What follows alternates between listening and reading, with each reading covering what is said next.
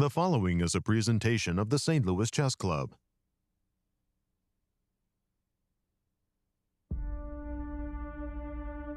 Frontrunners are hitting their stride at the Super Rapid Blitz Poland in Warsaw. Hans Niemann is making the most of his second GCT appearance, picking up 2 more wins, leaving his countryman and co-leader Wesley behind to claim clear first. Rapid is in the rear view as players shift into the faster time control.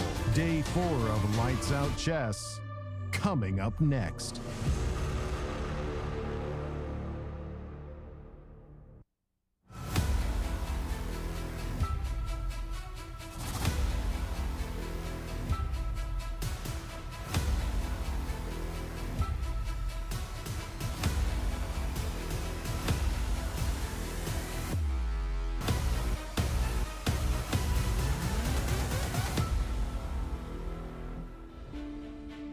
Welcome back, chess fans, to Day 4 of the Super Rapid and Blitz held here in beautiful Warsaw, Poland. The rapid portion was absolutely incredible, but now the action is getting faster and more furious. Will Hans Niemann be able to maintain his lead, or will somebody catch up? Let's go to the studio and find out with Nazi, Yasser, and Maurice. Well, it's majestic Warsaw, Poland, which has seen 9 exciting rounds and 45 scintillating games of rapid as the top players in the world compete to try to win the first stop on the Grand Chess Tour of 2026.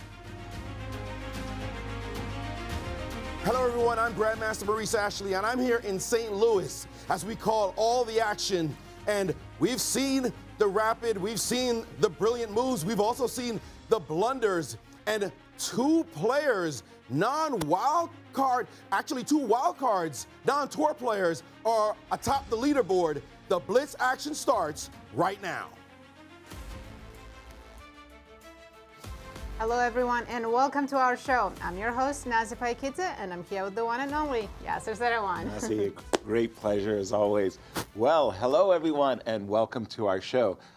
We change gears, no longer rapid, it's Blitz. 9 fast games of Blitz are about to get underway, and the leaderboard, the scoreboard is going to change in a blink of an eye. Nazi, do the honors. Tell us our standings after the rapid. Let's have a look, Yasser. Who won the rapid portion? That was Hans Niemann with 13 points. Very impressive play. Absolutely. In clear second and only point behind him is American Wesley So. And in third, it's last year's winner, Vladimir Fedoseev. And some sharks right behind that group. And of course, now the format switches. Tell us about the format in Blitz. Right, it's a 10-player round-robin event. Time control in Blitz is going to be 5 minutes with a 2-second increment. And we're back to regular scoring system, only 1 point for a win. And our remaining schedule. Right, today's the first day of Blitz. Players will play 9 rounds. Tomorrow they'll be back for the last 9. And if there's no clear winner, we're going to see the playoffs. Lovely. Maurice, how did our leaders get here? Well, it's incredible when you think about it. You have all these great players, the top players on the planet. They're playing on the tour, and it's 2 non-tour players who are atop the podium at the moment. So what is it about Poland? Maybe some water or something that has attracted such talent outside of the top players. Well, let's take a look right now at those players who right now would get the medals. And it is last year's winner, Vladimir Fedoseev, who simply dominated the event in 2025. He started off here with a loss, but then he righted the ship with 2 wins, then had 2 solid draws, and then another win in round 6, only to be upended in round 7, but then was able to save a miracle game in round 9 to now sit in a good position to make a run.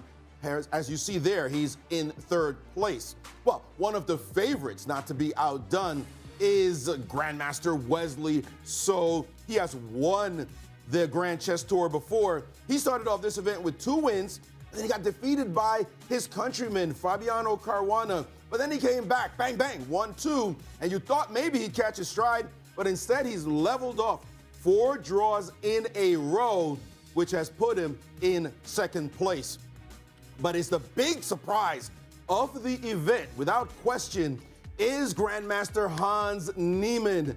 He has been spectacular in this event. A couple of hiccups, to be sure, could have lost to Caruana in round 5, but he has shown the best consistency, the best form, and frankly, the best expressions, as he's just sort of cool, calm, and collected, focused on trying to dominate this event. So far, 4 wins, as you see there, 5 draws, simply no losses. He has been sterling in the event so far, and he says, Blitz is actually my specialty. Well, we're going to have a show to see there. And to drill down some more on that, we're going to jump to Warsaw with our colleagues, Cristian Chirila and Anastasiya Karlovich. Thank you, Maurice, and welcome back, chess fans, to Warsaw, Poland for the first day of Blitz. It's a change of pace that we're going to see in this one. And notoriously, Hans said that, you know what, I'm better in Blitz than Rapid. And we know that he did so much preparation before this event started, specifically for the Blitz portion. So anything can happen. But I do want to drill down and see exactly where these players stand in terms of their Blitz rating. And especially, I'm going to focus on the podium, the same players that Maurice focused on. And take a look at that. Wesley, so right now, his FIDE Blitz rating is 2798, number 3 in the world. In number 11, we have Fedoseev, and number 21 is Hans Niemann. But Hans has not played a lot of Blitz tournaments. He's still on the podium. He still wants to get to the top. So definitely he's going to be trying to show his mettle in this one. But you have a particular game in mind, Anastasiya, one that a lot of chess fans want to see, and they will be seeing them for the next couple of days face each other once again. Tell us who they are. Of course, all our eyes will be on Javokhir, Sindarov, and Gukesh, who will meet today at round 8 of Blitz. By the way, they never ever played Blitz against each other in the official events, at least. And you can see very funny stats which we got in the last 50 Blitz games. Each of them made, you can see the number of blunders. So, in my opinion, Javokhir perhaps should wait for Gukesh making more mistakes, since the stats show that he is the one who does more mistakes. At the same time, it's quite close, right? Exactly. Every single stat that you're showing me here is quite close. But it seems like Gukesh is doing better in the end games. Of course, these stats cannot show everything about their strengths. And of course, we're looking forward also to see their matchup, because it's like important small story, big story, which happening during this event. Both players are going to play the World Championship match. And in the first game in Rapid, of course, we know that Gukesh managed to win, and we've seen this fantastic emotion which he showed after the game. So, of course, we are looking forward even for more drama in the next games they are going to play against each other, and the whole world should remember it's game number 8 today. And I don't want to call that specific result, the one where Gukesh won, unexpected, because these players are so strong, and the world champion is never unexpected to win a game. At the same time, a lot of players were seeing Sindarov as the favorite, because he hasn't lost any games in a long time, not until this event. So, and I think also Sindarov will be really looking forward to revenge. Of course. Guys, these are the storylines that are happening here in Warsaw, Poland for the moment. Back to you in the studio. We'll be here with interviews and analysis after the games. Thank you, Anastasiya, and thank you, Cristian, for those insights. And let's take a look at the pairings for the first Blitz game. Yes, let's have a look. Who is the leader Hans Niemann facing? And there we have it. It's Alireza Firouzja against Hans Niemann will be our key matchup. Then Wojtaszek is facing Gukesh. Fedoseev against MVL. Our backup game will be Wesley against Fabiano Caruana. Absolutely. And Duda against Sindarov. All exciting games. Big prize funds up for grabs. Tell us about the prize money. So the total prize fund for this event is $200,000. First place takes home $50,000. Second place, $40,000. Big prizes for everybody. Huge thanks to all the sponsors. Thank you, Super Rapid and Blitz. As we get ready for the first round of Blitz, we have some really special guests making the opening moves. As you know, in Poland, they have the Chopin competitions. We have 2 of the finalists who will be making the moves, Hayek Lee and Hayo Lee. That's incredible. I know. And I believe they'll make the ceremonial first move on Hans' board, since he's the leader. We'll see. Although, because we have 2 Polish you're right. competitors, never know. It's funny that the leader seems like he's relegated off to the side. Yeah, all the way to the, not in the center, like, Right, I'm the top Magnus. dog. Why Hey, am I in the right? middle of everything? Right?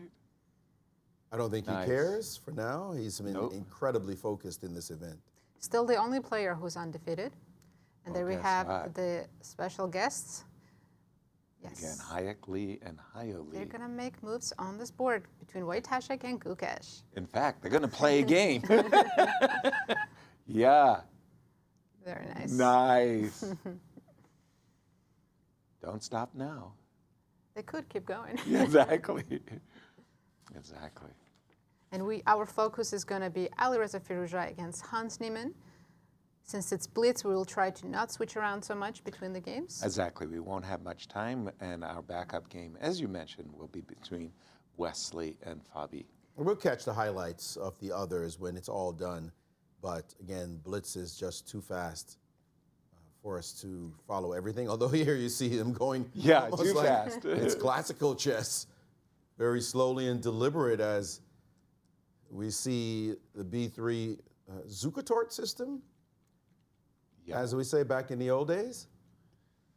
Yep. And D3, okay, that's a little bit off the beaten track. 692. London system. Is this London? Yes. I thought to play London you had to play D4 first move. The London defense, crazily enough, with the bishop on F5. So this is a pawn's early pawn sacrifice, but Hans is not taking it. Yeah, no, I'm not really too sure why the pawn. I would have asked the question, why can't I take the pawn? But he chose to step back with his bishop, bishop h7, and immediately captures on d5. Well, this looks like new territory for me, Maurice. I'm not used to seeing this early e4 followed by e takes d5. I'm much more used to seeing moves like queen e2, keeping the tension. And after knight takes d5, wow. An unusual position we have. a3. That's a strange move. Why E3? Yeah. Are you stopping bishop before? Oh, Well, probably. G7 is hanging. Oh. So I would have been Very playing G3 right away and bishop to G2. But okay, knight F6 in order to be able to develop his bishop on E7. Do we have any games in this current position? No, we're in a completely new Territory. territory. By the way, you just give me Absolutely. 5 seconds on my board just to go down this line that we were looking at just very, very quickly, as I know they're moving apace. But this pawn sacrifice that you were talking about, Yes. the line goes queen e2, and after it takes, castles queenside Wow. with compensation immediately for that pawn. So this is why Hans avoided this line. Wow. reason. Castles long. That's quite a sterling move. Okay, rook e1. At the end of the Yes, day, sir. this opening is kind of favorable for white. It is, and also, again, we're playing blitz. Here, time management matters even more than if you equalize in the opening. And Alireza already has a full extra minute on the clock. Very important. Plus, Absolutely. we like his position as well. We love the Catalan bishop on a G2. That radiates nicely down the long diagonal. From Black's point of view, there's no weaknesses in his position. We understand white wants to play knight c4 followed by knight e5. And the question is, what should Black be doing? Should he be playing c6, queen c7? Because you've got to connect your rooks, right? So the Black queen on d8 needs a better square. Yes, it does. Not easy to find a good square for it. c6, Yeah, c6, probably have to do that, a5, but we knight have. c4, There we go. c6. Then on you the will board. have to face 95 probably. Yes, without doubt. Queen d2, queen c7, I'm expecting. Nope. rook And you e8. can see on our screen that while Hans is leading the event, Alireza is currently in 9th place, something you don't expect from a player like him. Absolutely not. Again, two-time Grand Chess Tour champion, and what he's accomplished so early in his career has been extraordinary. So he's not used to being On the bottom of the list? No. Also, he's one of the best blitz players in the world, and who knows, maybe today he'll start winning and be spoiler for all the top players, Exactly. or all the leaders. By the way, just to point out, his chasers Wesley So has a small advantage against Fabiano Caruana. In the meantime, Vladimir Fedoseev has blundered an exchange right out of the opening against Maxime Vachier-Lagrave, and he's lost. He'll have to make a comeback if he doesn't want to just start off the day with a loss. We'll look at those details later, but incredible blunder, almost a beginner's blunder when you look at it. Wow. Getting started. H2, H3, I don't like this move. I actually thought it was time to try to create weaknesses in Black's camp. Bishop C3 trying to provoke the move B6. And in case A5, A4, you go B4. But he didn't play Bishop C3, he played H2, H3. Just it's a waiting game for the moment. Yes, and we do have a couple of moves. Alireza has traded one pair of knights. Knight D5, knight takes. Can Hans now change up the structure and go F6, E5? F6, followed by E5. It was interesting, but he chose bishop F6 instead. I think he wants to challenge White's bishop on B2. Yeah, but maybe F6 and E5 is actually a really decent move, because after the move bishop F6, you're kind of thinking to yourself, okay, you don't want to take the knight, and maybe it's time to open up this diagonal a bit. D4 you're considering? Yeah, D4 followed by C4. Alireza's played developing moves so far, rook D1. Not bad. They're about equal now on the clocks. For a moment there, wasn't Alireza up a minute? Full minute, yes. Okay, so I'm expecting queen C7 and rook D8. But I like your idea, Yasser, D4. I would even suggest C4 and D4, and let's go, take control of the center. Exactly. The bishop is on a nice diagonal, but it's actually hitting empty space. So rook. That knight on D5 is looking too pretty, so I know, get rid of it. Get it out of the way. You bother me. Okay, now, how to improve White's position? It seems to me, Maurice, basically Alireza's done everything right. He's brought everything into play, but what's the plan now? I think they're both struggling because Black's structure is so solid. I mean, yes. It's kind of rock solid formation that Slav players love, French players love, everybody who likes Caro-Kann players love. You get this light square structure and said, come get me, do your worst. And you can easily overpress in a setup like this one. Even this expansion with the pawn on D4, which is very, very natural, but that pawn itself could become a target as Black knows what to aim at. So it's not easy, and it's the right thing to do. It's to probe and probe and probe. Okay, we do have an important moment here, because after the move knight G4, basically what Alireza is saying is get off this diagonal. And he achieved that because Hans just played bishop G5. And look queen at that C3, setup. Queen and bishop are getting ready. Yeah, be careful. You know that D4, D5 is lurking. I think Hans has some serious problems to solve in this position. How about H5? He played rook D8. Rook A D8, decent. Okay, is there an opportunity for White to take advantage of the diagonal? The knight on F5 is defending G7 at the moment. Okay, but I have knight H6. Yeah, I'm thinking, so, is H4 illegal? No, he's played H4. Yeah, drive the bishop because back. there's a D5 yeah, knight this is H6 the moment. siding, no? Yeah. That's the one. Some tactics are coming, D5 on the board. Maybe Hans has to play bishop F8 right now just to overprotect that After G7 D5, square. you want to play bishop F. Ooh, well, the threat is knight H6, so yeah, you have to do threat. something. If you want to take back on H6 with the knight, you cannot take with the pawn. Because there's a mate on H8, that diagonal. Bishop F8 looks actually totally forced, but that's going to crack your structure, and that's a weakness that White has been looking forward to. Right. And by the way, we do have a result. I saw that. Oops, excuse me. No, it's from the previous round. My apologies. But this looking very good. Very good.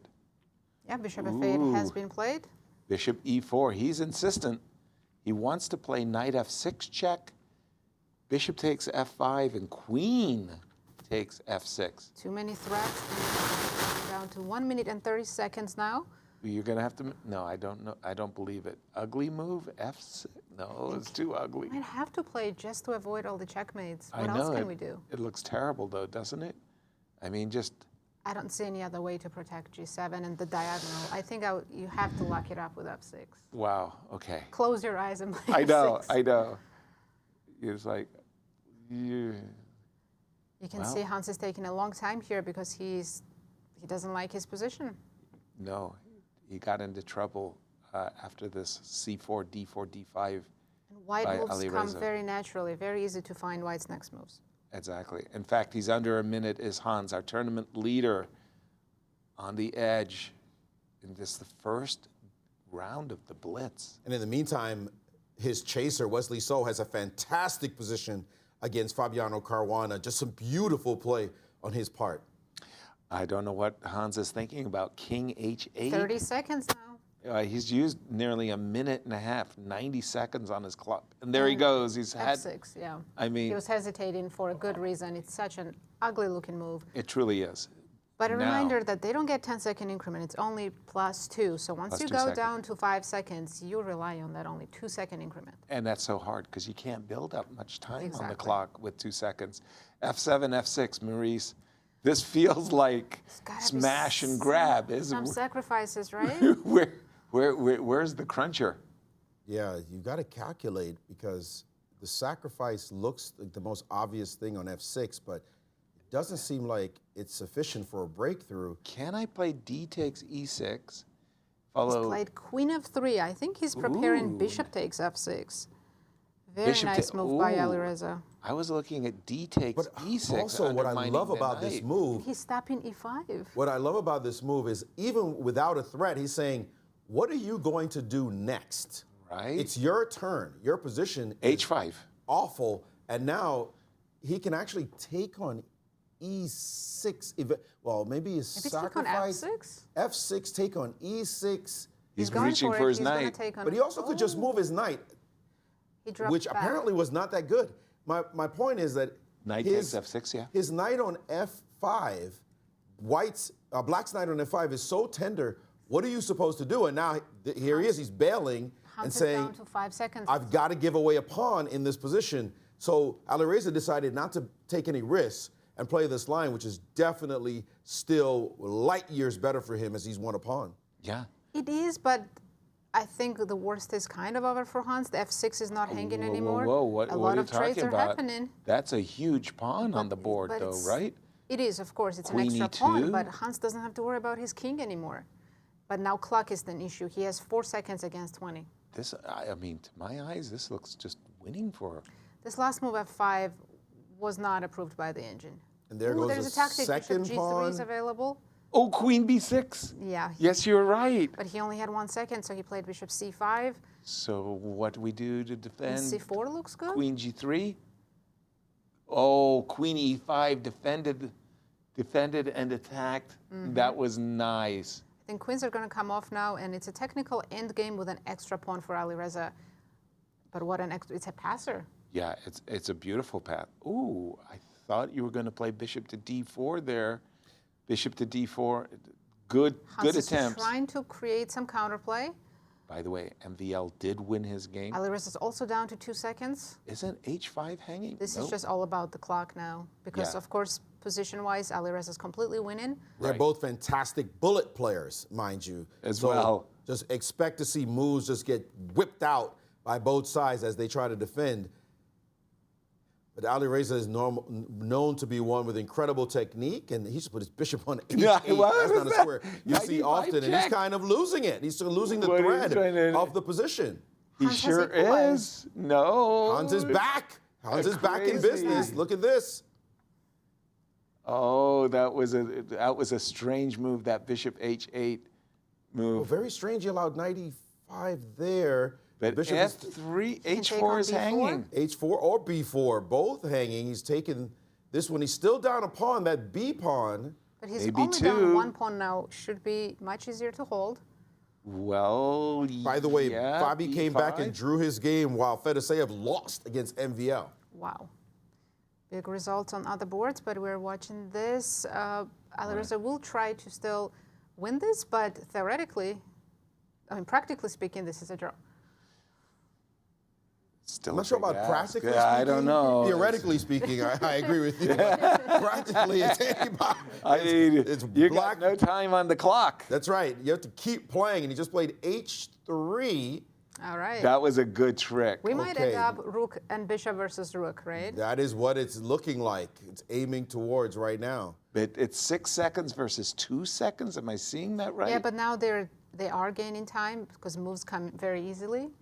However, Alireza hasn't gained that much. He's still down to only 4 seconds.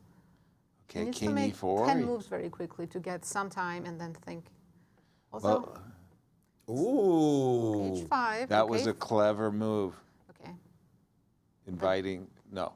Okay. No trades. No trades. I would have left my bishop on D6. I want to sack for that F pawn Exactly. when it shows up on F4, but now it's going to make it all the way to F5. That, I think, was a Check. little bit dangerous. Oh, and having to go backwards even, and the pawn did make it to F5, and now it would make it to F6 and F7. I don't know. Whoa. I don't know. What Whoa, is this, this- practically? Theoretically? The king's going to F5. This is getting worse and worse. He should never have moved this bishop away. But now it's over. Apparently a missed win in that moment. The pawn looking to get to F7 if Seven. possible. It's bouncing back and forth. One move it's winning, other it's a draw because there's no time to figure out. Okay, the right now way. F7. F7 wins. Wow. F7 and it's over. And he's found it. Bishop G4. Bishop It's still G5. not that clear, right? How do we promote? Oh, look at that check. Rook C7. That's beautiful. Nice. And now rook to D7. Now can we chase that bishop off of the King F8 comes to square? E6. Yeah, it's getting closer and closer. Maybe bishop C7, bishop D6 now. Yes. Brilliant. That Well, ends it. Not yet, Oh, because bishop rook E2 check E5 was first. available. But yeah, it's looking like it's It's over. grim. It's grim. Oh, This he check. wondered. Oh, he hung a rook. Oh, and Wow, big upset because I would have Alireza. never moved that bishop from D6. just as you're Exactly. saying. The bishop should. I was waiting. My only hope was leaving the bishop on the long diagonal. So the moment you push your pawn, prove it to me. I'm just going to Take take it. He played for tricks in time pressure. He's lost the first game. Lucky for him, Wesley did not win. Wesley only drew. So now we have a tie atop the leaderboard. Tell us about the results, Maurice. Well, I'll go over a couple of games as we see Hans, no doubt, disconsolate, having lost his very first game of the entire event, mind you. Right. Went 9 rounds of rapid without losing a single game, and now he's lost the blitz game. But let's jump to this game first. Wesley against Fabi. And this position, you can see White's knights look really impressive in this position. But Fabi thought, wait a minute, I have a trick. I'll sacrifice on E4, and if you take back, I will take, and you're busted. Thank you very much. But instead, in this position, Wesley said, you think you're sacking a knight? No, I'm sacking a knight. Nice. And this line now, after takes on E5, very important move here, and he's preparing to take the knight on E4. So bishop takes, and now queen takes. The knight on E4 is hanging. And the other problem after he took the bishop is the pawn on F7 is hanging. King moved over, and now he dropped this beautiful move, bishop to G4. Hello, before taking your bishop back, let me ask your queen a question. Of course, you cannot take that. Queen E8, and he was up material here. Turned out, though, that later he messed up this position where he should be playing the move A4. Very subtle move in the endgame to play like this, so that after rook to E5, rook D7, the king could not take the pawn. And if you play the move H6, he keeps you tethered in this position and then brings his king into the game. However, he played rook D5 check immediately and gave black counterplay with the H-pawn, and that ended up being enough for black to be able to save the game. As you can see here, the position has equalized more or less, and that H-pawn just too strong. Fabi was able to make a draw after some adventures. And another game to look at is the game, I'm going to show you, this one was so sad, for Fedoseev. We're going to jump back to the moment it happened, which was way back in the opening. A stunning move. In this position, I mean, something's coming on C2. Clear. Something's coming on C2. A3? Right. What? Why would you do that? I mean, it was simple enough to, if you want to play bishop b2 just to deal with that threat, you could even play queen b3 to deal with it. But a3, the bishop landed on c2, and he paused right here. You're pausing now? Because knight d3, and that's it. You got to take. I got an exchange for no reason after just 13 moves. A shocking mistake for a fantastic player, last year's winner, to lose like this. Yeah, so at least 2 out of the 3 players that were on the podium lost right away. That should show you what kind of event we're in for in round 1. And I think we're going to jump right now to Cristian in Poland to give us a couple more insights from a couple of the other games. Some crazy results in round 1 already, and this one was no different. Radoslaw Wojtaszek against Gukesh. Gukesh knows the Polish players quite well because his coach is a Polish player as well. So he has a lot of inside information. And take a look at what his choice of opening was. After d4, Gukesh with the black pieces, c5. That basically says, you know what, I'm going to give you a better position. What I want is a very imbalanced position. And that's exactly what he got. Unfortunately, it seems like Radoslaw also knew exactly what to do. And in fact, at some point, Gukesh had to sacrifice a pawn to be able to liberate his position. Knight to b6, bishop to f1, bishop to b5. And as you can see, the pawn avalanche on the king side for white is just marching. And at some point, you're going to have to face the music on that side, either via e5, either via f5. We shall wait and see. Rook to a1, bishop to c8, check.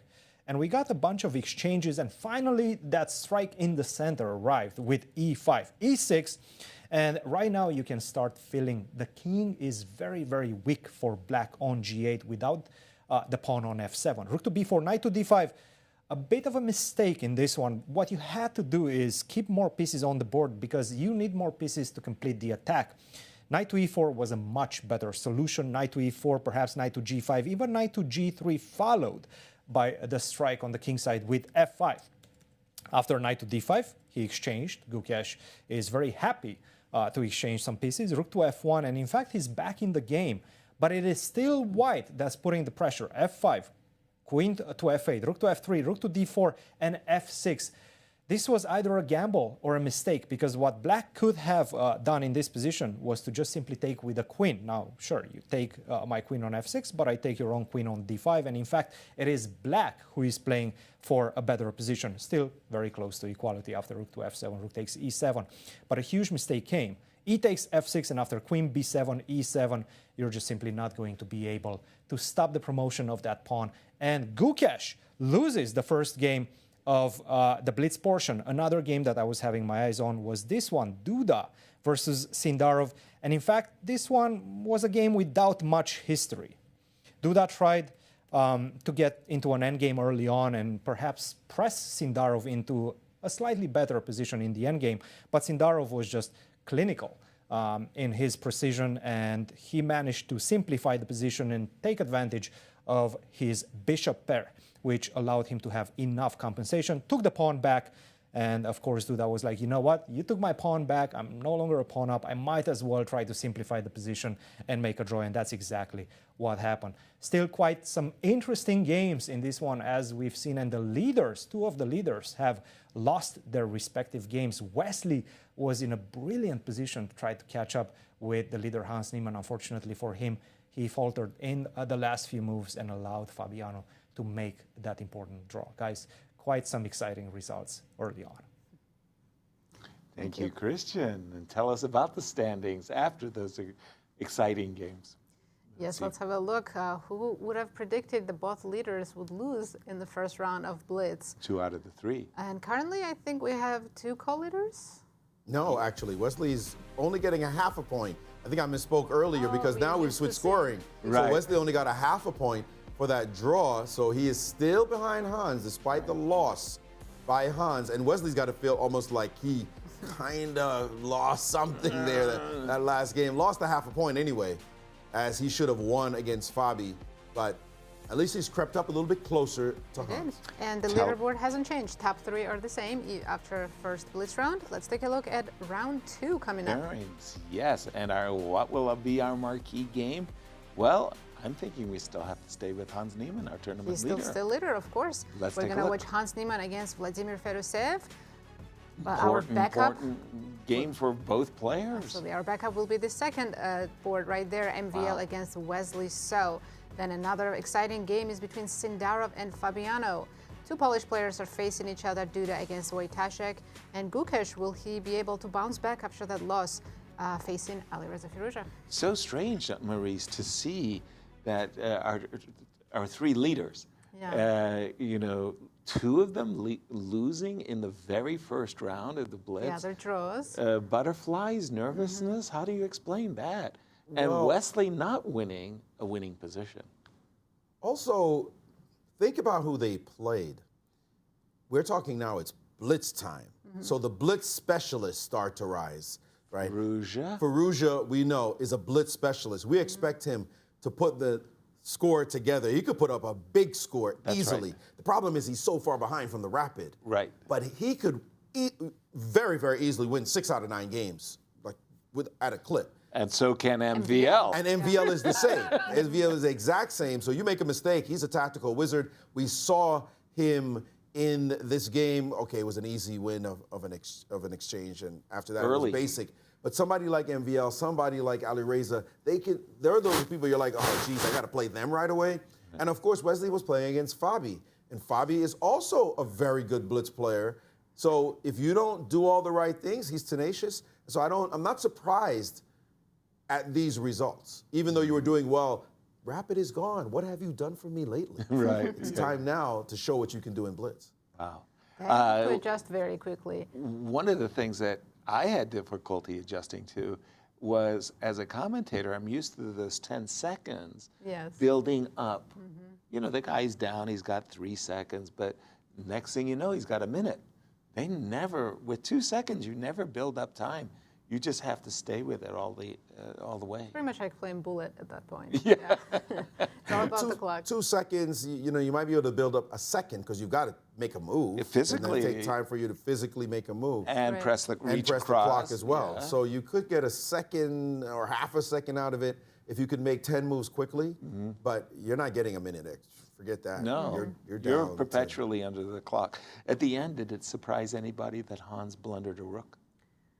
No, I mean, he was losing. He was losing, but Already at that point. It was such a Yeah. bad position. I was surprised that he actually didn't lose earlier because he came let back. that F pawn race down the board. Yeah. Right. That was to me, the most shocking thing. He almost started. saved It was on F2. Your bishop is sitting right there, and just all the bishop has to do for its entire existence is wait for the pawn to show up on F4 and sack for it. Correct. That's all he had to do. Instead, he moved the bishop off, trying to be tricky, trying to trade off bishops, and that cost him because when the F pawn had its chance, it raced down the board.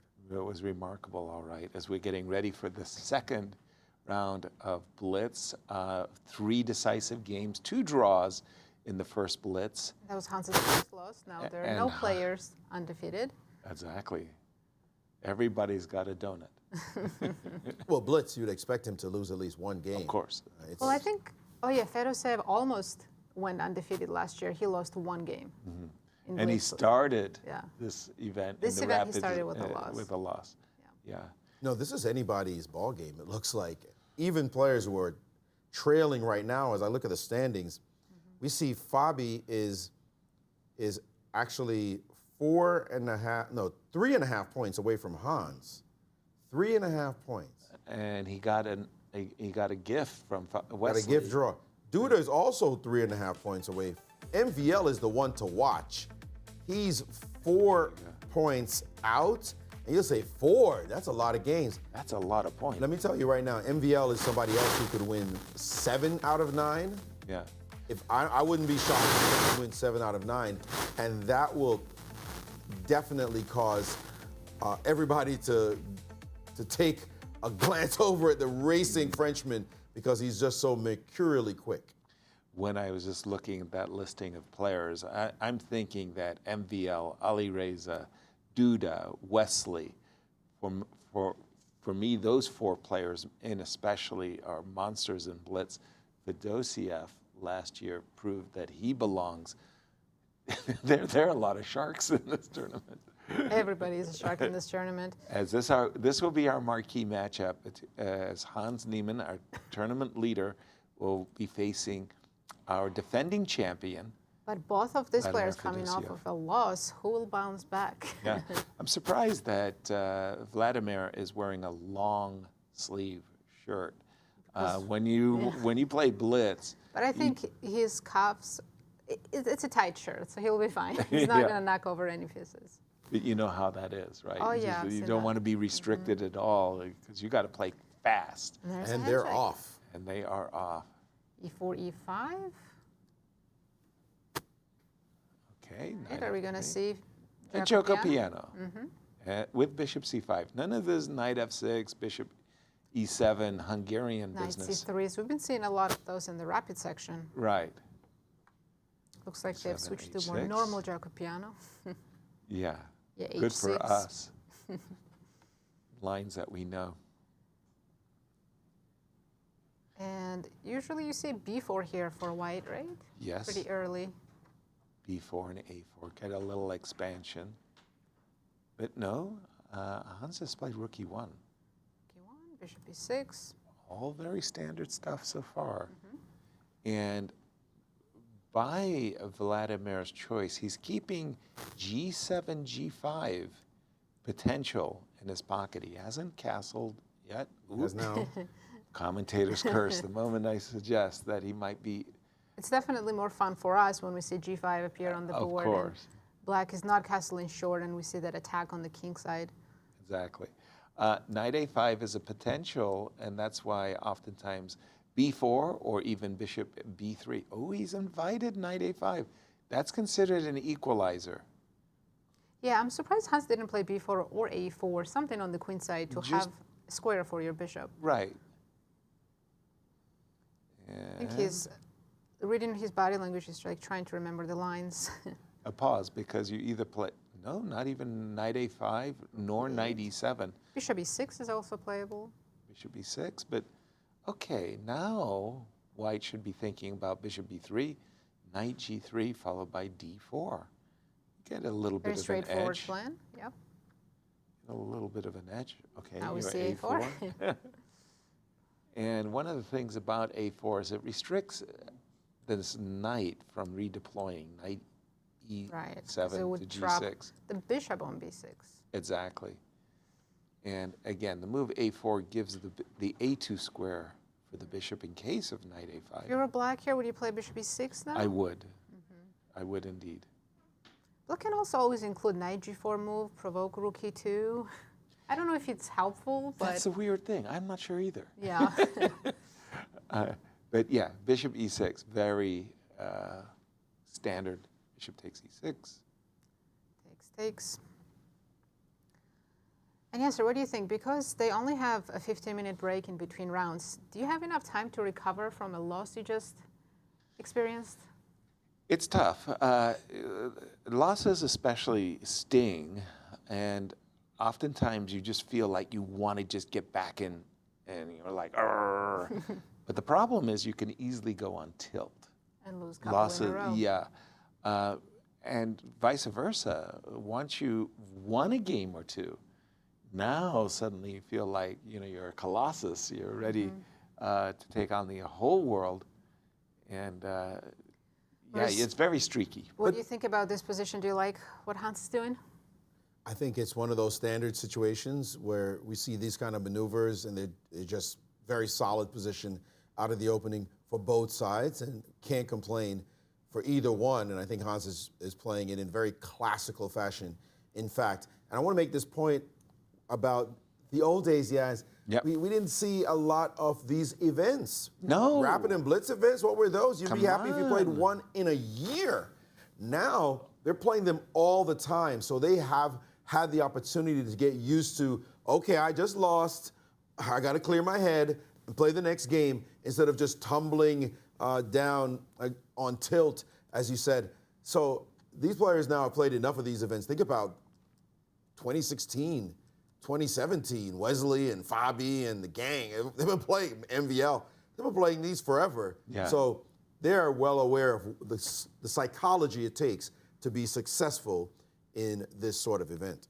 I remember it was in St. John, New Brunswick, 1989, that we had our first Blitz championship, and I loved the event. I really did. It was a knockout, 32-player knockout event, and then it was just, there was no Blitz for another decade. It was terrible, and I thought Blitz was great. I loved to play Blitz. By the way, decade. C7, C6. Yesterday can always come back and start playing again. Yeah, exactly, exactly. C7, C6. And I was a little surprised by B5 take C6. I thought Queen D3. Normally speaking, you've got the nice central pawn duo. You just want to make sure that D6, D5 doesn't upset you. And so reinforcing the center with a move like Queen C2 or Queen D3 would have been my choice. Right, because I Rook think B1. Black is preparing for the D5 break, right? Yes, precisely. That's what you see here typically. And if Black manages to do that successfully, then they've equalized easily. Yeah. Yeah. Okay, here the idea of Bishop E3 and D6, pardon me, D4, D5 kind of appeals. I didn't know if I needed to play H2, H3 as a prelude. Just to avoid knight G4? Exactly. Exactly so. I do think right now knight G4 would tactically lose to D5 because the double attack on the... Oh, bishop on B6 is defended. Never mind. Knight G4, D5? No, if I'm not winning an exchange, Knight takes E3. No. So what is the issue after knight G4? No, Not sure. he's captured on D4. Taken on D4. Bishop takes D4. Sidestepping and protecting the E4 pawn, by the way. And I think Hans is now preparing the kingside attack, right? Eventually, knight will go to F5. Queen needs to get to the kingside and put pressure on Black's king. Okay. Rook E8, putting pressure on the E4 pawn. So I'm expecting the trade of bishops followed by knight to D4. And maybe rook E5 now for Black? Yes. Yeah, and these setups, you really want knight on D4 to go to F5. Target the D6 pawn, Is right? F4 a possibility? I'm looking at F4 as well. It does weaken our king a little bit, but I think Black cannot take advantage of it right away, so F4 looks pretty good here. It's tempting. And then after rook E7, knight F5, another tempo. That's the tempo that I'm looking for. What about rook C5 instead? Is there something? F4, rook C5, Maybe just knight F5. Queen D3 or something. Queen I think D3. White's comfortable. And Hans has about an extra minute on the clock. Well, guess what? He's going for it. He spotted an opportunity. C5. And quickly. But he played knight F5 instead. Sacrifice. Yeah. Ooh, he's got a trick. He's got D6 and. Oh, he's got another trick. He's got a Queen D4 trick followed by knight H6, or maybe knight H6 first. Not really sure, but there's some kind of Queen D4 business. Yeah, maybe Queen D4 can be met by rook C4 with tempo. No, B6 is hanging. And D6 is also hanging at that. Oh, right at that moment. So maybe at Queen D4 first, and he's played it now. He's setting up. And now the rook. Oh, wait a minute. Queen D4 would have been attacking everything if you had taken on C3. Exactly. So B6, D6, everything would have been hanging. So now it looks like full initiative for Hans. Absolutely, because the rook on C5 can't move. The knight on B6 needs protecting. And Fedoseev is below 1 minute now, struggling in the position and on the clock. H5 that looks like a terrible move. It just shows desperation, right? When you play H5. He had to play knight B6 to D7, whether you liked it or not. Yeah, I think he's because about now to lose a piece. It's just tactics. I think something big. His rook on C5 is protected by the pawn on D6, so he cannot capture on E5, and the rook on. So with the rook hanging, with the D6 pawn hanging, with the knight hanging, one pawn move, cracking the entire structure. This is pure desperation. There goes a piece. Take the piece on B6. And by the way, you still have your knight hanging after I take the piece. Right. And nothing of White's is hanging anywhere. I'm not even sure why Hans is hesitating. Yeah. Yeah, he's taken the piece, and that's it. That's Johnny ballgame. Fedoseev might play a few more moves, but I think the resignation's coming. Yeah. There's absolutely no compensation for that piece. And White's position is still bad. Actually, it's White has the compensation as well as. This is really bad. I mean, it's not even a pawn, right? It's just a piece. An extra 2 minutes as well on the clock. So. And by the way, knight d4 is, there's knight e7 check business too. Oh, yeah. Okay, the rook is hanging. Let's not give that away. Right, let's not blunder the rook. Okay, that's useful. Is there, Rook okay, E7. just be careful about knight f3 check, and That is very careful. Hans spotted that as a possibility. Oops, take twice on g7 is also hanging. Yeah, he's lucky we can't take on, well, we couldn't actually take on g7. So rook on the first takes e6, followed by knight takes g7, looks juicy. Or we can take just the e6 pawn. Or we take twice on e6. Because Well, he's G7 giving is still himself that ours. opportunity. And he's Well, he played took with rook. the rook because he takes sees G7. rook d7. Oh, on king f8, there's rook f7 check. Yes, correct. Nice tactic. Nice. That's pretty. The knight's coming to d6. And Well, that's if you game go over. to g8, there's knight h6, and if you go to e8, there's Oh, he's and got this him is in the and corner. knight takes h5, checkmating So, patterns. you know what? Let's just not allow anything on the back row at all. Oh, that's If you ever had a hope. high class. I like h3.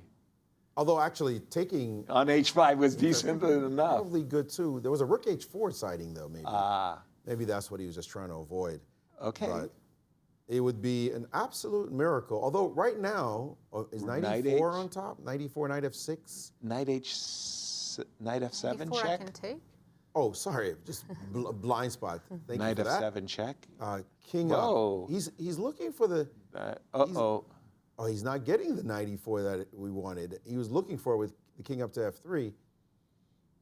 Okay. Technique's been a little bit Little spotty. spotty. Yeah. Oh, it's still But it's a completely winning. piece. King f3, knight e2, knight e4, something like that, right? Well, of Is the plan. course. Start with knight, c4. He's trading c pawn for the a pawn. Okay, fair.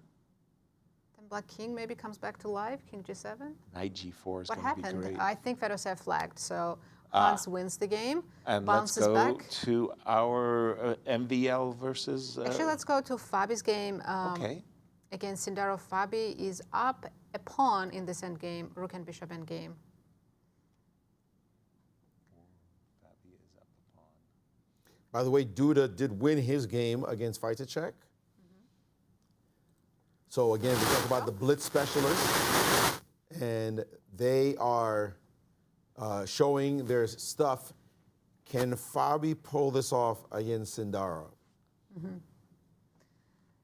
I mean, he's clearly winning the position. I mean, he's clearly up a pawn, say that, and should win. Black's king is better. His pawns are healthier. Everything about the position says this should be just a technical win. Seems quite easy as well. No setups for white, no theoretical draws, Fortresses. no fortresses, yes. Nothing like that. It's extra central pawn, active king. Yeah, everything's collapsing for white here. Yeah. Firouzja won again. Hitting Yes. Gukesh. Watch out for him. I'm gonna leave the Fabi game if you don't mind, because MVL and Wesley should. And I think be- you should stick to the game Yeah, because they're in the middle of a draw. Yeah. They're in the middle Oh, of Wesley. they're not saying much in that position. This one is far more exciting. We'll jump to that, but not much has happened in that game. Ooh, I would have played Rook G5 on that last move. I don't like. There are times that the A and H pawns don't win. I have yeah, seen. there are some I've seen crazy some very endgames. crazy, but the E and H pawn always win. You're right. Yeah. Yeah, I don't think this is one of those times, though. Commentator's curse.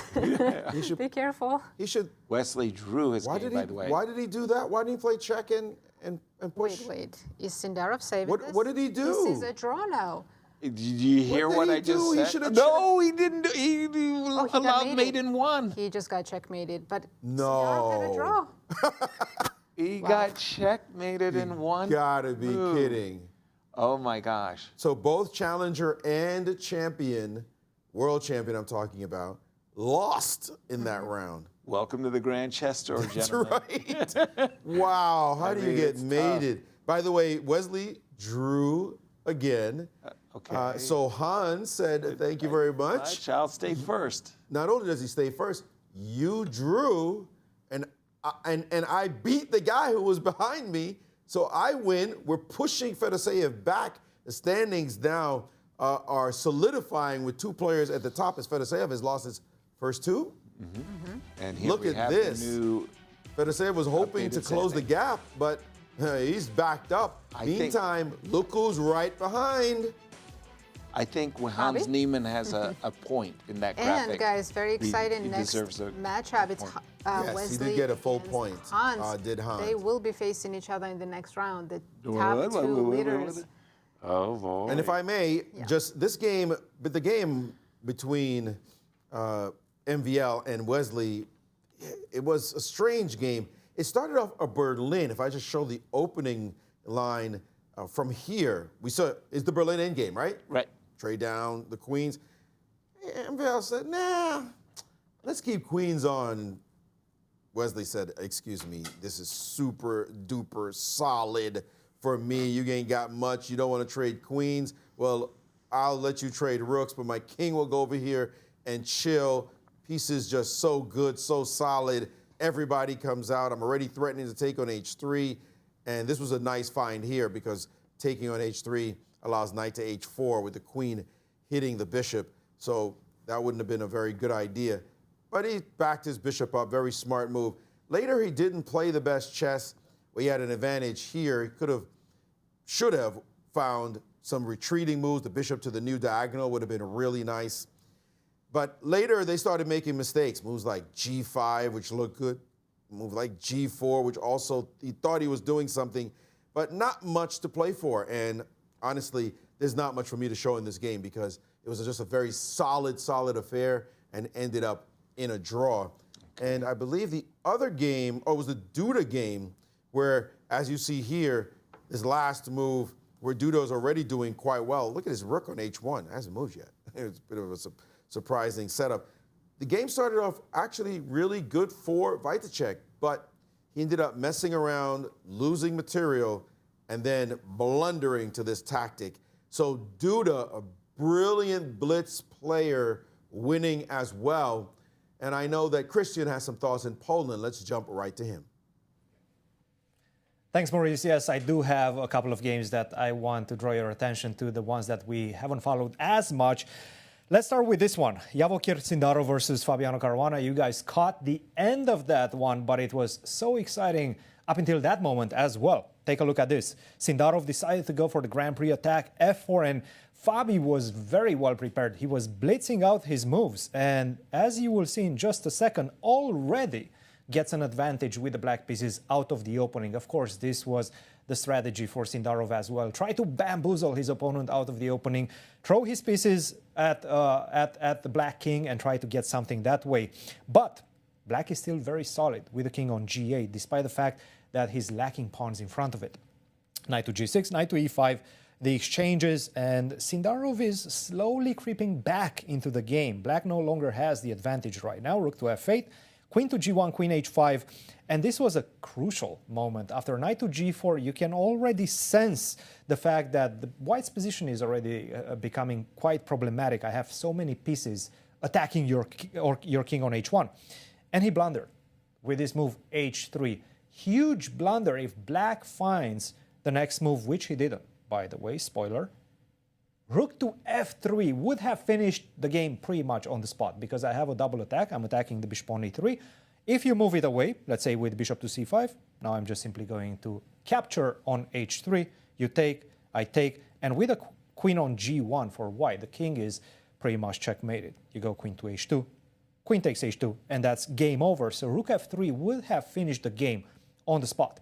He missed that. He played queen to h4, and this is the endgame that you guys spotted, which is still winning for black, for Fabiano.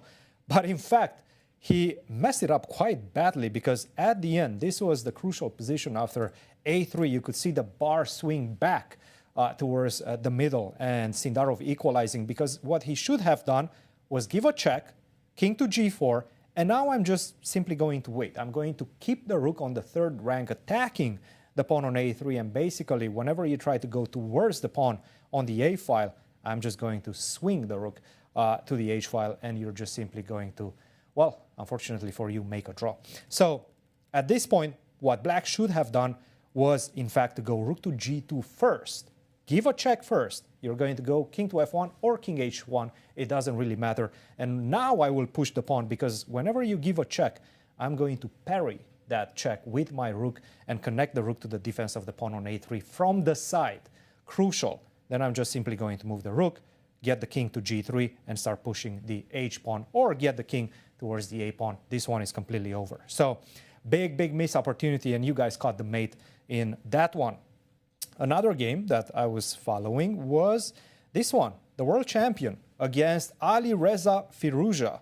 And it was a very balanced affair. In fact, perhaps a slightly better position for Gukesh in the endgame at this point, not by much. You have the two bishops, but black's pieces are so active in this one. Rook takes d1, rook to c3, and somewhat of an inexplicable decision right now. After rook to a1, what do I want as black? As Alireza, I just want to pick up the pawn on a4. What you have to do, most likely, is just go rook to a3. It's not such an easy move to make because you do allow the destruction of the pawn structure on that side, but at the same time, with the two bishops and the majority of the pawns on the king side, white should not have any difficulties maintaining even perhaps a slight pressure in this position. What he did was f4, but this just gives me the pawn for absolutely no reason. And my bishop on a2 is, in fact, not trapped.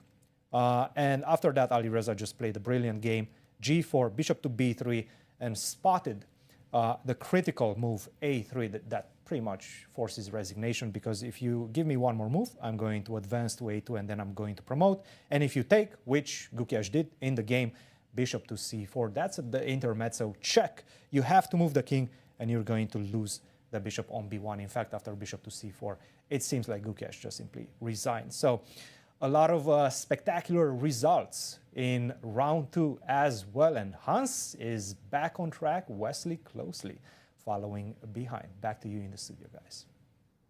Thank you, Cristian. Thank you for showing us all the other games that we didn't get to catch. Let's take a look at the standings, Yasser. After 2 games of Blitz, we know who the leader is. Hans Niemann. Hans Niemann. He extended his lead after that.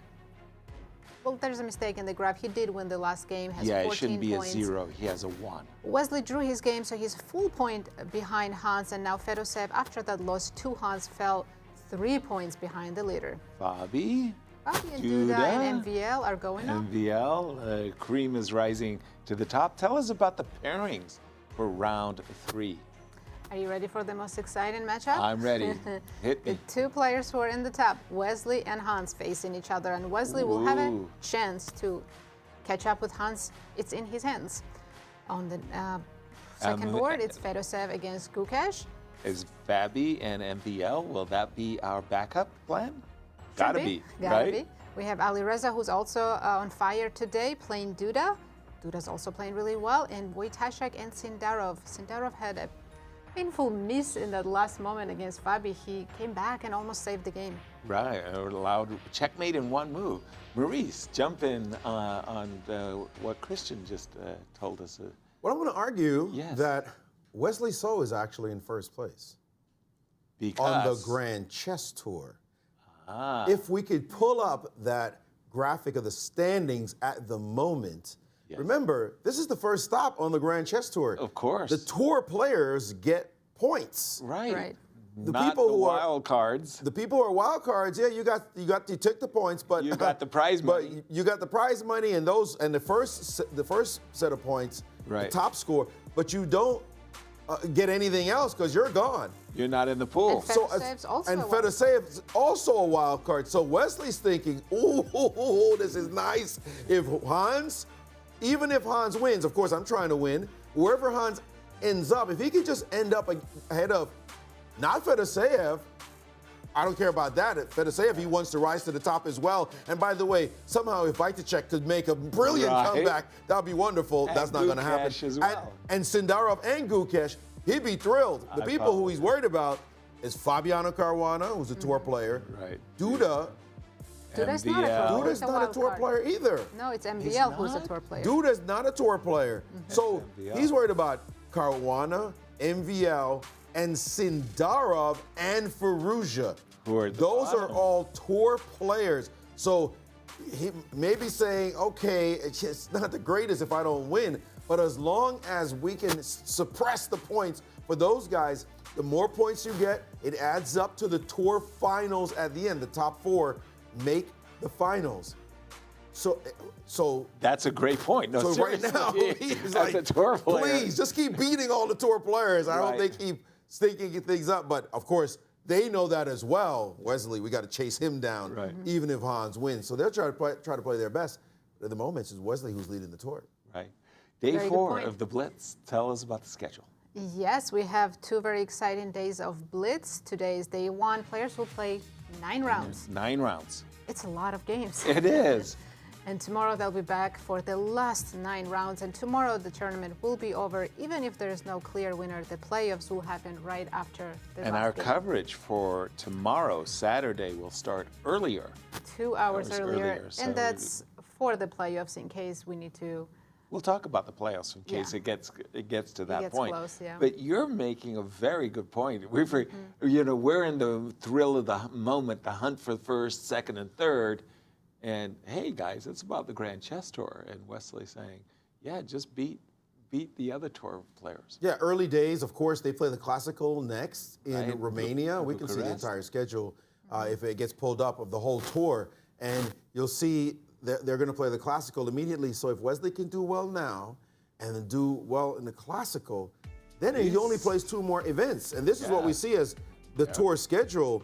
This one here in Poland, which Wesley will try to maintain his position. Then they immediately go to Bucharest to play the Classical event. Wesley normally does fairly well in Classical, so he'll have that leg up already before we see the rest of the events.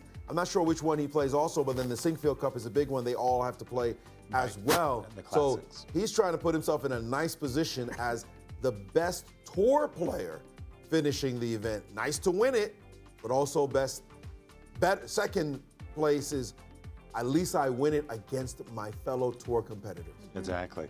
Which, as I'm looking at the pairings for this, the round 3 coming up, because of the point you're making, Maurice, that matchup between Fabi and MVL becomes that much Very more important important, of because course. the tour. 2 full tour players facing each other. Exactly. Let's remind Again. everyone what we have coming up for round 3. Wesley So against Hans Niemann. Of course, that will be our key matchup. You bet. Scriptwriter's dream, right? Right, our backup will be Fabi against MVL, but all exciting games. We have Fedoseev against Gukesh. Both of these players, I believe, lost today both games. Whoa. Okay. Didn't Don't see that expect coming. that. Alireza and Duda, on the other hand, they've won both of their games. Their games So- in fine form too. Fine form, yeah. Especially Alireza's victory over Hans Niemann. That was very impressive. Yes, and then Wojtaszek against Sindarov. Yeah, it's hard to believe that the world champion and the challenger are on the bottom of the list. Welcome. Well, they're in the lower half, 7 and 8 in the event. Who's and ninth right now? Who's ninth? Do you know? Alireza. Oh, Still, after winning Still 2 after- games, Even after Alireza winning, is are you Yeah, kidding I me? fucking- still up. in 9th place, Wow. way behind the top of the leaderboard. He is currently 5 points away from Wesley, who's a tour player. But there's only so much he can control. So if he just starts winning all his games, That's you know, that's you good. might end up in 4th place or so, 3rd. At the end of the day. Well, I mean, if you overall in the whole event, yeah. if he could somehow find himself somewhere at 3rd among the tour players. That would be Remember, impressive. he doesn't have to worry about Niemann. He doesn't have to worry about Fedoseev. He doesn't have to worry about Duda. But if he Or can be Gukesh. about 3rd among the tour players, you'll think, geez, I was last. And suddenly I've risen. So that's something he can control. He can't just say, I'm out of the tournament winning the event. This is about an entire tour. So they're motivated all the way through. I don't want to talk too much hyperbole about this game, but it is a big game. Hans with a 1-point lead over his closest rival, Wesley So. Should he win with the black pieces? Wow, wouldn't that propel him back and feeling like I belong, I'm in first place. Remember, he lost to Alireza. I think after winning his last game, That helps so much. I think he'll take a draw and smile. A draw against a leader who is trailing, a person who's trailing him with the black pieces. How often does Wesley lose with white? I think Hans would be just fine with a draw. He can go beat him in the second half of the tournament when he gets white. Right now. And Maurice, remind me again, in Wesley's game against MVL, Wesley had the better chances. But not much. Right? Not by much. I mean, enough that if in a classical game you might say he could grind that one out, but nothing so egregious as what Fabi, for example, missed before and then allowed a drawing type position. He didn't have any shots like that in the game. Gotcha. So we're getting ready for this, the third round of 9 games of Blitz. They both look so serious. They do. They're really drilling down. And there we go. We have a handshake. Another joker. Oh, no. D4, knight of 6. And that's a Ragozin. Yeah, that's what we've been seeing in this tournament. Bishop G5. Are we going to see those H6, G5 crazy lines? With an early knight E4, and nope, he's reaching first king is Hans and castles. Now, this is the way I always like to play against the Ragozin myself, which is to put my bishop on G5. I know that other players are doing the bishop D2, A3 nonsense. But no. Nonsense. No, this is the right way to play because the bishop on B4 is pinning your knight to the king, but the bishop on H4 is super annoying for black players. Yes, it is. And black usually gets the queen to A5 if they can, like... C5, queen A5. But in this position, maybe queen should go to E7? Ooh, queen... No. You don't like being pinned? No. A3? Oh, you're worried about the B7 pawn. I'm worried about the B7 pawn. However, your B2 pawn is also unprotected. I hear you, but... No, the move... I think you're supposed to play C5 here, but I could be wrong. I mean, I don't know what the... latest and greatest is theory, yeah. Yeah, theory in this line changes every day. It feels like it, doesn't it? I only see 3 games in the database, and 2 of them were bishop C3 and 1 bishop A5. And he did take on C3. And rook recaptured. And again, I'm eyeballing B7. And I think this move, knight D2, is really aimed to prevent knight E4, queen A5, and knight A4 is on black's agenda. And why is this game so important? Absolutely, our viewers can see on screen the current standings. Hans has 14 points. He's in clear lead. Wesley is full point behind him, so Wesley has a chance. If he wins this game, he will even the score. Right. Now, it seems to me that from a practical point of view, Wesley should be pleased with the outcome of the opening. He's gained the 2 bishops, which is pretty significant at this level. He's behind in development for now. Yeah, bishop E2, let's catch up. Let's catch up, right? Bishop Would you E2? consider something absolutely crazy like going bishop between G4? And no. but you can castle on the queen side. You can go king D1, king C1, if needed. Bishop E2, I'm happy with my king safely tucked away. Bishop E2 well, and if castles. you feel like you're in a must-win situation, of course Wesley's not, because there's still a million blitz games coming up. But if he wants to beat Hans and catch up with him, I would consider bishop E2 and G4, wow. or G1 and G5. I mean, Maurice, you're bold. You're courageous. Well, it's not my game. I don't know if I like this A4. Basically, the move A4 says I'm not going to get a minority attack anymore.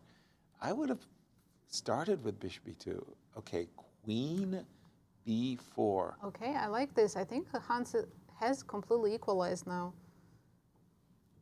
You still like 2 bishops for white? No, I agree with what you just said. I think that Hans has, in fact, equalized. And I think this move, queen B4, aiming for G5 and knight B6 means equality, yeah. Rook E8. No one's rushing to trade queens. They're just staring at each other. I hate having to play this move, but rook on F1 to A1 so that I can trade queens on because B4. A4 was hanging. Yeah, exactly. But how else can I untangle my queen side? Can Hans go for C5 now? Does it work tactically? C5, D takes C5, queen takes H4. I was hoping for that. c5, bishop f6. Yeah, that's my worry that maybe I'm just losing a pawn. And that's my dream. Hans is actually 2 minutes behind on the clock. Wesley Ooh, has been playing really G5. fast. No, Look at that. That's aggressive. Okay, And but now c5. now I just don't think it works. We can just I take. take it, and you can't recapture. Oh, What? because you take on b3 with the knight. Correct. So d4 takes c5. Looks like Wesley has an opportunity. Maurice, do you think c5 was a mistake? Looks that way. Free pawn? Take the pawn. Take it. Okay, d4. Oh. But Okay, now okay, I this can is very trade interesting. queens and play rook c4. And then What's the e3 is problem? hanging? Yeah, you can have e3. I'll take c6 all day, every day. This is beautiful. You're This not is worried about a beautiful. rook coming to e3. No. You're just going to play Bishop f3. bishop f1 or Bishop f3. I was afraid of rook d3. I'm afraid of active rooks. Rook d3. Yeah. Bishop takes b7, See, man, how c6. that's that You're just pawn on running away b7. with that. Scrumptious. I mean, woo! Oh, wow, Bishop this is- f3. Look at those two bishops rock. This game is heating up, and if Wesley wins, we'll have co-leaders again. White has a fantastic position here. You just see. No, that c5 was mistimed by Hans. I thought he had equalized with queen b4, just as you stated. But Yeah, I think that then g5 was too ambitious, and c5 seems like a pawn blunder. Right. The thing about it that's odd about the move is you see that White's pieces are all set. They're sitting Beautiful. there beautifully placed, and you decide to open up the game and play sacrificially with c5, d4. It's counter positional. Right. To do something like that from such a solid structure, and he just simply blew up his own structure, and now He's suffering. He's suffering. Thanks a lot for the gift, says Wesley. I appreciated that you just opened up lines that I myself was having trouble opening up. Also, I'm noticing something else. If you play something like rook a7, do you realize that the rooks are on the dark squares? Ooh, walking into some c6 bishop f2. Exactly. Yeah, this is Exactly. very C6 unpleasant. bishop Hans is f- definitely trying to find some kind of counterplay, a way to complicate the position, but I don't He think did that it already. exists. He play? I said he did it already. He complicated the position. He tried for counterplay to complicate the position, and now he's suffering for having done that. price Now for he's looking for a way to try to hold it together. And rook d3 he finally decided was his best bet. But that... I mean, that Oops. pawn on Grab the b7 pawn. is very, very Oh yeah, and on tempting. rook a7 he can come back bishop e4.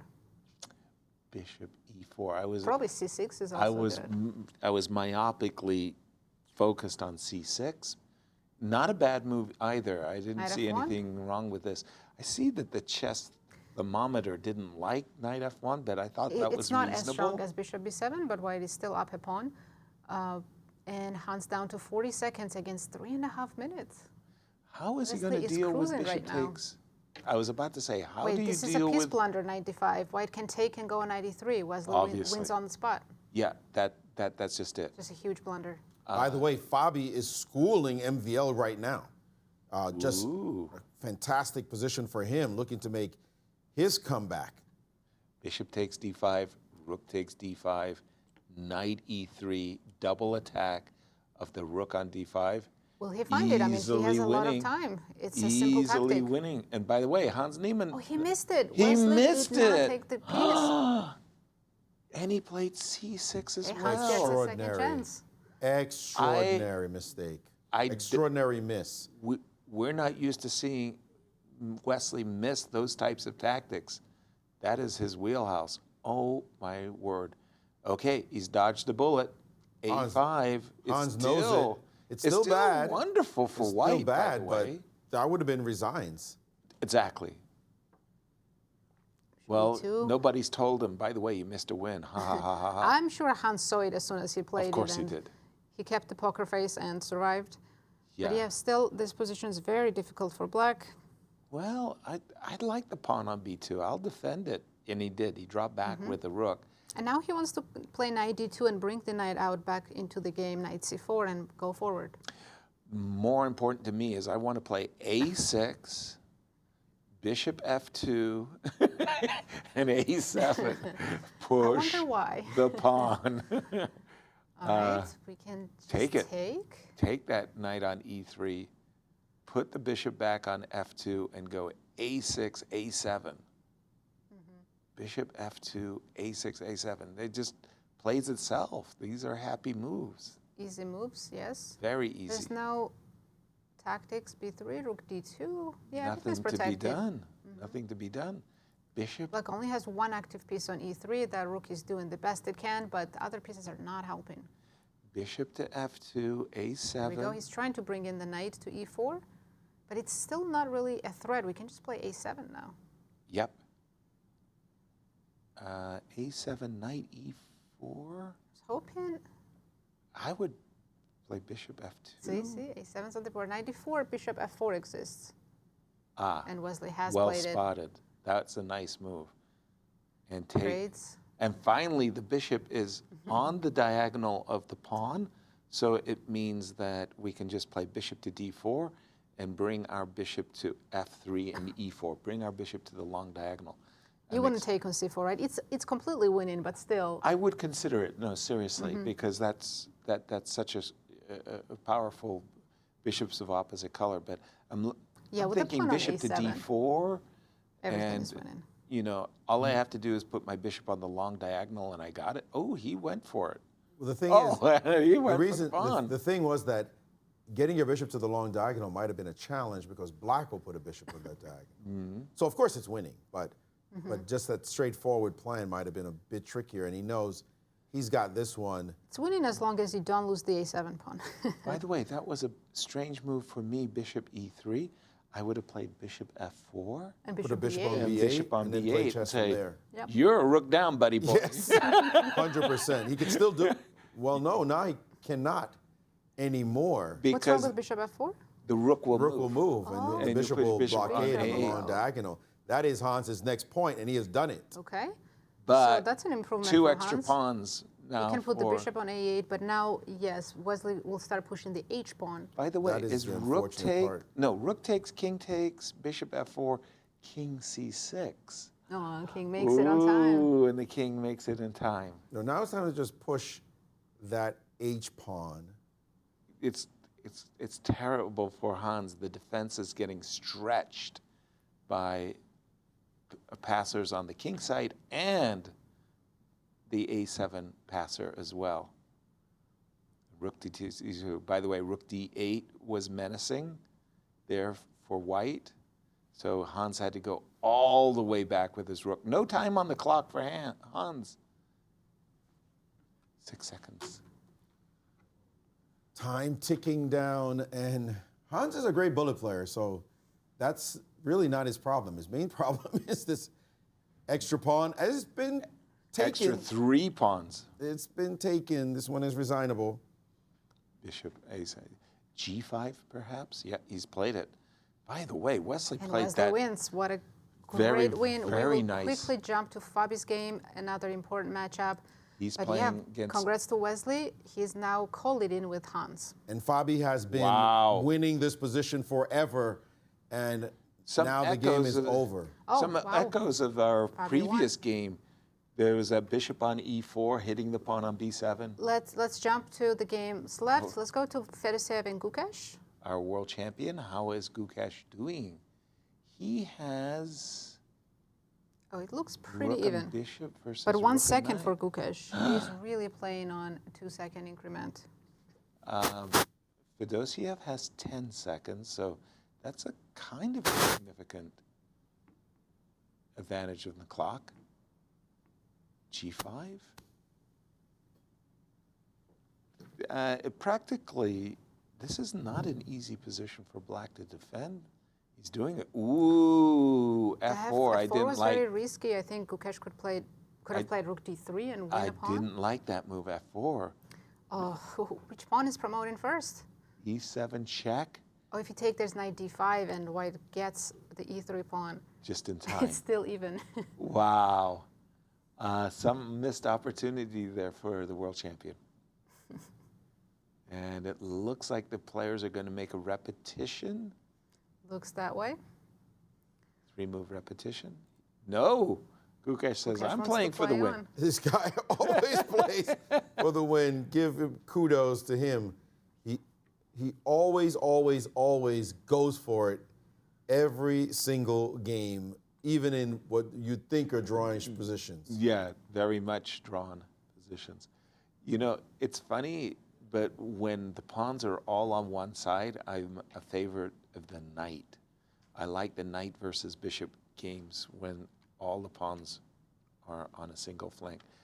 My moves are not updating themselves, I'm sorry.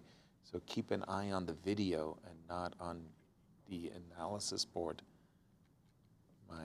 Oh yeah, let's zoom in on the board so we can watch the players.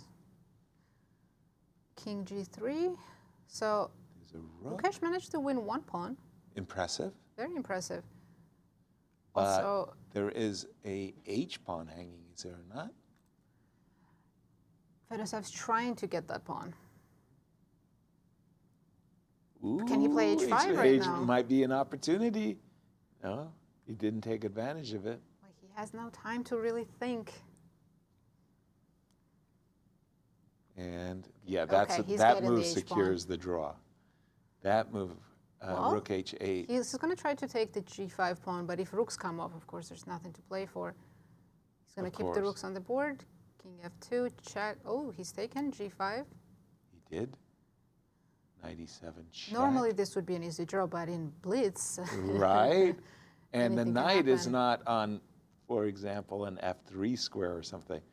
Ooh, that was I thought knight F6, but he had rook F4 check in his pocket. That was It's sweet. very tricky. Knights are so tricky in Blitz. There's always forks to watch out for. Like, And see? here he goes, Oh. knight F6. Okay, he's made the draw. Yeah, now. Now it's a draw, and they're both smiling. Woo.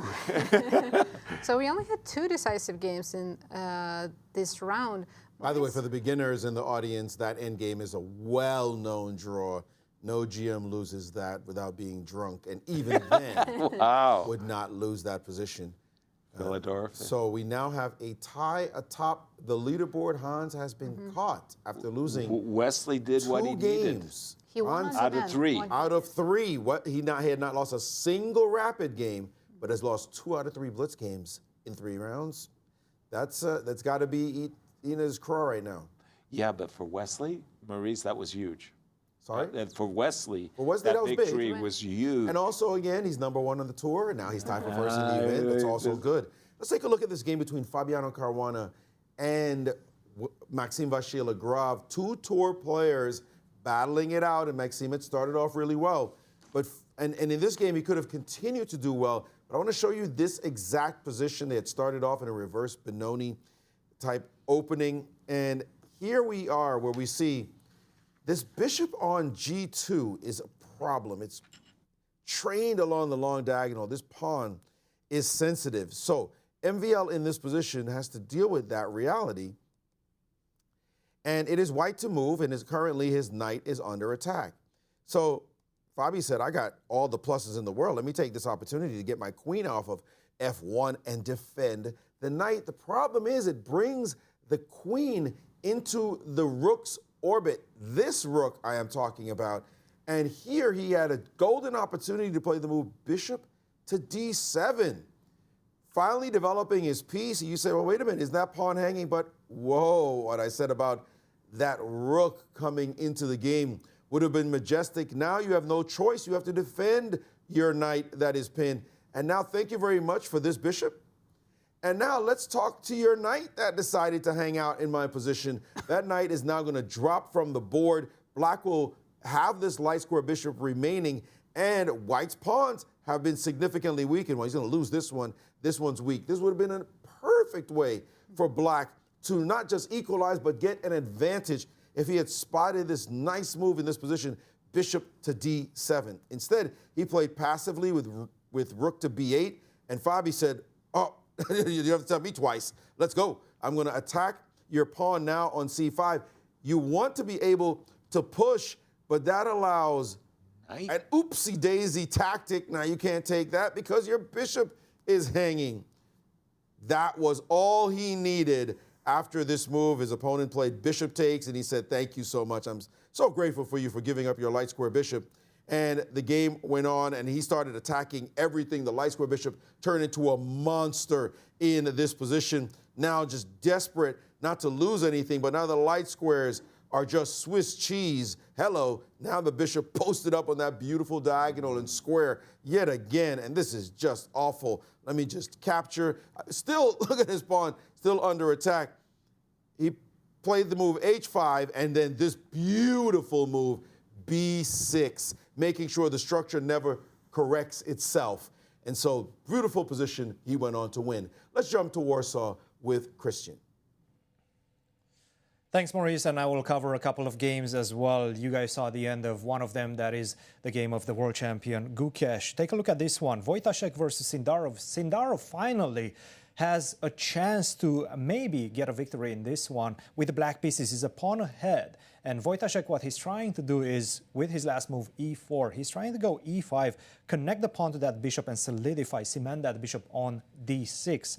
Now, what Sindarov played in this position was f6, which in fact is a very natural move, but it's not the best move in the position. What he should have focused on is in fact getting this pawn, the h-pawn, off the 7th rank with a move such as h5. If you go e5, then I just move my rook away on c2, rook to a7, and I'm sure this is why he didn't go for this. This is why he didn't leave the pawn on f7 behind, because after rook to e7, king d5, rook takes f7, it just simply looks like you're losing a pawn. But very importantly, you play this move bishop to d4 at this point, taking away the square from the rook, the square a7, so you cannot put that rook behind the pawn. Also, on top of that, right now the king on f1 is starting to become extremely weak. So I have ideas, I will couple ideas of just simply pushing my pawn with a4, a3, with ideas of king to e4, hiding behind your pawns and trying to create the checkmating net in the position. King to e4, king to f3, and then it's going to become apparent why the rook and the bishop are working so well together. He did not play this. He played the move f6, and once Radek managed to exchange a bunch of pawns on that side, it's just simply impossible to win this one. Sindarov perhaps misses an opportunity, but still, he's really struggling in the event so far. Now let's go to the other game. You guys caught the end of this one, and I'm going to be quite short about it. At some point in this position, Gukesh was considering the move h6. Take advantage of the fact that the rook is on f1. If you take on f6, you're going to lose the knight on f6. But in the last moment, he saw the fact that after h7, in fact, it is white who's promoting for the queen, and your extra piece doesn't really matter. So, of course, he didn't play that, and the players agreed to a draw later on. Let's take a look after this incredible round where the standings lie. On the podium, we still have Hans Niemann tied for the lead with Wesley So, but right now Wesley So, he's feeling good about his chances because we know how strong Wesley is in Blitz. He's the third-rated player on the planet going into this event, and right now he's cementing that status. Fabiano Caruana joins the podium alongside Vladimir Fedoseev and Jan-Krzysztof Duda following closely behind with 5 points. We're going to go on a short break, and we discussed with the players how important it is for them to play in the first event of the Grand Chess Tour compared to the others. Take a look.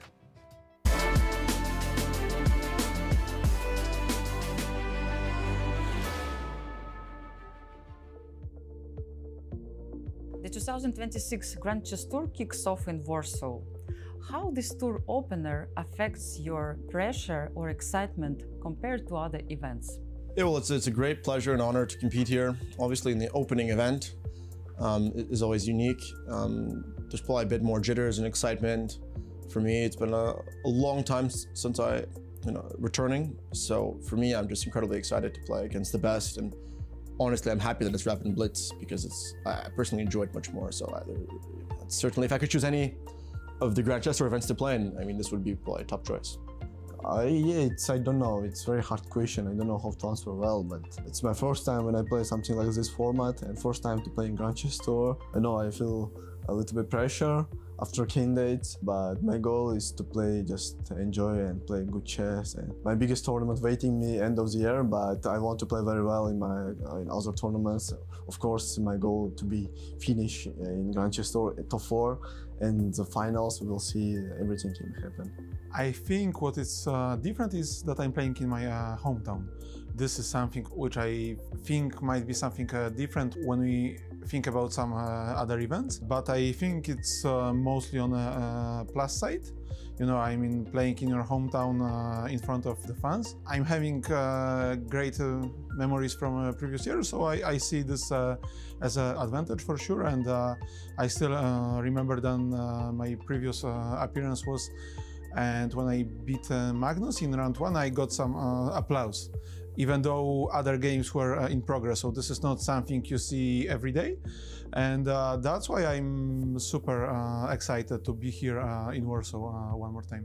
It's always very exciting, you know, to come here back to Warsaw. Even though I'm Polish, I'm not really used to playing in Poland because there are very few strong events. Fortunately, this is the 5th edition of Super Rapid Blitz Warsaw Grand Chess Tour, and it's a tournament I have very good memories about because I won the first edition, and it's always the same playing venue, like same hotel, so it kind of takes you back in time, which is nice. Well, I definitely feel quite excited about it.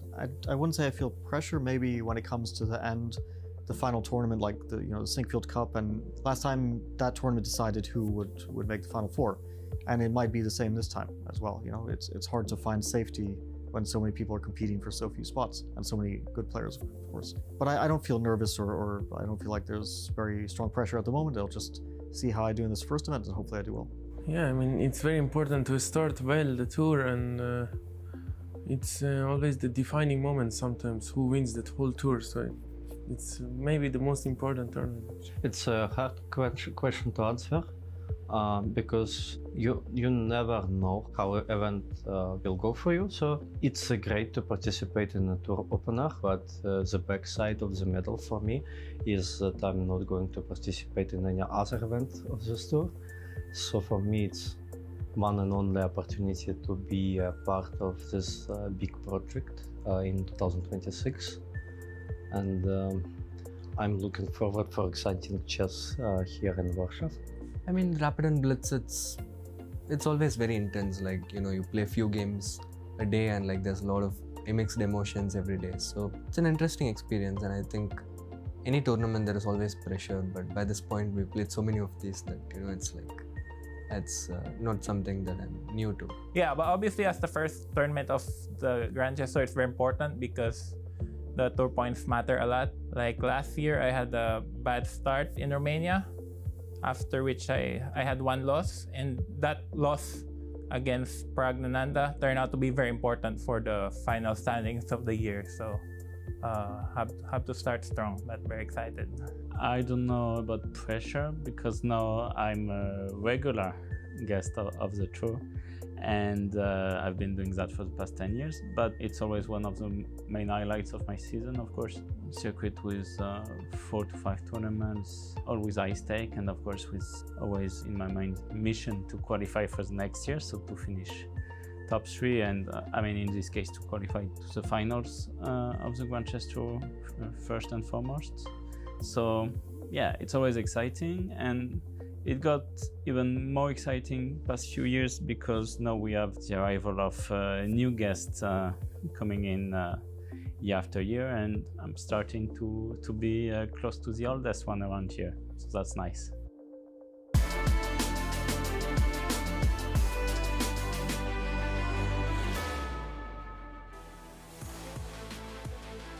Welcome back, everyone. We just had 3 very exciting Blitz games, Yes, more coming up, but first let's take a look at the standings. I think there's a lot of Americans at the top. I think you're right, Yasser. 2 Americans are sharing first at the moment. That's Hans Niemann and Wesley So with 14 points. But look at that gap between them and the rest of the field. Fabi sharing third with Vladimir Fedoseev, but they're 2.5 points behind the leaders. Wow, that is a big gap. And how about the pairings coming up? For this, the 4th round of Blitz, we know we're going to play 9 games of Blitz today. Yes, wow, look at that. Hans is playing the other American, Fabiano Caruana. World champion Gukesh is playing the leader, Wesley. So we're going to focus on these two games mostly. Then we have Duda against Fedoseev, Sindarov playing MVL, and Alireza Wojtaszek, I believe. Good eye. That was a fast graphic. I like the Gukesh, world champion Gukesh versus Wesley So game as our marquee matchup. But you're right. Keep that Hans Maurice will Niemann keep the eye on both of them at the same time. Yes, of course. We'll look at all the other games, and we are seeing that tour standing situation also play Evolving itself nicely. out because Wesley's happy where he is, but Fabi is happy as well, despite being so far behind Wesley. If we could look back at those standings again, the closest tour competitor is MVL. 3 full points behind. As you see there, Fabi at 11.5. Fedoseev's not on the tour, and neither is Duda, neither is Gukesh. It's MVL at 9.5. Actually, I thought it was a 3-point difference. It turns out it's only a 2-point difference, but that's significant nevertheless. So as the games begin, we'll take a look. We'll keep our eye on the tour points. And I've noticed that Gukesh has borrowed a pace from Alireza. Exactly how Alireza took down Hans in the first round. Right. And when Hans played bishop f5, d2, d3, knight d2, and e4 was Alireza's solution. Didn't he also play g3, bishop g2? I remember him having 2 very good bishops. Yeah, he got them in. Oh, yeah. But what Gukesh he was is doing... repeating exactly what Alireza did. No, Alireza had knight d2 and e4 on the board. And the difference was there was a pawn. Oh, this is a totally different approach. Knight c3, that is an unusual move for me. I am not used to... You played d3 to play knight d2. Yeah, I'm not used to seeing that move. And okay, nothing's wrong with bishop h7. In fact, that's a very common move in the London system. But a moment before that, the move d5, d4 very looked very attractive. Back. You're going to give me the center for free? I'll take it. But no, Wesley said, I've got my setup in mind. I want to play knight to c6 and have the center. I think black already doesn't have any issues. At all. I agree. Yes. I agree. I think that Wesley will be very happy with the outcome of this So opening. I'm guessing the idea behind knight d2 is to play f4 quickly and gain some space on the king side. Absolutely. That has to be f4, it. e5, and so on. But in the same hand, it's not like f4 is like some really terrible, scary threat. I can plant my knight on d4 for starters. Oh, he's taken on d5. Takes That d5. was unexpected. Did not expect that. No. Would you take with the knight or the pawn? Probably with the pawn, because I'd like to keep the bishop on b2. And naturally, I was about to say, they're going to do the opposite. Yeah, I'd like to keep the v2. Question: is bishop d5 pawn passive? Takes.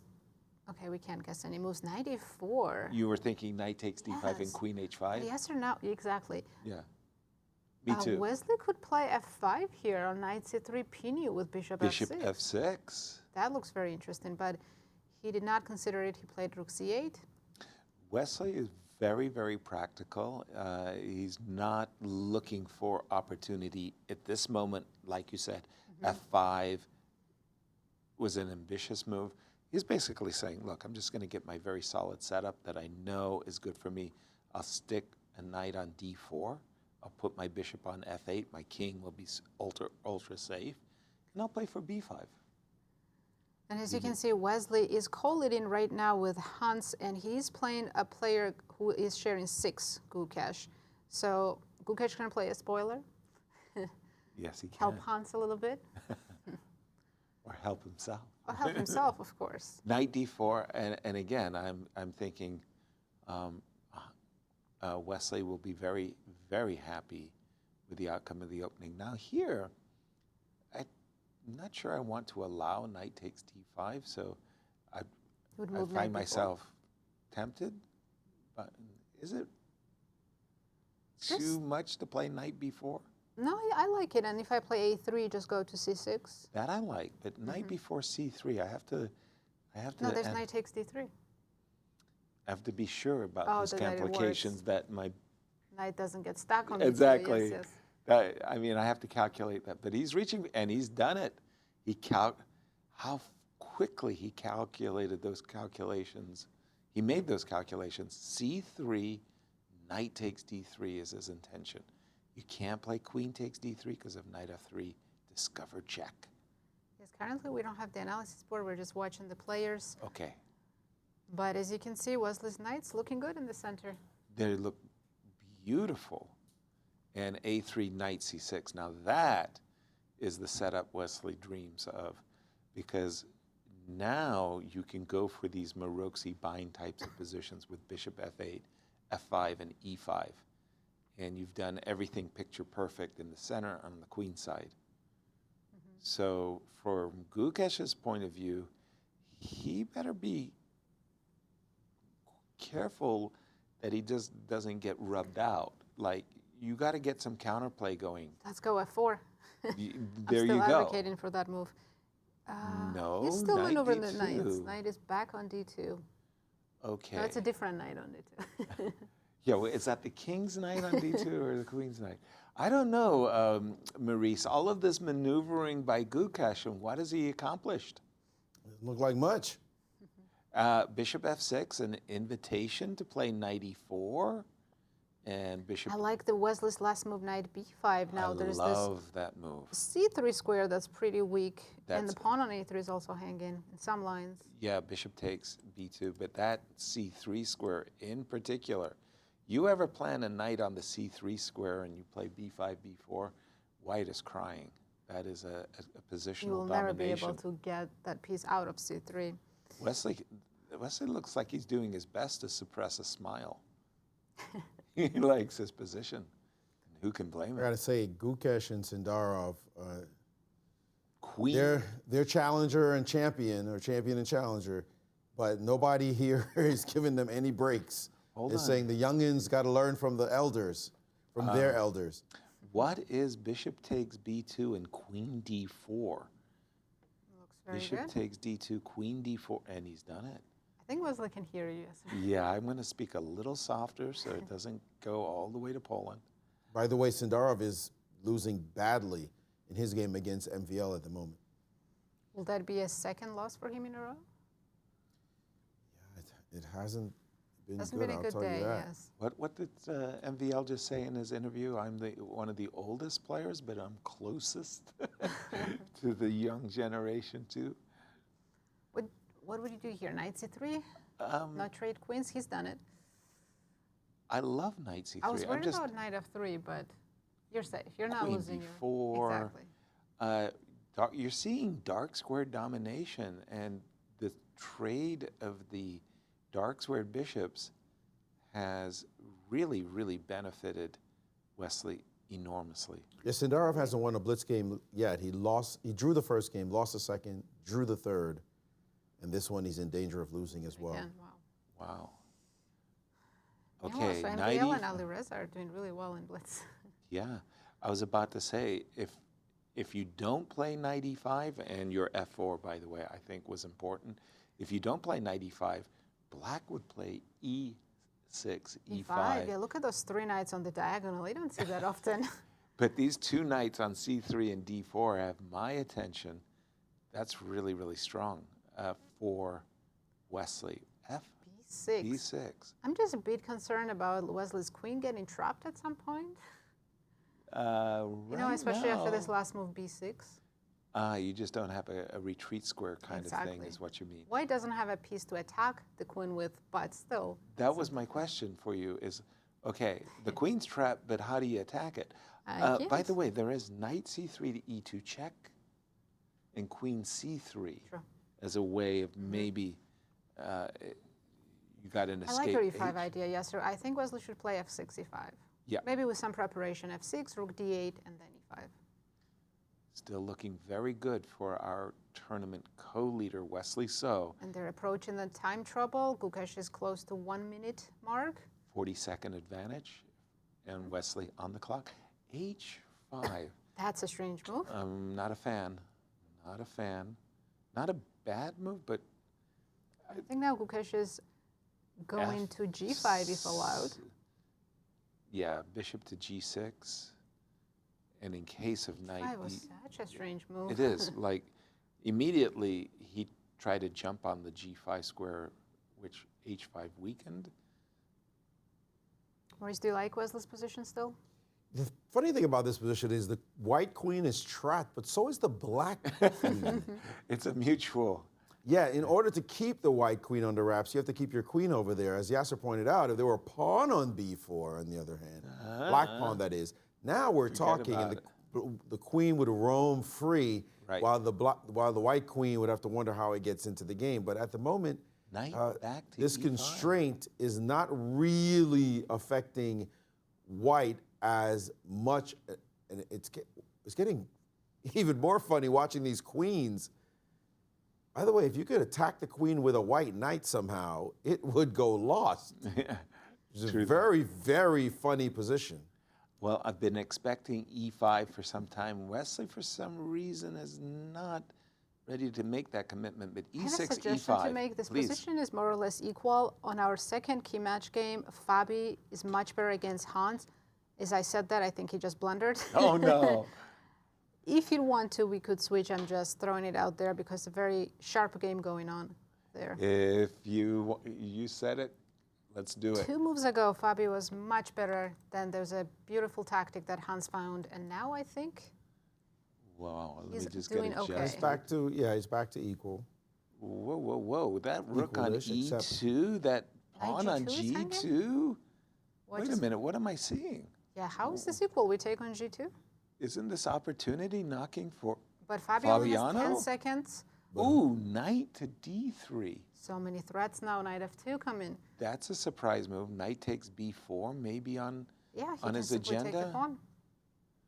I think Fabi is for choice. And Firouzja won another game. That's 3 in a row. 3 in a row for our former Grand Chess Tour champion. By the way, Fabi just, munched that pawn on B4. 8 seconds for Fabi, 44 seconds for Hans Niemann. More correctly, it's 3 out of 4, actually. 3 out of 4? 3 out of 4, yeah. He drew his last round, but he's got 3 out of 4, which is a monster score at the moment. Whoa, okay. Who drew him, by the way? It was Duda, I think. Okay, two gangsters. Knight H4. Yes, Duda. Hans is going for the F5 pawn. Whoa, but whoa, whoa, whoa, no, D4 is not, no, it's Knight not F2. hanging. Ooh, that was a nice tactic. Queen D4, Knight F5. I think Hans is coming back. He got 1 pawn back. But it's an exchange, an advantage of the exchange. Yeah. True, but I think White is holding this. What do you think, Maurice? Did they make a draw? Oh, Fabi flagged. No. Hans won. Fabi forgot about his clock. Are you kidding me? As did we. Oh, we did not see that clock counting down. Apologies. Let's jump back to Incredible. Wesley. What a shocking result. Wesley also losing. What? Gukesh completely winning now. He has an extra piece. Am I seeing this right? You are absolutely seeing this right. Oh, So Hans wins my and goodness. Wesley's losing. Big Wow. turnaround. Because when we left it, I really liked Wesley's position a great deal. He had a kind of a grip on the dark squares. Yeah, definitely. He was the one Somewhere- playing for an advantage. Somewhere he dropped a piece, Must but have he's been a got blunder. 4 connected pass pawns. Yeah, but White has 3 on the other side. Quite the imbalance. Does Wesley have any chances of playing G5, He needs a miracle G4? right now to survive here. Okay, rook to B1, get the rook behind. How do you stop B6, B7, rook I A8, don't. and queen? I play G5, G4, Gukesh just G3? grabbed the queen, getting ready to promote. G3 check. Anybody? He's like a tempo behind. Nobody believes me. That's a huge tempo. G3 check. And I think it's more than a tempo. Hold on, we've got G2 and G1 equals queen. But there's any chances for Pipette? No. No, G2 I can take and go King F2. You're right. Or just King F2. Right. Yeah, he's going to resign after. Well, no, he's not. He's playing on, but there we go. Gukesh takes down the co-leader Wesley, so big win for him. And a big win for Hans Niemann. Any games remaining? No, those were all the games. But that was a completely shocking round. Wow. Because we thought other... Tell us what happened. By the way, in that round, there were 5 decisive games. Yeah. No 5 decisive games. No draws. Black won 3 of them as well. So that was a surprise. Huge, huge result. And some of the winners from that round include, as we mentioned, one Alireza Firouzja winning 3 out of 4. We said he could win 6 games. The way he's going right now, he might win 7 or even 8 games. He's absolutely on fire. Fedoseev won, Gukesh won, Hans on time, and Maxime defeated Javokhir Sindarov for these standings we see here. So Hans again in clear first with 15 points. Wesley now full point behind him in clear second, and Fedoseev in clear third with 12.5 points. Wow. Look at this 1s and 0s, not a single draw. I know, but that loss by Bobby was huge for the Grand Chess Tour standings as well as our tournament. And flags. Up in exchange and flags. I'm just looking at. So we have this game between Sindarov and Vachier-Lagrave, and I got to show you something that's concerning as we look at this position that I have here on my screen. Right here as white is a well-known trick. Black, of course, wants to someday play D6 or B6 at some point. And there may be some kind of tempo. You saw, by the way, this H-pawn was rambunctious going down the board. I'll go back to this moment here when he decided, I'm going to play H5, I'm going to play H4, I'm going to play H3, and then I'm going to castle on that side of the board. Pretty funny, just assuming the H-pawn is strong. This moment he played this move, instead of what I know as a sweet positional bind with the move C5. This just makes D6, B6 so much harder to do, and there's really no major tactic. You play like this, I just drop back, and it's all good. Very surprising that at this moment, instead of doing that, Sindarov decided to just drop his knight back to C2. Pay attention to this knight, because in just a few moves, this happened, and after knight to D5, a couple of trades. Look at this intermezzo winning a pawn. Okay, I win my pawn back. And then the bishop going to this square, the knight drops back, and now rook C to D1, and the knight on C2, allowing B5 now that it's hanging. This rook did not need to move. The knight turned out to be a problem not just once, but a couple of times. And when it actually finally did move, knight E3 here, instead of first taking this off on E6 and then moving the knight, then you have at least some pressure. He decided to move his knight on E3, dropped yet another pawn, and you don't have to tell MVL twice, just up material. He would win a pawn back, but this game was pretty much decided. Very poor game on Sindarov's part. He's got to somehow hold it together. He's on tilt right now. Got to get his head in the game. Let's jump to Cristian in Poland to see some more insights. Thanks, Maurice. I do want to look at the games of the Polish players in this round, and unfortunately for them, it didn't go so well. We're going to start with the Wojtaszek one against Alireza Firouzja. Alireza has been struggling, especially in the Rapid. He really didn't perform to his standards, but right now in Blitz, he's a completely different man. He's been stringing victory after victory, and there's another one right here with the black pieces against the Polish local player. Castle, bishop to D6.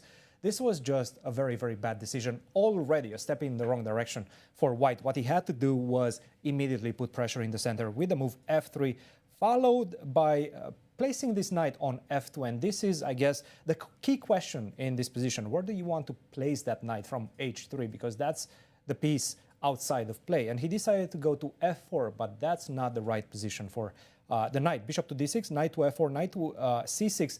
And right now you're having huge difficulties finding a place for the bishop on d6, but also finding a place, once again, for the knight on f4. f3, but just a little bit too late. Queen to d8, a very precise move. Now, if you try to go bishop to a3, you're just simply going to suffer tremendously after the move knight to a5. I'm going to plant the knight on c4. I have everything that I want in the position as black's strategical dominance in this one. So he decided, you know what, I'm going to sacrifice the piece with f takes e4 and e takes d5. The problem is that after queen to d8, I'm a piece up as black. Sure, you have a lot of pawns and potentially they could be dangerous after e4, e5 and so on. But you just simply don't get that, specifically because of knight to e4. And this is what we got in the position. He never came back into this one. Alireza just collected some pawns, defended the king right now, and he's a piece up. Wojtaszek decided to resign. Another one, and this one was much more shocking than the previous one, is this game of Jan-Krzysztof Duda against Vladimir Fedoseev. And Jan-Krzysztof Duda had a tremendous position. In fact, he was completely winning out of the opening after this very careless move by Fedoseev, rook to e8, allowing knight takes a5. Not only that I'm winning a pawn, but also my position is just becoming absolutely dominant after this one. The computer is giving white a decisive advantage. But now Duda starts playing very slowly, and unfortunately this gets him in trouble. Knight to a3, he's still winning, knight to b5, queen to b8. This is a mark of Fedoseev, something that we've seen from him so many times in this tournament. He just keeps his calm when he's under pressure, when he's in very bad situations, losing positions, but then he manages to turn them around, and that's exactly what's happening in this one. Quite inexplicable to just simply go rook a to c1, leaving the pawn on b3. Just simply undefended. And after this one, it was black that was putting the pressure. And in fact, he managed to invade white's position. And this is what we got in this one. Queen to e3 perhaps was a move made without being able to make it just in time. And he lost on time in this one. A very disappointing result for Duda. And a bonus for Fedoseev, who was just pretty much losing out of the opening in this one. Unexpected results so far in this round. Back to you guys in the studio. Thank you, Cristian. Unexpected results indeed. Let's take a look at the standings once more as we get ready for our next Blitz round. Absolutely. We have a sole leader, Hans Niemann, with 15 points. Wesley So in clear second. Vladimir Fedoseev, last year's winner, in clear third. Fabi in clear fourth, and Duda in fifth. We've been extolling the virtues of MVL as we get ready for the pairings. By the way, I seem to recall this lineup was 1, 2, and 3 to start the day. Right? Yes, you're right. They come back. Here we go. Right. MVL, one of our great Blitz players. He's playing the leader Hans. We're going to focus on that game. Yep. Then another very important matchup. It's between Wesley So and Jan-Krzysztof Duda. Vladimir Fedoseev playing Wojtaszek. Fabi against world champ. And Alireza Firouzja against Sindarov. Wow. That loss by Fabi. Remarkable. Actually, let's check the end of Gukesh's game. Because the time, well, hold on. I thought it was the Fabi game. Yeah, that the Gukesh game was those pass pawns that... Well, that was he won against Wesley So just now, right? Yeah. Yeah. But losing on time, Fabiano, magic of television, we're going to show you something. Take a look. We don't have it. I don't think we have anything at the moment. But you got something. We got a lot of other things to talk about. But I've got to say that Gukesh winning that, as I look at these standings, yes, Gukesh was way behind. He was against Wesley. No, I'm talking about overall. Oh, overall standings. He was remember we were talking about he was 8th place, floating with maybe even 9th place, floating down good near the bottom. Maybe not quite 9th, but down at the bottom. Now he's in 6th place at 10.5 points. And looking at tour players, if you look at tour points, he's in 3rd place. I mean, he's got to feel good about that. It's Wesley, it's Fabi, it's Gukesh. That's a lot of tour points you pick up to show. Actually, but now just think about it. He's not even on the tour anymore. So what am I talking about? No. It's irrelevant in that way. All right, so then it's Maxime who's in 3rd place in tour points with Firouzja in 4th and Sindarov in 5th. But despite all that, you do pick up only the points for the position you're in.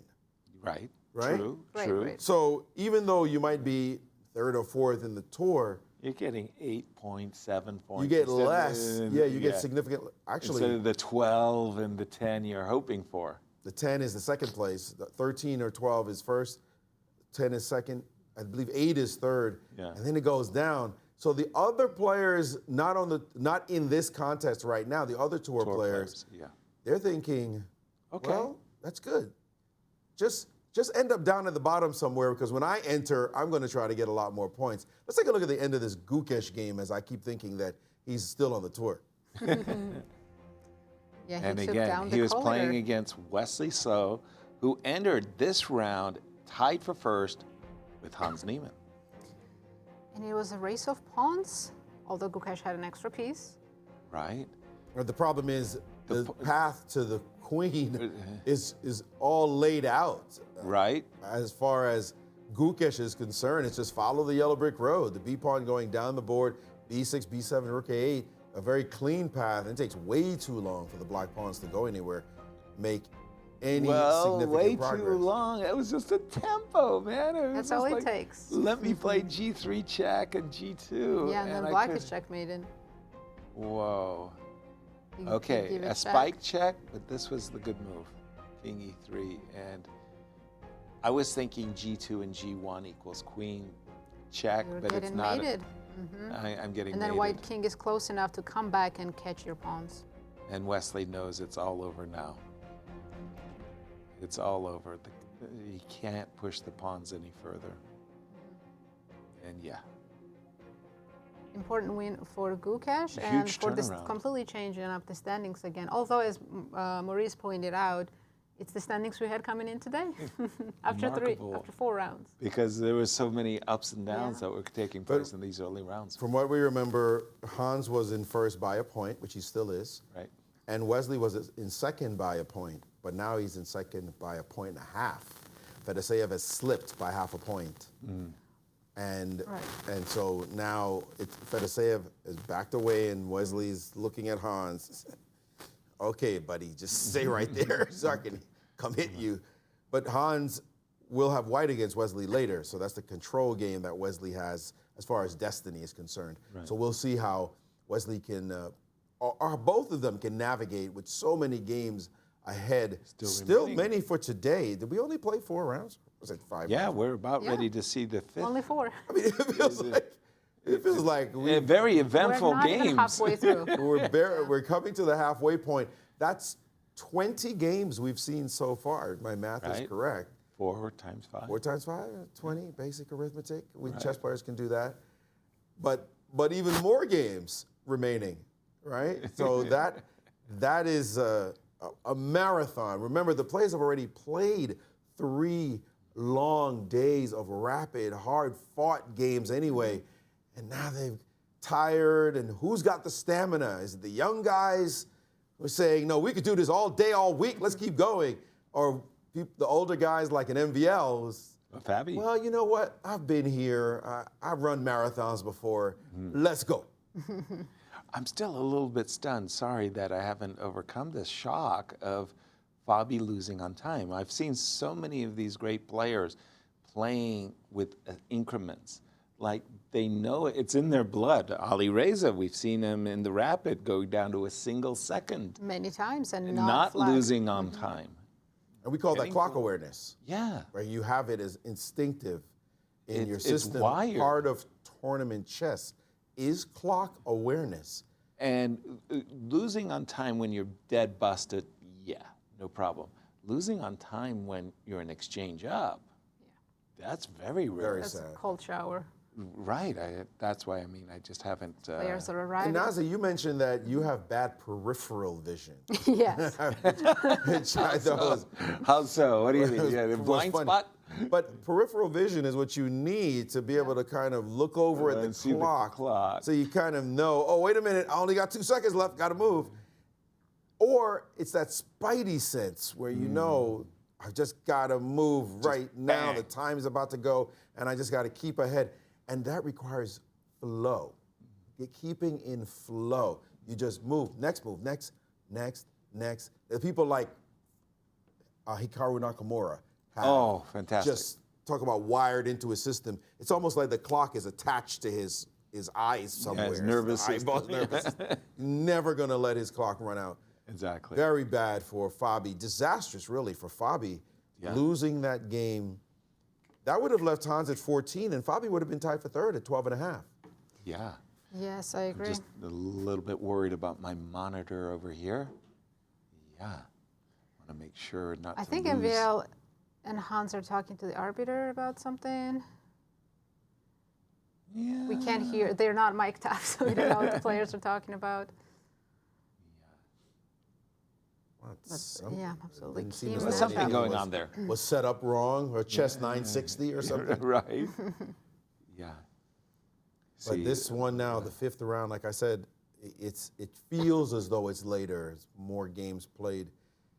You go through so many lives. Take a toll. When you play chess, even just an individual game, up and down the roller coaster goes, and you've got to stay focused all throughout. Those 15-minute breaks are huge. Give you a little chance to recuperate. Right. But you'd have to say advantage younger players, no? Yeah. Energy-wise, for sure. Yeah.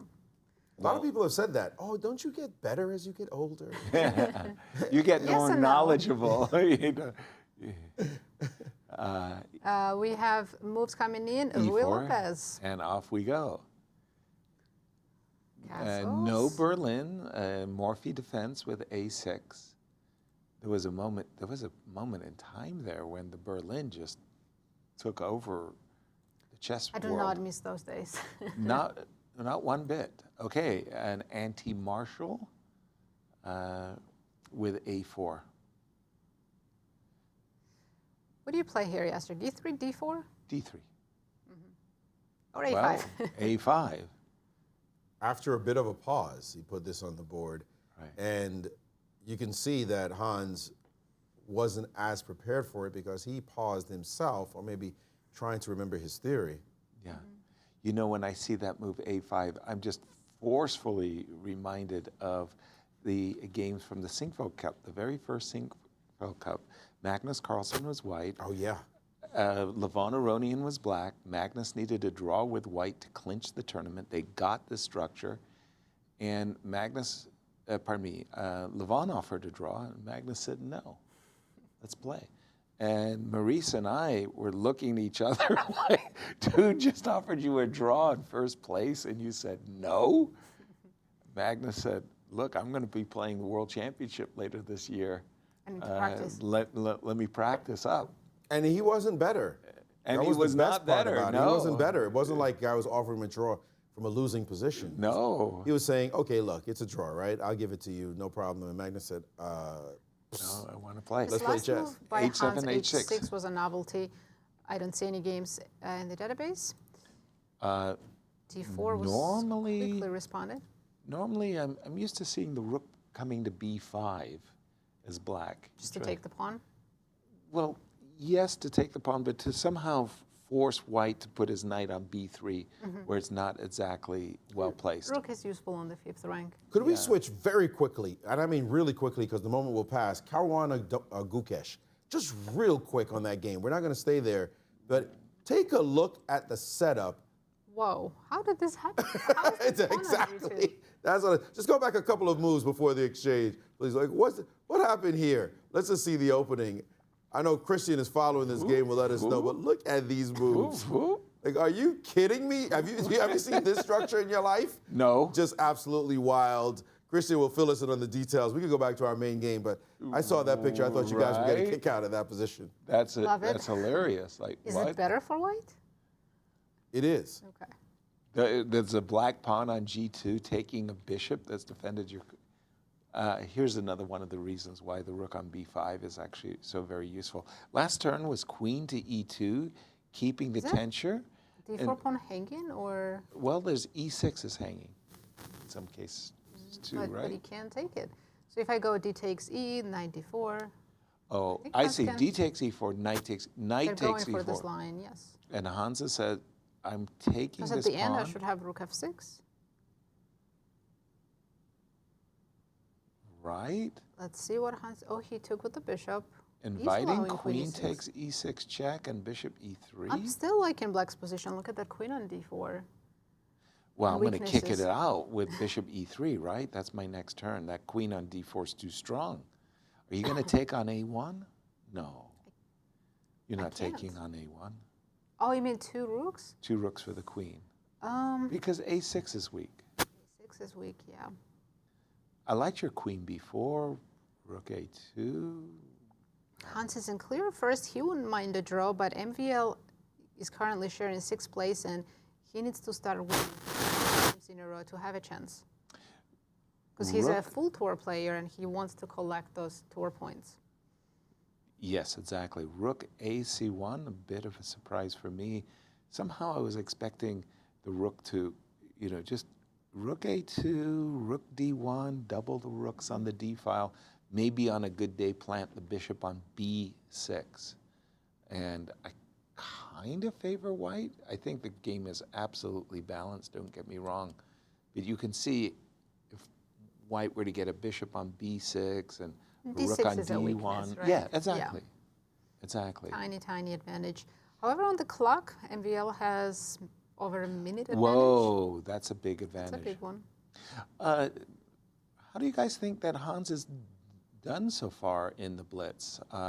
He said results coming in, speak for themselves. right? He said coming in that he considered himself a top Blitz player in the world and even better in Blitz than in Rapid, he said, and it's kind of proved his point so far, right?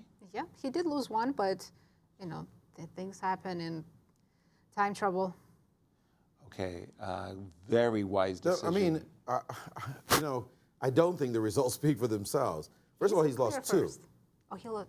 He lost 2. He lost immediately The to Alireza. Yeah, Oh, where he yeah. got out, Yes. he really got. And he lost to Wesley. And he could have very easily lost to Fabi. Fabi just lost on time. Right. So although he's at 50% for the day, it's a little bit of a wobbly 50%. Okay, you're absolutely right. I forgot about that first game loss, yes, and the last one was really a lucky That was break. kind of a gimme by Fabi. By the way, I really liked Hans's decision to play king on h8 to f7 so that the d6 pawn, which was weak a moment ago, is no longer weak. And after a move like d6, d5, I just want to remind you who's got the pass pawn. We saw Hans outplay Alireza in a completely equal endgame in the rapid section. h5, d5, D5 here moving. we go. Okay, I'm assuming g4. If you go rook d1, I'll be happy to bring the king Oh, on e6. delighted, elated. Play king e6. So g4 just to keep my structure over there intact? No. Rook e3. Okay, didn't guess that So move. d4? Is Maxime planning to play rook d3? I think so. But then I'll play rook c4 and black king is still coming into d5, e4. Which you'll be very happy about. Very happy. Can he swindle here and win with black? Well, It's very early to say, but I didn't like the move rook e3 at all because of what you just pointed out. Rook d3, rook c4, and the king on d5. I'd rather play black in that situation. By the way, it is Blitz, right? Right? How do they look so cool, calm? We're just kind of thinking about the They're position. chill, right? It's just chilling. I've got another full 2 minutes plus on the clock. No worries at all. problem. It's incredible. That's the nerves side, controlling it. But we'll see if they get down to the 10 seconds. that's Things will when you change. see them get nervous, yes. Well, here now they're beginning I to think pick up Hans their has a tempo. very good chance here in this endgame. I do too. I'm not liking Even what the I'm Valbar seeing. is already saying black That is last winning. move. Ugh. Well, King d5. King d5. Better king, better rook, pass pawn. Everything's in black's favor. By the way, just want to make sure that rook c1 to d1 And doesn't I just wanted to hurt point out, feelings. okay, there's the pass pawn, Yeah. but there's also that pawn on h5. We need a secondary weakness Right. to start creating some issues so we can attack that pawn, force you to advance to g4, then that pawn becomes the next target, and then you play f3, and then your e3 square becomes weak. We'll have that cascading effect as the game goes forward. So watch out, as black has now got a second weakness, so to speak. The first one is actually his strength, the pawn on d4. But that second weakness is usually very, very useful. That pawn sitting on h5 that will need protection. Yeah. This can very quickly collapse for white. David Bronstein described this pawn as h5 as a needle pulling a thread that you're kind of required to play g4, then kind of required to play f3, and everything gets How pulled about forward. rook b2 right now? Count me in. To move the f pawn. Count me in. I love that move. I think Hans is, well, he gave it check first. I like that too. King e2. Rook h. Yes, many. Rook h1 looks fantastic. Followed by. But wasn't rook b2 winning? F3, yes. rook f2. How would you It's play? more against that? accurate. Just yes. it looks really, really just good. completely winning. Because everything fell apart in that moment. That would If you'll have been forgive the me, end MVL has on played spot, a but terrible ending. He's played yes, this just since terribly. he moved the rook e3 and rook b3, yeah, absolutely collapsing. He's played this e1, really okay, he's bad. provoking f3. This is what we were talking about, the cascading effect that's about to happen. If you play f3. Well, after f3, we can go king c4. We can go rook. f3, I'll give you rook g2 check. Rook g2 check. Oh, rook g2 and rook. Okay, now just king c4 and push the pawn. Yeah.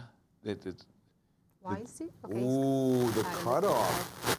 Interesting idea here to keep the king from ever coming back into the game. Whoa, what's this? Can we just push? What's wrong with pushing? Wait a minute, he has bishop. He has bishop e3. e3. Bishop comes back, yes. He has bishop e3. A little bit of patience on his part, but might have missed. Was king? Bishop. No, I think d3 was good. d3 and bishop c3. That looked really good. Maybe to you me. just need to check the king again. So rook a1, rook a3 check, kick the king out, and then come in. Rook e4. Rook e4. That's a bad move, and Oh, now the technique here has not been great, and now he's offered his opponent an opportunity to maybe bring his rook to b7, maybe? Is that rook something? b7, I like with the rook d7 ideas. No. Rook b6 also was an option to take I the wanted to a-pawn. play rook b6 and take the a pawn. Yes. Just to update the audience, Fedoseev has lost another game against Wojtaszek. Oh my gosh! I mean, this has been a terrible game by MVL. He just went rook b7, And then rook b6. and that's then rook such a b6. He waste just of gave tempo. an extra tempo Okay, for Hans winning again, both at 52 seconds. But now it's easy for Hans. You just take h5 pawn next. Okay, you do have to watch out for white's a pawn. Right. That's the only compensation that white I think has. the main point should be that d pawn queening somehow. King e4 and Should be way faster than the a pawn. yeah, right? way faster. But he always has bishop e. Oh, can he play bishop f4 right now? That's Very nice mate in that. fantastic move. Right, because I was worried d3 and then bishop e3, but bishop f4. Which he's done. And it's just He's to follow it up with d3 check. Ouch. He found a beautiful It's a mate mate coming if you resignation. go back to d3. Hans wins with the black pieces, extends his lead. Wow. Amazing. By the way. So he goes +1 so He far. does. Let's jump to Fabi's game against Gukesh. Okay. I think Fabi has Where- 2 pieces against a rook. Oh, Fabi's completely winning. Yes, this looks Completely. like As is Wesley, by the way, against Duda. Oh, I thought that was a draw. That's why I didn't go there. But this But is something happened nice. there. Just a second. Oh, what was a4? Rook takes b3. Now Gukesh has to. Okay, Oh, I you're think it's threatening a resignation. back Fabi rank has won. mate. Let's jump to Wesley's game. Wesley needs a win to keep up the pace with Hans. Doesn't look like he's winning. He's down a And pawn right He is now. winning. He's winning. He Wesley's is up 2 pawns. He's up 2 pawns. Oh, I was looking at another game. My apologies. I was looking at the wrong board. I was looking at the Firouzja board. No, and I'm Firouzja really good will at make spotting. a draw only. I'm really good at spotting an extra pawn too. All right, this looks like a technical win. He's For just gaining Wesley? some time with a lot of checks. You just take, and it's 2 extra pawns. Yeah, this Yeah. is a very, very simple. Just maybe don't get F and H pawn, right? Yes, please don't Keep do them that. together. I wasn't sure about rook e2. Why did you do that? But okay. He's gaining some time on the clock as Wesley, because he can quickly play moves like king g4 and h4. H4, h5, sorry. This is a very, very easy, because they're connected. You kind of can mess this up. Yeah.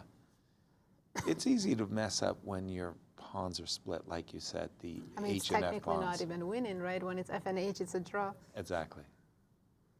F5 check, look at that. He's showing the understanding of the pawn and games. Right.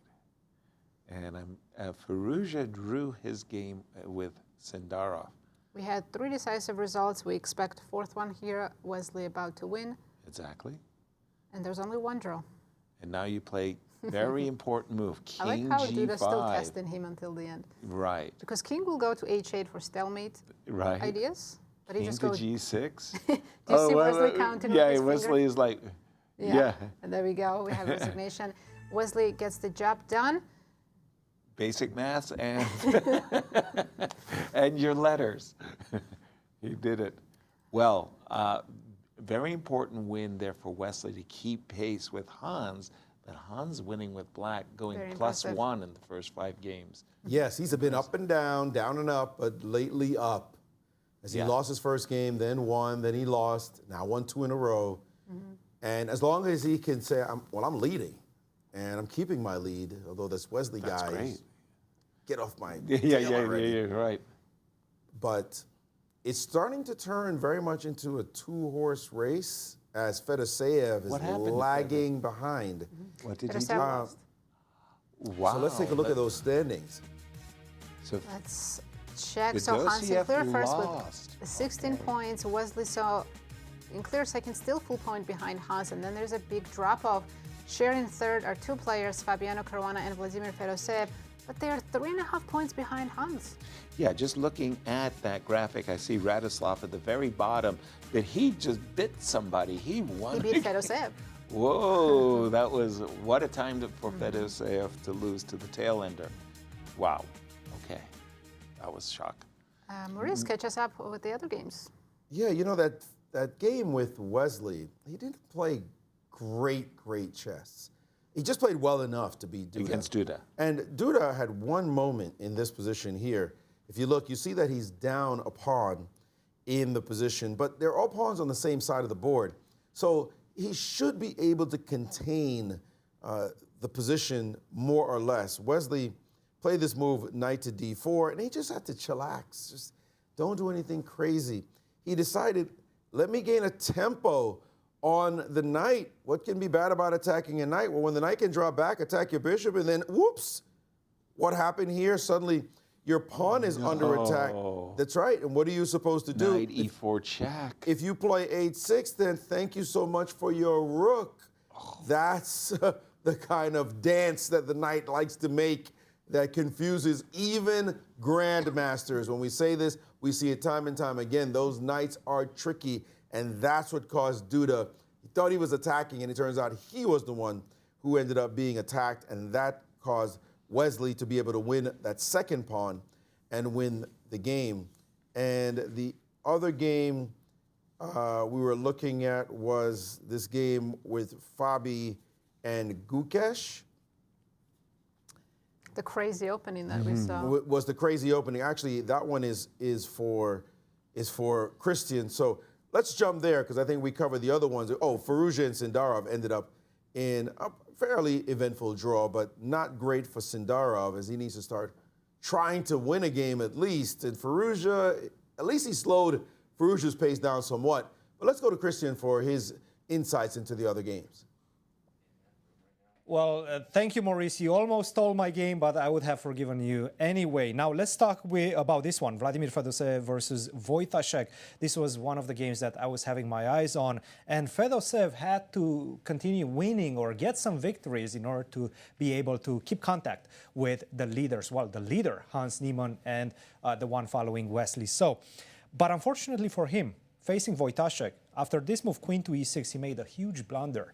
And he's trying with the white pieces to play against the IQP. The problem is that you also have your own weaknesses in the position, and he forgot about them. He played the move queen to d3, allowing knight takes b2. That's a tempo.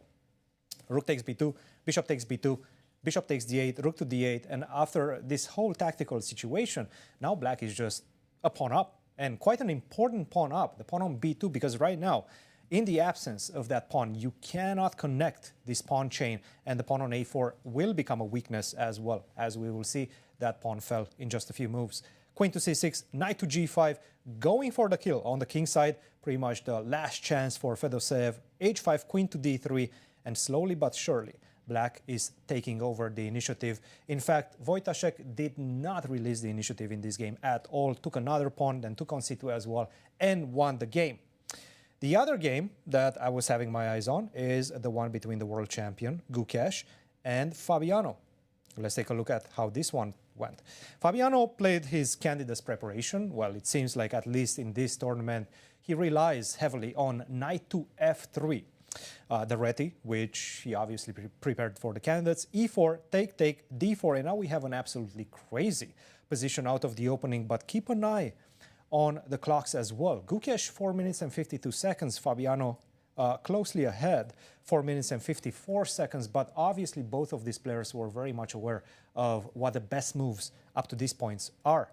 g4, h3, an absolutely crazy situation. d5, black is trying to get to the white king on the king side. White is basically throwing everything at the center and trying to get this pawn majority going. If I manage to, after c takes d5, play the move e4 in good standing, then I'm just simply going to connect this triangle in the center. That's going to be extremely problematic for you. The best move in the position right now for black is pretty much impossible to find if you don't know it from home. And that is to just simply give up the knight with knight to e5. I'm going to take. Now I'm going to set up this attack on the knight on e5, but if you move it, then I have ideas of bishop takes h2. Not immediately, but in fact I have to go bishop takes f5, potentially looking at ideas of tying that knight on f3 with bishop to g4. And it seems like I have enough compensation with the two bishops and the initiative on the king side. Enough compensation for black. He did not know that. He played the move bishop to h4 after quite a long thing. And unfortunately for Gukesh, now this is just a bad endgame. I have two pieces for the rook, but more importantly, I just have a lot of weaknesses in your position that I can exploit. Specifically this square c5, the pawn on c6. And in fact, if we move all the way towards the end, where you guys actually saw knight to c5, rook to c6, a4, rook takes b3. Hey, can I get that pawn? No, you cannot, because right now I'm getting off this pin. Of course, if you take on b3, then I'm just going to lose the rook on c2, and maybe I have some chances. White is still winning, but maybe I get some chances. But after rook to f2, this pretty much forces resignation. It's a double attack. I'm attacking your rook on b3. I'm also looking at maybe giving you the checkmate on f8. So if you try to save the rook with rook to b1, checkmate comes immediately. So quite an important victory for Fabi if he wants to maintain contact or some sort of a contact with the leaders, Hans Niemann, as well as the one following closely behind, Wesley. So guys, another exciting round here in Warsaw, Poland. For the moment, back to you. We love it, Cristian. Thank you for the insights and the standings through 5 blitz rounds. We were thinking about who is leading in the blitz. I believe it's actually Alireza, but look at that. Currently in the standings, he's in the 8th place just because he had such bad showing in the rapid. Exactly. Hans Niemann in clear first, Wesley saw chasing him full point behind, and then big drop-off, shared third between Fabiano Caruana and Vladimir Fedoseev. The Americans and Vladimir show. Tell us about the pairings for round 6. Yes, which game are we going to focus on? Of course, we like to follow the leader. Well, let's take a look at the choices. And there we go. We have the challenger, Javokhir and Sindarov, playing the leader, Hans Niemann. So that's focus on that game. Yeah, that's a magical game right there, the challenger and Hans. Absolutely. Wojtaszek, who's in the last place, but he's delivering some big upsets in this blitz section. Yes. He's playing Wesley, Duda against Fabiano. Ooh, that's a big backup match. Very important matchup as well. Alireza against Fedoseev and Gukesh against MVL. Yeah, talk about the Sindarov versus Hans, because very youthful challenger, very braggadocio Hans saying, I'm the future champion, and these two very young. In Rapid? I'm going to turn to my main man. Do you remember how Hans and Sindarov did in Rapid? Well, we know that Hans didn't lose because he was undefeated for so long. You know what? I'm not even going to trust my memory. We've had 20 games, so now. So many games. Sindarov, you know what's funny? They played the very first game of the whole round Round one, yes. Wow. And Hans won that Hans game. won. That was Hans getting off to a good. No, excuse me. It was a 1 point. It was a draw. It was a draw. Sorry. It was a draw to start the event. That was a 1 point. That was it. They got 1 point. So yes, draw to start things off right away. So nice. No revenge here. We have a highlight from the previous round. I'm not exactly sure who Yes, the we're going to players are. see the end of Fabi and Gukesh game. We didn't get to follow the entire game, but we saw this end where Fabi had 2 pieces for the rook. I was going to ask, how did his white king end up all the way down on G7? Because From G4, right? I mean, it was the march of the white king. Here he goes. No one stopped him, so. C2. Yeah, I'm not quite sure how exactly this game ended. Did Gukesh flag or? No, it was the double attack of the knight on knight attacking the rook on B3, as well as a back rank mate. Oh, knight B6. Here we go. King is Look at heading that to king. G7. Boy, it marched right into the enemy camp, right? Nothing to fear. A good general should lead his Lead the- army into battle. Exactly what he did. And this was an important win for Fabi, so he can still chase the leaders and he still has a chance. Yeah. As we were having our discussion amongst ourselves, like who has been doing so very well thus far in the blitz only? It's Alireza with +3, and it's Fabi with +2. And that move, rook F2, forced the world champion to resign. Wow. Nice stuff. Speaking of Sindarov, by the way, he's having a tough time in the blitz. Somebody's You know gotta who's have doing the really, best. really well? Alireza. Alireza, Fabi. Yeah. But Sindarov has not won a single blitz game. No kidding. In 4 or 5 rounds, he's got 2 losses and 3 draws. He's not won a single blitz game so far. So these are the top-rated blitz players in the As you world. can see, Wesley's almost 2,800. Alireza, MVL, we're not surprised to see these players as the top 3, but take a look at Sindarov. He's world number 41. And Gukesh, world number 51 in blitz. These 2 players, they're very young, and they actually have not played that many blitz tournaments. Except when you think about how young they became grandmasters at 12, so they're like veterans. These guys they've been around and they've played a lot. But I think they've been focusing on classical chess more. I'm surprised when Maurice said Sindarov hasn't won a blitz game. Yeah, he's still looking for his first win. We were saying blitz is a young man's game. Well, even Wojtaszek, the lowest rated player in the competition, so I saw he won. He's won twice. Twice. Beat Gukesh As start well. the day. Wow. And then he just beat Fedoseev, and he's drawn a game against Sindarov and lost 2. So he's at 50% in the blitz, and he's way down rating-wise. If he doesn't do so great, we could understand. But 50%, nice, solid score so far in the blitz. You got to win a game. Yeah, come on. Better do it now. Let's no better time than the present if you're Sindarov. So let's see if he can pull it off. But he has a tough opponent coming up. Somebody playing very well. And don't forget, I mean, we've got 9 more rounds of blitz, so you don't want to check out this early I in the think tournament. 12 or 13 9 rounds. more No, tomorrow. tomorrow. Yeah. So you on top of what we got now. And today we have Sindarov Gukesh also coming up later That's in round 8. Yeah, I Yes. mean, Anastasiya at the opening of our show said all eyes are going to be glued and focused on that game. Yeah, even if they're not doing so great in the tournament and in the standings, they're not in the top half, of course, we're still going to watch that matchup. Exactly. I think Wesley's got to rue that moment where he actually lost to Gukesh from what I thought was a superior position when he had his knight on c3 yes. and d4. That was a very big loss, which has propelled Especially Hans after Niemann. taking down his direct rival Hans in the game before. Exactly, exactly. Well, players are getting ready to start round 6. We're going to follow Sindarov Niemann's game.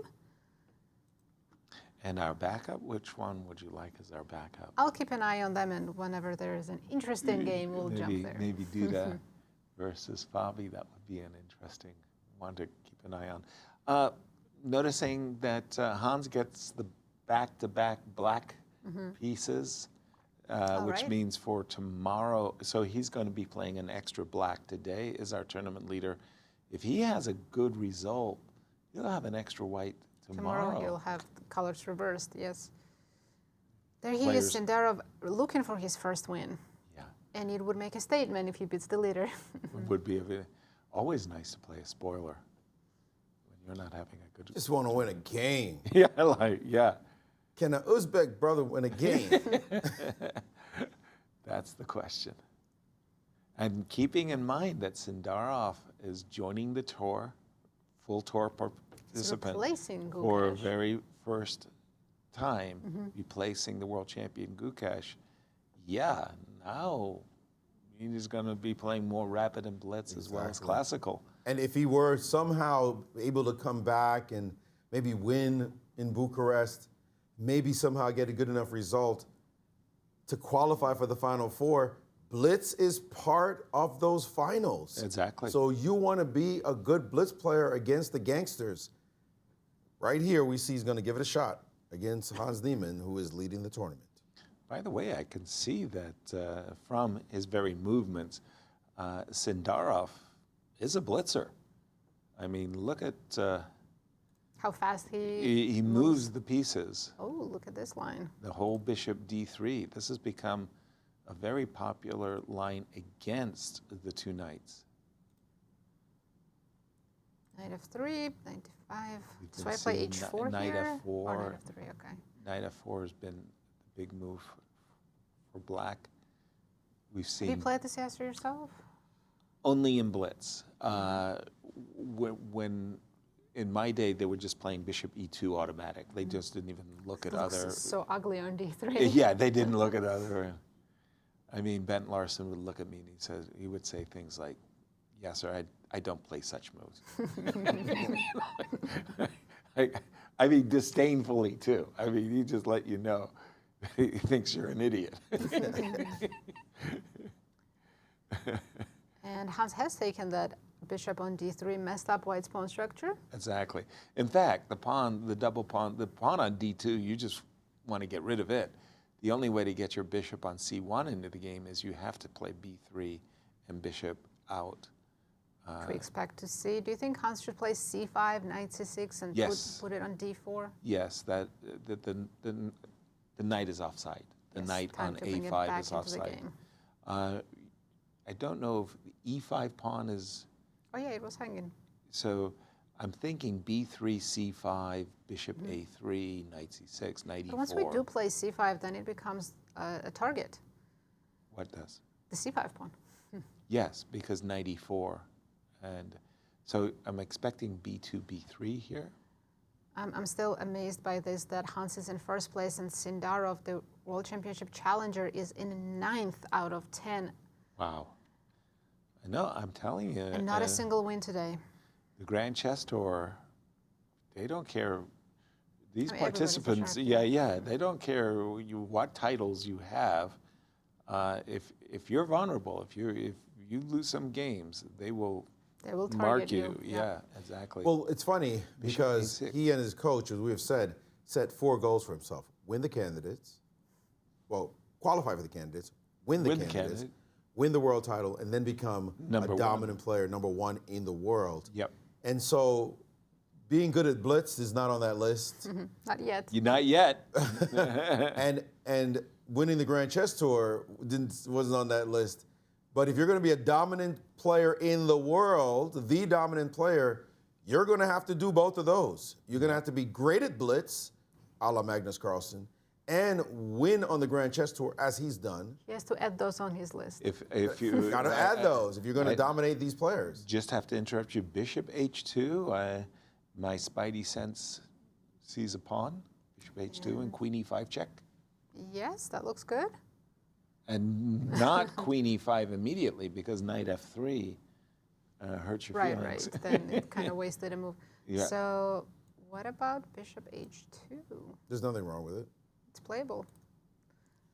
It wins a pawn. There's another option. Hans could play c5 and move the bishop back to b7 and have those very strong bishops looking at white's king.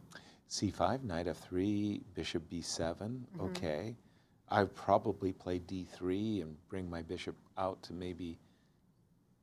Yeah, white's e3? behind in development. This queen side hasn't moved yet, the bishop and the rook especially. So Hans is definitely considering bishop h2.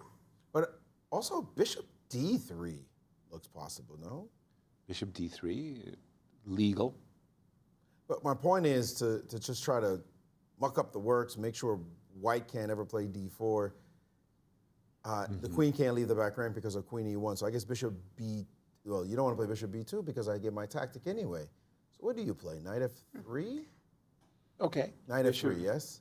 Bishop d3, knight f3. Yeah, that slows me down a little bit too much. Yeah, knight f3 would be good. I'm sure he's looking at some, he sees bishop h2. He doesn't want it. Right. Because he thinks you're going to equalize. Maybe I have more. But he's taking a long think here.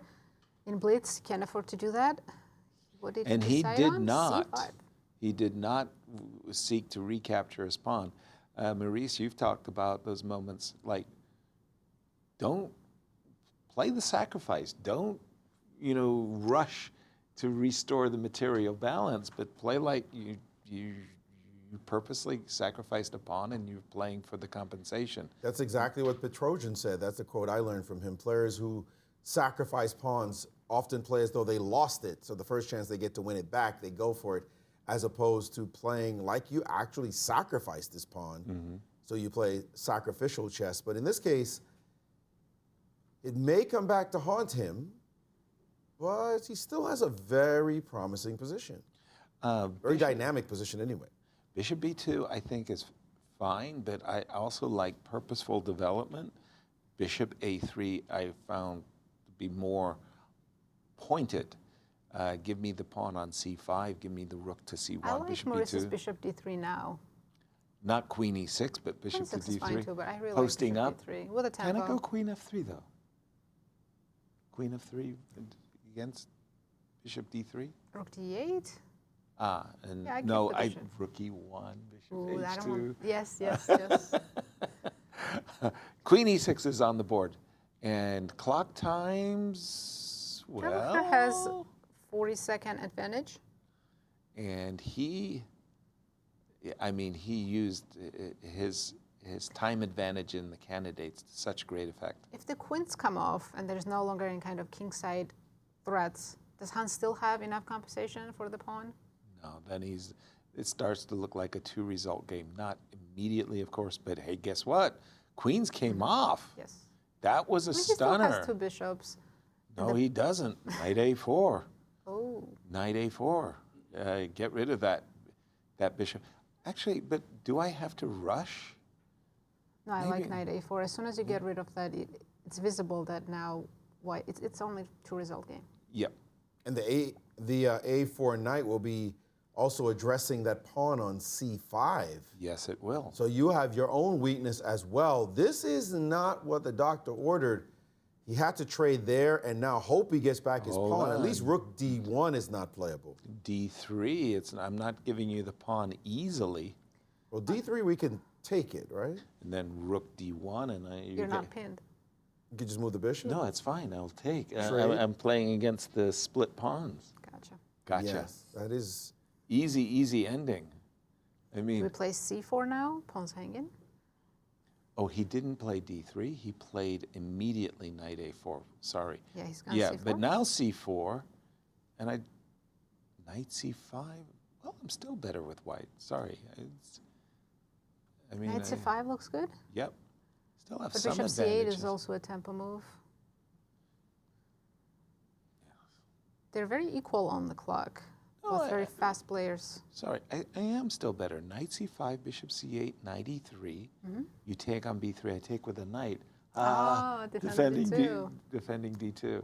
Didn't see that. Well, it's still a long way from home, but the players He's going for that line, exactly as you said, yes, sir. I mean, he's holding on to that extra pawn as best he can. I think it's still coming off on the next move. Yeah, king f1 is just... Unless you want to play rook d1, but... Well, I'm looking at king f1, bishop takes b3, a b3, rook d2, rook a6, with the idea of munching the a7 pawn. I think that works. Ooh, h4, an unexpected move. I would have liked to play king f1, king e2. Yeah, bring the king f1, more towards the center. Exactly. I think he should still do that. He might play g3, king g2 instead. But then at a certain point, bishop b3 and rook b2 is going to be a dead draw. It's triple zeros, right, Maurice? Yeah, it's going to be a dead draw. We're getting ready our second, alternative game. By the way, Wesley So is getting blasted by Radoslaw. Whoa. And I mean blasted. Should we switch because this endgame looks very drawn? Yeah, I think we Let's go to Wesley's game as he's full point behind Hans. If he loses this game, he's about to be a point and a half behind Hans. F5, go back just one move, as the knight on a6 has been controlling, dominating that rook on b7 for some time. And in this position, he said, I got everything I need. It's time to blast open the game and just got to take on e5 and then bring the knight into the game. And what are you doing about this pawn? Your king is porous. Your pieces are poorly placed. This is ugly. Controlling open files. It doesn't get more basic than this. Knight, I love the move knight c7, eyeballing the d5 pawn.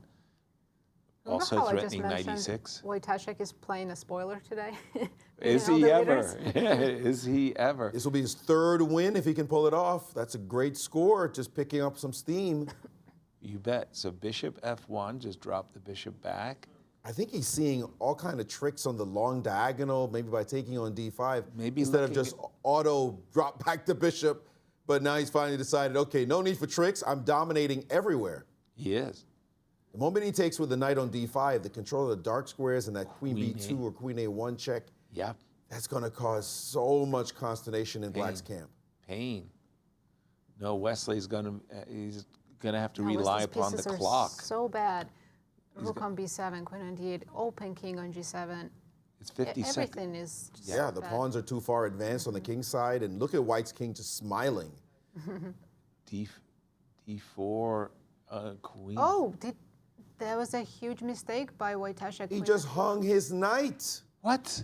He just hung his knight. Wesley gets a lucky break. Wow. Oh my goodness. And he's in shock.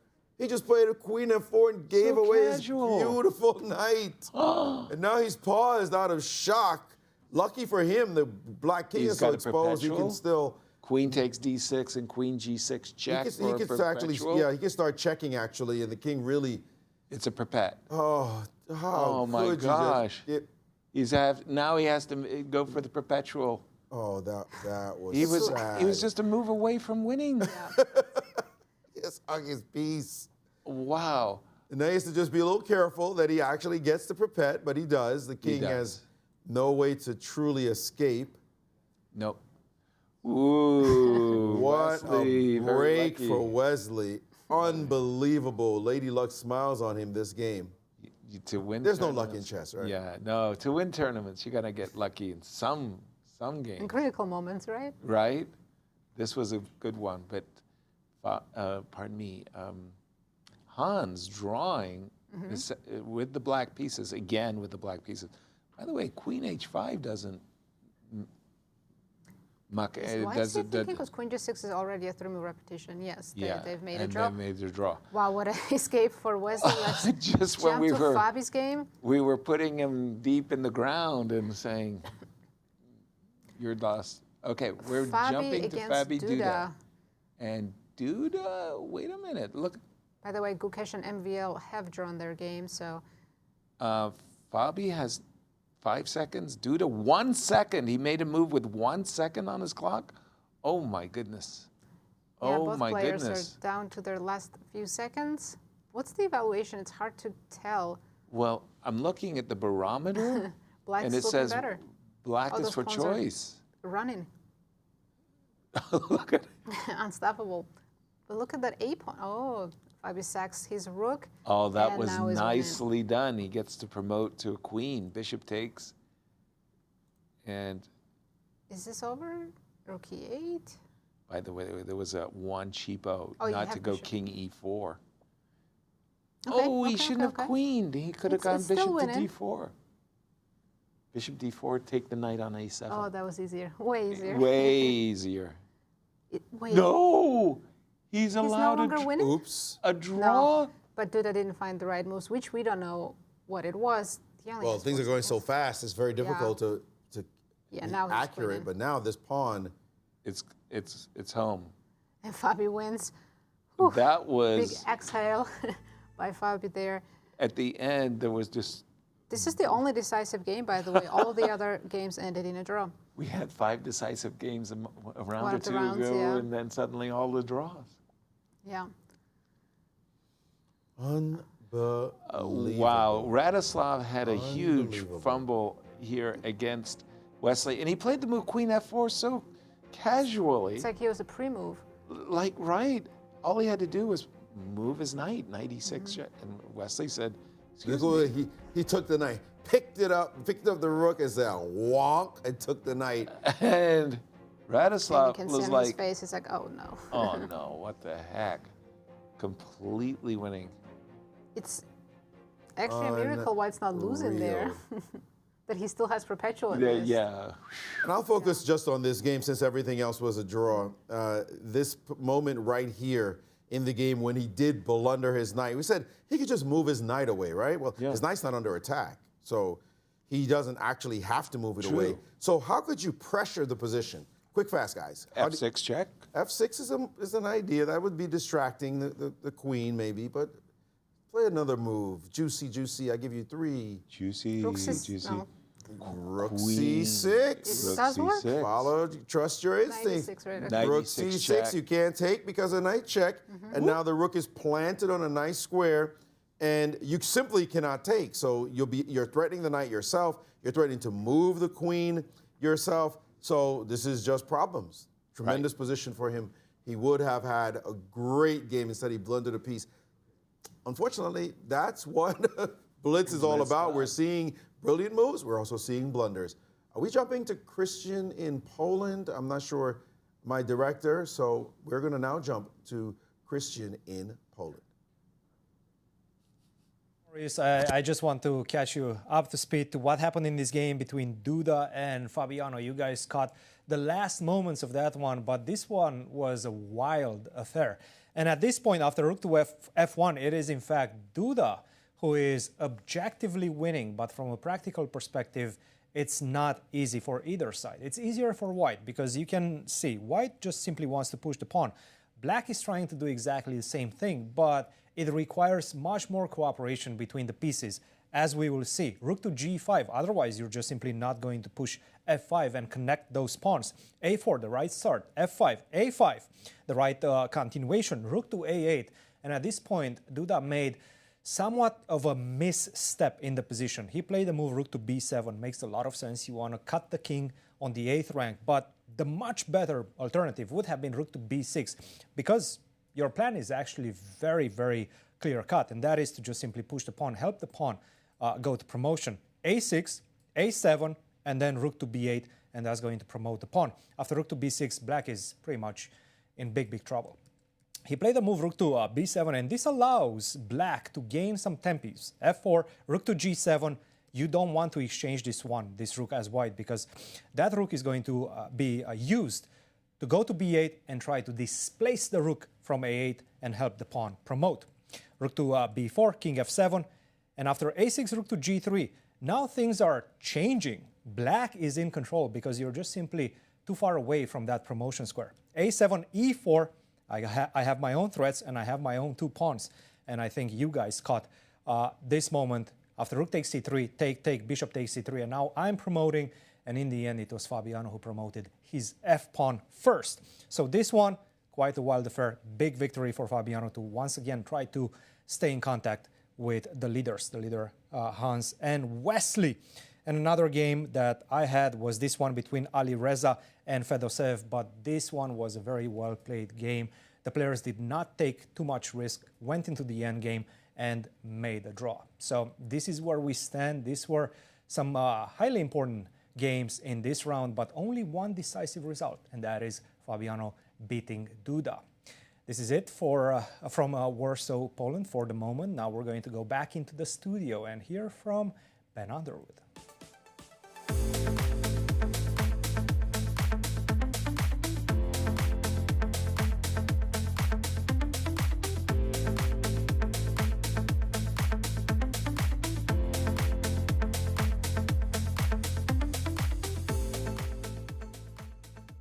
Hello everybody and welcome back to your break coverage of the 2026 Super Rapid and Blitz. My name is Ben Underwood, statistician at the St. Louis Chess Club. We're going to be talking about these players, talking about how they did in the Rapids, talking brilliance and blunders, everything in between. So don't go anywhere. We're going to jump right into it right now. But before we do anything, as usual, I have a puzzle for you all. This one comes from the 2025 Superbet Rapid and Blitz between Firouzja and Topalov in their Rapid game.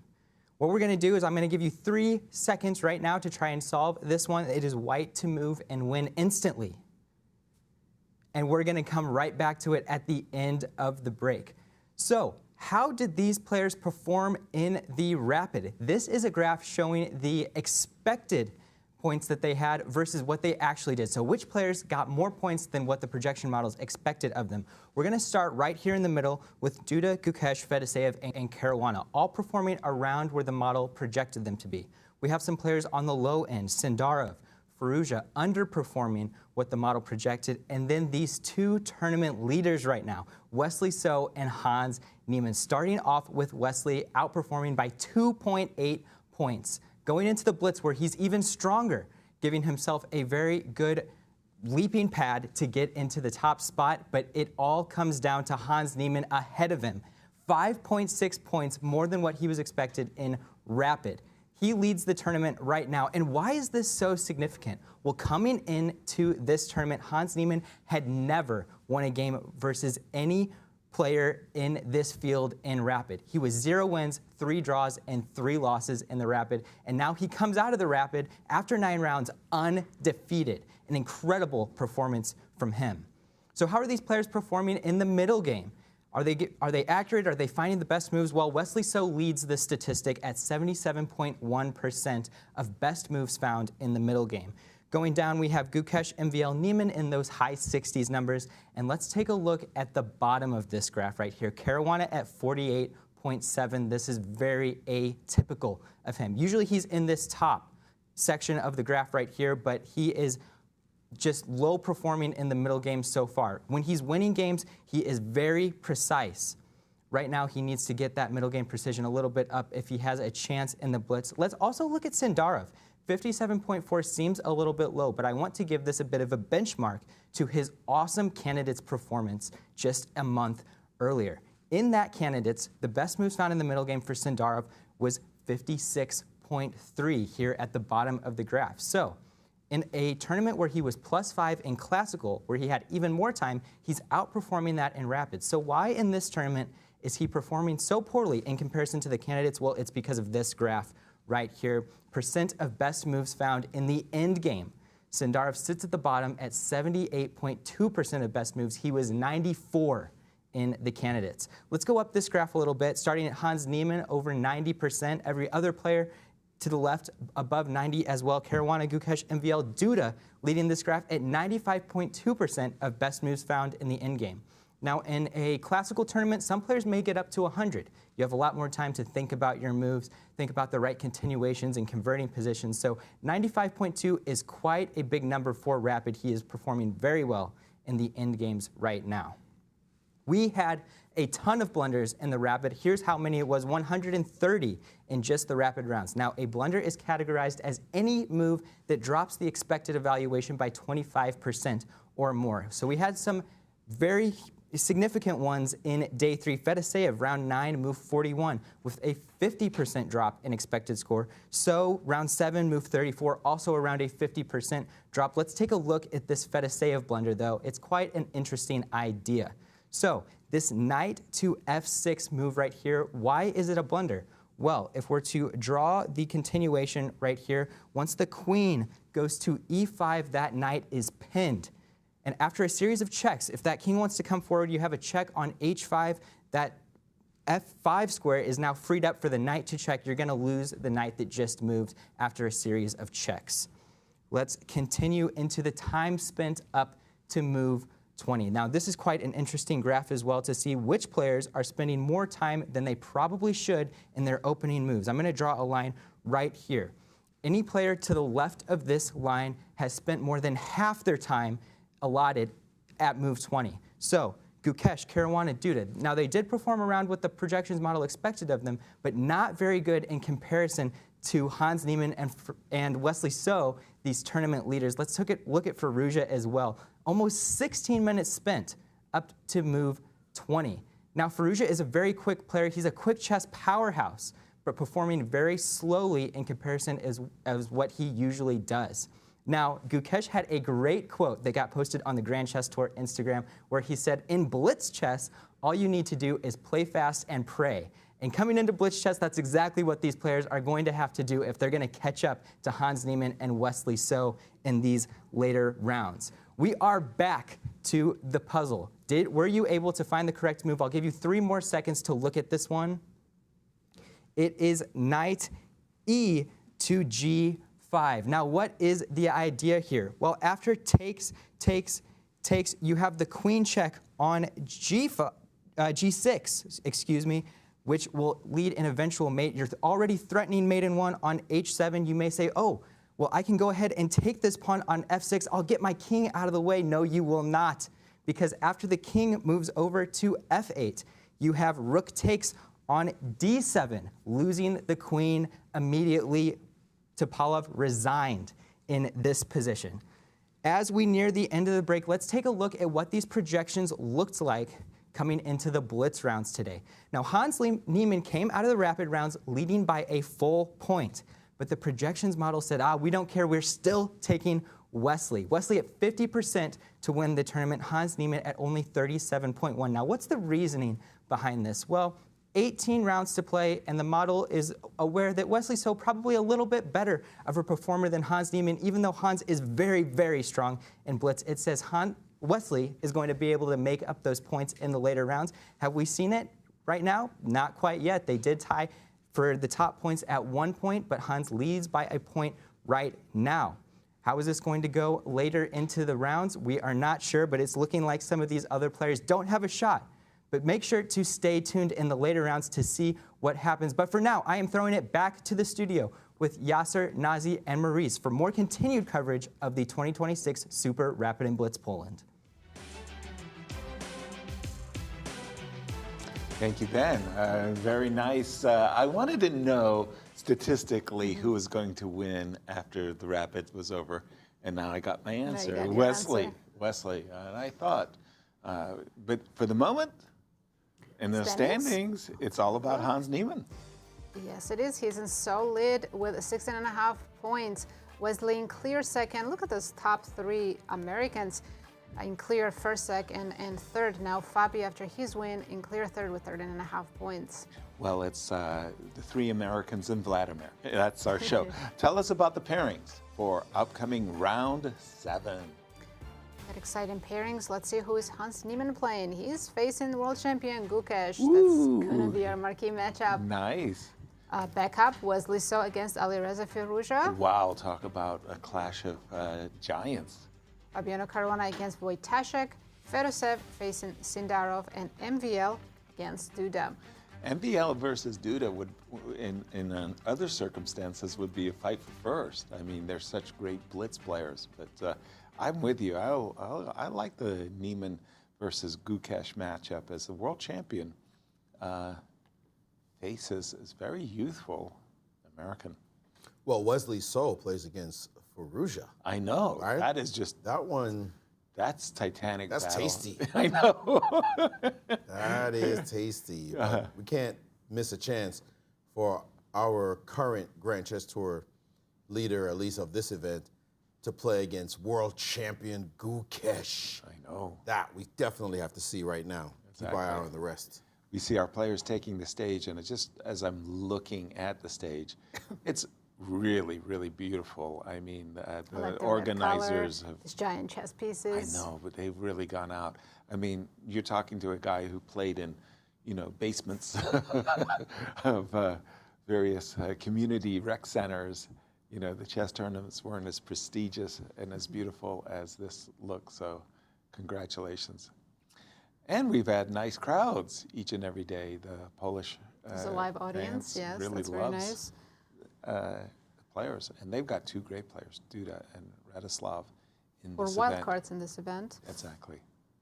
As you see, world champion Gukesh, he's one of those players who likes to show up early, as did I. He likes to meditate before the game begins. Yeah, just getting in what I call the zone, as you're Set about to up, focus. Fix the pieces. Right. But also, each and every set, every stage has its own noises. Yeah, and it's like when you get early, you get used to the noises, like what people's chairs moving, where the arbiters' tables are, and you just have this awareness versus coming in late. Which Magnus does all the time. Where am I seated? Magnus even shows up a minute or 2 minutes late in a blitz game and then still somehow manages to win games. Remarkable. I got to say, Hans has been really impressive this event as they shake hands. They're about to start. And I don't see anyone so far who I say they're in such great form that they're going to just overtake him very easily. It's not Wesley. It's not Fabi. Both of them have lost games. Not Fedoseev. If he just can stay solid throughout, he's doing great. He's got a really good chance of taking this title home. Exactly. Well, Alireza has been playing good, successfully in the Blitz, but he's so far behind because he's 6 points behind Hans right now. Because of the play some brilliant run and still not catch first place. Exactly. We have another Javokhir, slightly different than Hans's game earlier. Black played e6, bishop a7 here instead of early castle and rook e8. That was against Fedoseev, the game I'm thinking of. Right. Gukesh following in the footsteps of Fedoseev, playing for rook e8 and bishop e6. And in that game, Hans played knight e2, knight f1, knight went all the way to g3 and eventually to f5. He's still following was successfully placed. Bishop e6. It almost feels like a transposition. Any time in between rounds to actually prepare for their opponents? Prepare, no, but at Talk least to their seconds. And get an awareness of what the other has been doing. Yeah, because for a moment there, people started playing knight c3 against the Javokhir, and so people were looking at the other games. d6, d5, a very different approach from our world champion Gukesh. Immediately striking out in the center. Early break in the center, is it a good one? I think usually, it's funny. Usually no. Usually it's like you have to worry about this move b5, taking on d5 followed by c4, and then the question is the pawn on e5 hanging? So we can't do it immediately because the rook on a1 lacked protection. Yeah, Hans played bishop b2 and Gukesh in order to threaten b5, sorry. Yeah. And quickly stopped. Exactly, Gukesh stopped at b5. I see what you want to do, but no way am I allowing you to play b5 and taking in c4. Hans played rook d1. Do you consider d4 here for black, just closing it up, the d file? Absolutely, absolutely. I'm a little bit worried about the peshki on the c7 square, but yes, I do consider that move. And Gukesh has been playing well today. He's now currently sharing 5th alongside Duda. If he gets a couple more wins in, Even he'll be looking at the top 3 places. Because Yeah. we've had same top 3 players for most of the event. Mm-hmm. But today things are changing. Fedoseev has lost too many games. He's dropped down. Gukesh just played the move Queen E8, and I find that move somewhat puzzling. Why wouldn't you put your queen on E7? Because on E7, you're at least... This very deep moves, bishop C1, queen E8. Well, a moment ago, you were saying, would you consider D4? And I would say, yes, I am. If my queen was on E7, then I would have better. knight takes B4 Agreed. ideas. So, yeah, I'm a little bit... But I think black is doing just absolutely fabulous. I don't understand exactly what Hans has in terms of an advantage. I don't see it. Yeah, I do think black has more than equalized, maybe slightly preferable for black. The central Knight pawn B3. duo. I like this move because on a good day, if I can play bishop E3 and take command of the C5 square. Oh, that would be a big improvement. Yes, But it would. Gukesh could also open things up, to open d-file by taking on e4, double the rooks on d6, and say I have better developed pieces at the moment. Can't argue with that. So DE, rook E6 to D6. Maybe you're provoking me to trade rooks and play bishop Hans E3. does seem pretty satisfied with his position, though. I don't think he looks worried at all. Whoa, whoa, whoa. Can I take on D5? He's done that quickly. Take advantage, yeah, take D4. advantage of the queen being on the E. Like the queen E7? Queen went back to d7, getting out of that e-file. Ah, the pawn is pinned. D1 is simply hanging, sorry. It's 3 majors on the d-file. Well, I was thinking like a knight E5, knight E5, rook E5, but you're right, 3 majors. Bishop e3, such a complex This looks like position. we're just, no, but we're just going to trade everything If you on trade D4. everything, yes, it should be a very equal. Yeah, a triple zeros Position kind of after that. situation. I can't take with the C pawn because that would leave B4 hanging. So I have to play knight takes D4. Right. But Gukesh didn't trade everything. He's heading to c4 with his knight. Fair, if you want to I go to like C5. that. Okay, so rook to A1. I thought bishop to F4. What are your thoughts, Maurice? Would you rather be white or black here? Objectively, it's about equal. Yeah, that's a tough call. That's a tough call. The pieces just look great. You know, when it's about equal, you probably take black because you said, yeah, you had white and you screwed it up. Just gave me a nice I have the natural momentum on my position. side, right? Thank you very much. Right. But it doesn't seem as though you can get through that knight on d4 somehow. So if we start with knight C6, you probably Yeah. bishop E3. Just go back. Okay. It just seems there. Ooh. Whoa, whoa, whoa, whoa, whoa! Where did Wait knight a minute, C5 you were come so on? stable. Holy smokes! That's a very concrete decision. That's a double pawn, and okay. Of course, rook takes.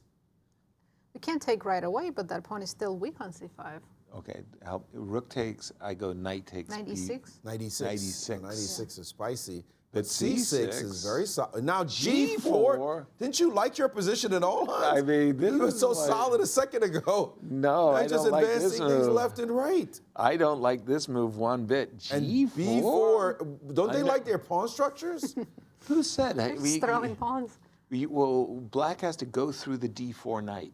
Yeah. You got to go through the D4. So you undermine the knight with the C3. I love that move by Gukesh. Gukesh also has this h5 idea as well, because g4 is such a weakening move on the king's side. H5. There's queen H3. You're right. Exactly. The rook is there, knight, queen, all of them can That quickly seemed jump. much more logical than just going after the knight on D4, by the way. Everything went wrong. Hold on. Is there rook D3? Rook D3? Yeah, rook d3 is playable. Knight d2 is also interesting.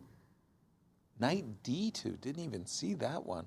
I saw rook D3, and I kind of stopped thinking, H3 is hanging?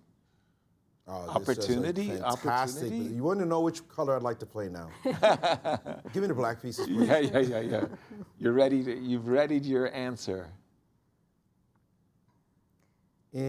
incredible situation. We had such just, you were saying everything's going to come off. It's an equal position, and look triple what they've zeros. done, giving us this fantastic position, complete chaos on the board. It was a desert, nothing to look at. Knight D2. Knight D2. It kind of went with a little swish on that move by Gukesh. And we're not going to switch, but I'll just let the audience know Wesley is losing. Yep, I was just about to say it. I've been following that game, and Wesley went from just having a fairly nice position. Alireza just twisted his wrist a couple of ways, and instead of winning the game or having an advantage, Wesley made a series of mistakes and is now losing the game, completely ignoring his opponent's threats, thinking that he was just going to win some material easily.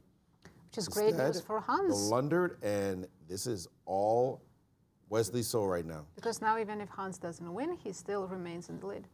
Well, how does he avoid losing is my question. Queen takes C3 was his choice. Rook D... I think he's giving up the queen for rook and the bishop. Okay, so he's hoping to make some type of a fortress with a rook and a minor piece. That was a great sacrifice. That looks beautiful. Whoa, whoa, whoa. I even like white. Knight E8? Knight E8?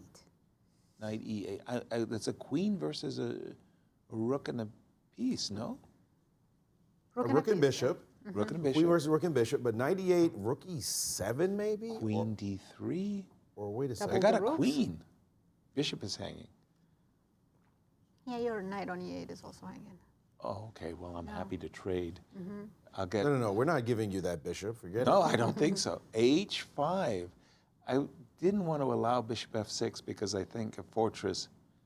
And wow. it's official. And Wesley has lost his game against Alireza. Wesley came in second place, coming in the standings of this round. Didn't expect that. Fabiano that was against Radoslaw, right?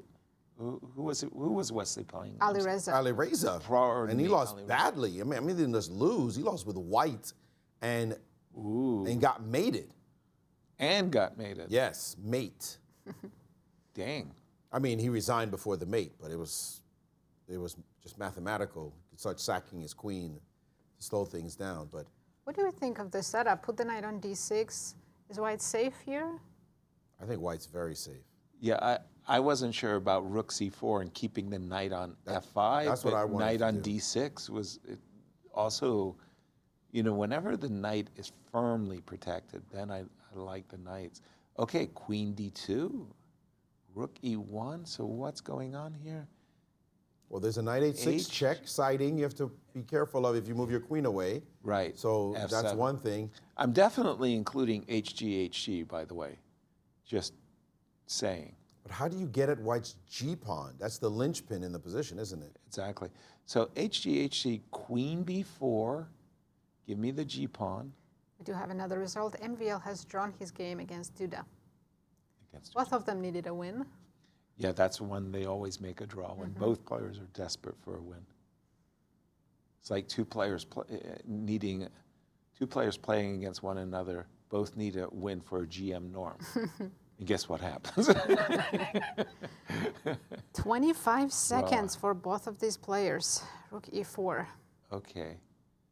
So a moment ago I was saying HG, but now there's a rook g4 sighting, and I'd be a little bit nervous about playing HG. You don't want to lose the c5 pawn, right? Because then black's c pawn will just start going. Whoa, the big time move by I do love that for Hans, because now h5 is going to fall as well. Well, he undermined his own knight. Now rook d5 looks like a good move. I can take c5. Why did the knight on f5 was planted? We have seen Hans again and again undermine his own structure. Wow. By the way, another result. Fabi goes down against Radoslaw Wojtaszek. Radoslaw has been acting up in Blitz. He said, I came to play. Oh, this wins.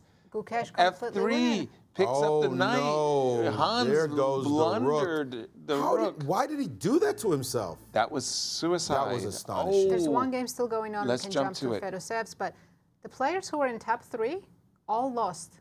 All with white pieces. Hans lost with white, Wesley, and Fabi. It was a black day. A black one? What's happening? Well, Hans can feel good about that. Okay, so I guess he can say, well, at least when I everyone lost, you lost. Yeah, I'm right. still in first. So Javokhir is No an one's exchange running away down, with it. but he's got a bishop and a pawn. He was a poor exchange down before. He's a decent exchange down now. Yeah, I would say that he has better chances of drawing than White does of winning. Agreed. Yeah, Another case where both players need a win. naturally. I'm Is just there still any in shock what we chances- just witnessed. 3 black wins. Well, I'm just shocked by G4 takes H5. That was insane. Why But would you? but remember, he played. Oh, there's a rook takes E6 sighting. Vladimir has Blunder rook the takes pawn. E6. Mhm. A blunder. Huge Sindarov blunder blundered. by Sindarov. Oh my goodness. Now this is, White is playing for a win, of course. By the way, rook E3 would have allowed knight D1, so he played rook E3 back to E1. They're both playing with just 5 seconds, so blunders are expected. But now Oh, 95 beautiful is a move. problem. Now the knight is. Ooh, what? Did we Knight lose D1 enough again. too? Ooh, Wait a ooh, minute, He's what? back. He's back in business as What? black. This is now an easy draw. Put a knight on H6. Easy draw. Or the rook even sitting have where it to. is now, even better. You have This to take is a the draw. Wow. Oh, What a turnaround. That happened in 5 moves. oh. Sindarov smile in there. Some smiles as he realizes, Sindarov realizes he got away with one. Mhm. Did somebody just say our 3 losers all lost with the white pieces? Like what on Yeah, earth? the top Maurice, what on earth happened to Wesley? That's crazy. Ask him. And at the end, through Let's the take a look magic. at Hans' blunder one more Television. time, because he had such a good position. Knight was on F5, and then he This- allowed black to just... This very nice move, rook to G5. So you got Queen H5 coming, but rook C6 just loses on the spot. You want to get rid of that last pawn right there. You know, so you got just get rid of the pawn. But what the heck? Why did you do this to yourself? Now Queen F3. Gukesh notices the rook hanging on C6 and wins the game. And that is the end. Hans is not Unbelievable. happy about that finish. That was a terrible finish for him. What happened in Wesley and Fabi? At least Hans lasted some moves. Wesley. He didn't last. I'm going to leave Fabi to Cristian. But Wesley, take a look at this position. Okay. Here, I was really impressed when Wesley, instead of playing the natural, right? Everybody plays bishop c4, get your king out of the center and play chess, right? Develop with tempo. He said, no, I'm going to play knight c4. Best move according to the engine. You can trade if you want. But the knight on c4 hits the pawn on e5 and threatens knight b6, forces you to play some move like knight d7, which dams up your position. That would not have been a good deal for him. Instead, in this position, after knight c4, he played queen e6, and Wesley developing his pieces, but I was very impressed here by b5 by Hans, knight a3, and bishop takes a3. At least he gets to play this, but then he got over ambitious, e4, trying to open up the game. Now, bishop b5 would have been fantastic. Instead, he played f4. No need for that, castles, and now he took on b5, knight f6, and White needs to get out of the middle. What are you doing? Chasing exchanges. What's up with that? He chased an exchange. And he said, go ahead, you can have my rook. I don't care. I have the strong bishop. And when you back up, I play e3 anyway. If you take with the queen, I move my queen out the way. Let's see which side your king plans to castle on as it's stuck in the middle of the board. This move caused him to panic. He actually needed to take the pawn. He played this, and now queen d5. No castling for you, and the g2 pawn is hanging.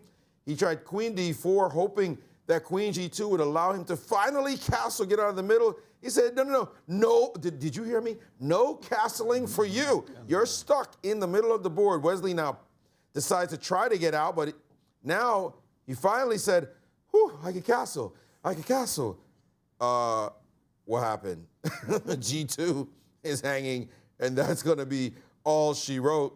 He played rook f3, trying to give away material, but after check, and another check, he resigned because here came knight to g4, and you have no way to stop. Well, you can throw your queen in for now, but Anyway, Spike nobody's check. going to do that. The way the Indians used to do back in the day.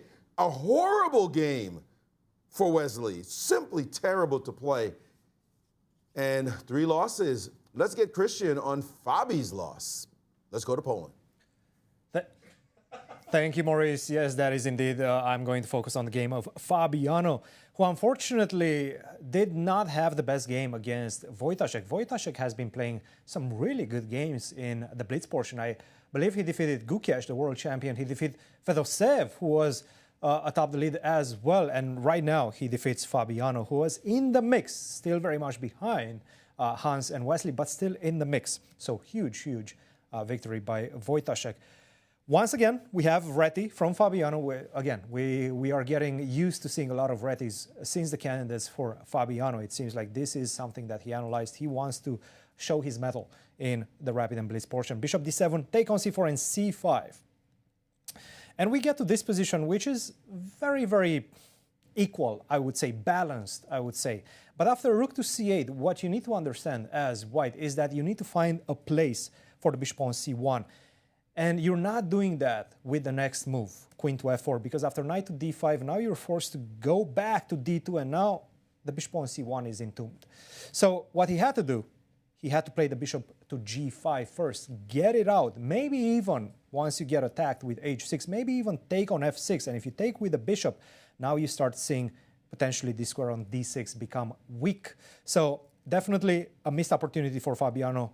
Queen to f4, knight to d5, queen to d2, castle, and now Fabi's on the back foot because he doesn't have all his pieces out in the game while black is enjoying pretty much a very harmonious position. e4, knight to b6, queen to e2, trying to make space for that bishop to finally come out after rook takes d8, and bishop to e3. But now a big missed opportunity to maybe equalize the position as white Fabi. He should have exchanged this very bad bishop, the dark square bishop. This is the root of all evil for his position. After queen to g6, knight to c5, now everything is hanging more or less, and any endgame in this position is going to favor black. Queen to d4, Fabi is trying to keep some more pieces on the board. The problem is black has the weaknesses that he can attack. White doesn't have any weaknesses in black's camp to attack. So this is the big difference. You lost a pawn, and unfortunately, you have no compensation for it. And Wojtaszek just simply played an absolutely brilliant converting game after that. So huge win for Wojtaszek. Painful defeat for Fabiano Caruana, who right now is even less close than before to the leaders. Back to the studio, guys. Thank you, Cristian, and remind our viewers of our standings. So we're getting ready for this round 8 coming up. Absolutely. In round 7, we saw all 3 leaders lose their games. Wow, that is a strange-looking round. 3 zeros, right? Yeah, At the top, to start. Hans Niemann still in clear first, Wesley so in clear second, and now Fedoseev has caught up with Fabi sharing third. Gukesh winning, coming up a little Yeah, bit. he's coming back up. And we do have an interview with the president of Polish Chess Federation, Radoslaw Zediniak. Let's take a look.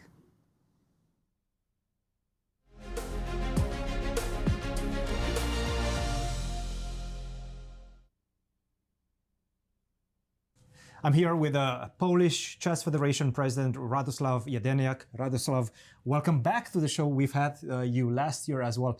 You've been the leader of the Polish Chess Federation for almost 8 years. Now it's coming to the end, your term. How are you feeling about the progress that Polish chess has done in the last 8 years? We have made enormous progress in Poland. At the moment, we have more than 150,000 registered players in Poland. When I started, it was 60,000. So we are improving, and we have a great future, great prospects, and we can look straight ahead and think that, well, this can be even better. And, well, I also like this tournament. And that's the key, because every time we come here in Poland, we start the Grand Chess Tour, and generally there's so many fans around, always waiting for the players. The playing hall is absolutely packed all the time. How important is this tournament for the growth of Polish chess? Well, people love chess in my country. It all started a long time in, I believe, in 19th century. And when the Olympiad was held in Poland in 20th century, And we had thousands of spectators during Chess Olympiads, but also during tournaments, even Polish championships or other tournaments. Every time you do good tournament in Poland, we have plenty of spectators, including young chess players, because we somehow think that about half of the players we have registered are under 18 years old. So this shows the growth of our new generation, new chess generation here, and I see a lot of these kids watching the games. I think that's quite important. And do you think this growth, especially at the new generation level, do you think this is going to be portrayed in the next few years as perhaps a world champion? Maybe not few years, but I believe in statistics. This is the foundation, yeah? Yes, I'm a great poker player. I believe in statistics, in numbers. If you have tens of thousands young players, we have Chess Academy and great coaches. So sooner or later, we will have world champion. It's a big thing to have a world champion. But we have Jan-Krzysztof Duda. Don't forget about it. He still can be a world champion. He's 28 years old, one of the best players in the world. So he can still be world champion, of course. But new champions are growing definitely. It's only a matter of time. Poland, maybe like China or Uzbekistan in 5-10 years, if we continue with this good job. Well, and I do think that you have a lot of very young prospects coming up, a lot of grandmasters that are only 16, 17, 18 years of age, and they already show a lot of promising results. You mentioned Duda. He's playing in this event. He won this event in the past as well. How would you say his performance up to this point is? I think this is a very important tournament for Jan-Krzysztof because recently he didn't play too much. He's, I think, in great form. He just took second place after Magnus in a very important online tournament. He won a lot of money, so I think he's here in great form and great very good momentum. And many things depend on this how he performs here. At the moment, he has a lot of chances. He's a great blitz player. I'm not sure, but he may be even the best blitz players among all these 10 players. And at the moment, there's more than 15 rounds of blitz before us. So everything is possible right now. And I want to mention one funny thing that, there will be a Polish team in Samarkand during Chess Olympiad, and 28 years old Jan-Krzysztof Duda is the oldest grandmaster. Now, that's a very interesting one. Age 20, less than it's 23. Incredible. It's incredible. Yes, it just shows again the foundation of the young generation that's being built up by you. What would you say to the next leader of the Polish Chess Federation to follow? You don't have to change much. You don't just stay on our course, and everything will be fine. Don't do big moves. We are on the right way. Tell me a little bit about this collaboration between the Polish Chess Federation and the Grand Chess Tour to bring this important event every single year and to grow it every single year. This is 5th year, yes, of Grand Chess Tour in Warsaw. Yes. Of course, I was here during the first one. I appreciate work that Mike Chodakowski does for the tournament. I like him very much as not only as an organizer, as a great person, but also in private as a great person. I often ask him about many things in the World Federation, World Chess, because he has so much experience, and I believe that this tournament is in excellent hands because of him, and I hope it will be in the future here as well. This tournament is one of the biggest in Poland.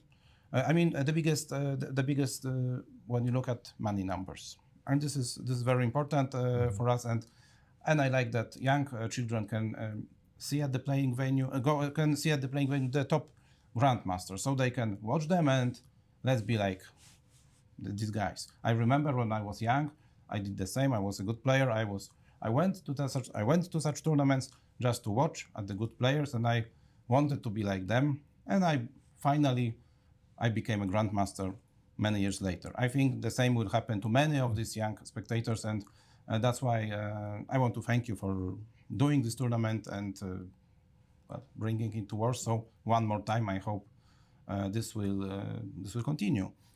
Well, thank you as well for doing all this great job with Polish chess, and good luck in your future endeavors. Thank you very much. Thank you. Guys, back to you.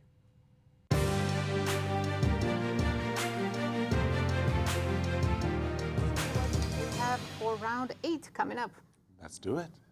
The pairings, we have very exciting matchup that everybody has been waiting for. We're eager to see. And of course, I'm talking about Sindarov and Gukesh, challenger and world champion, facing each other. Besides that will be our marquee it matchup, will be. by the way. Duda is playing the leader Hans Niemann, Fedoseev playing against Wesley, Alireza against Fabi, and Wojtaszek against MVL. But we will focus on that Javokhir Gukesh game. And Ben has prepared some nice little comparison graphics that we're going to take a look at. Ben Underwood. See how they have done against each other so far. Exactly.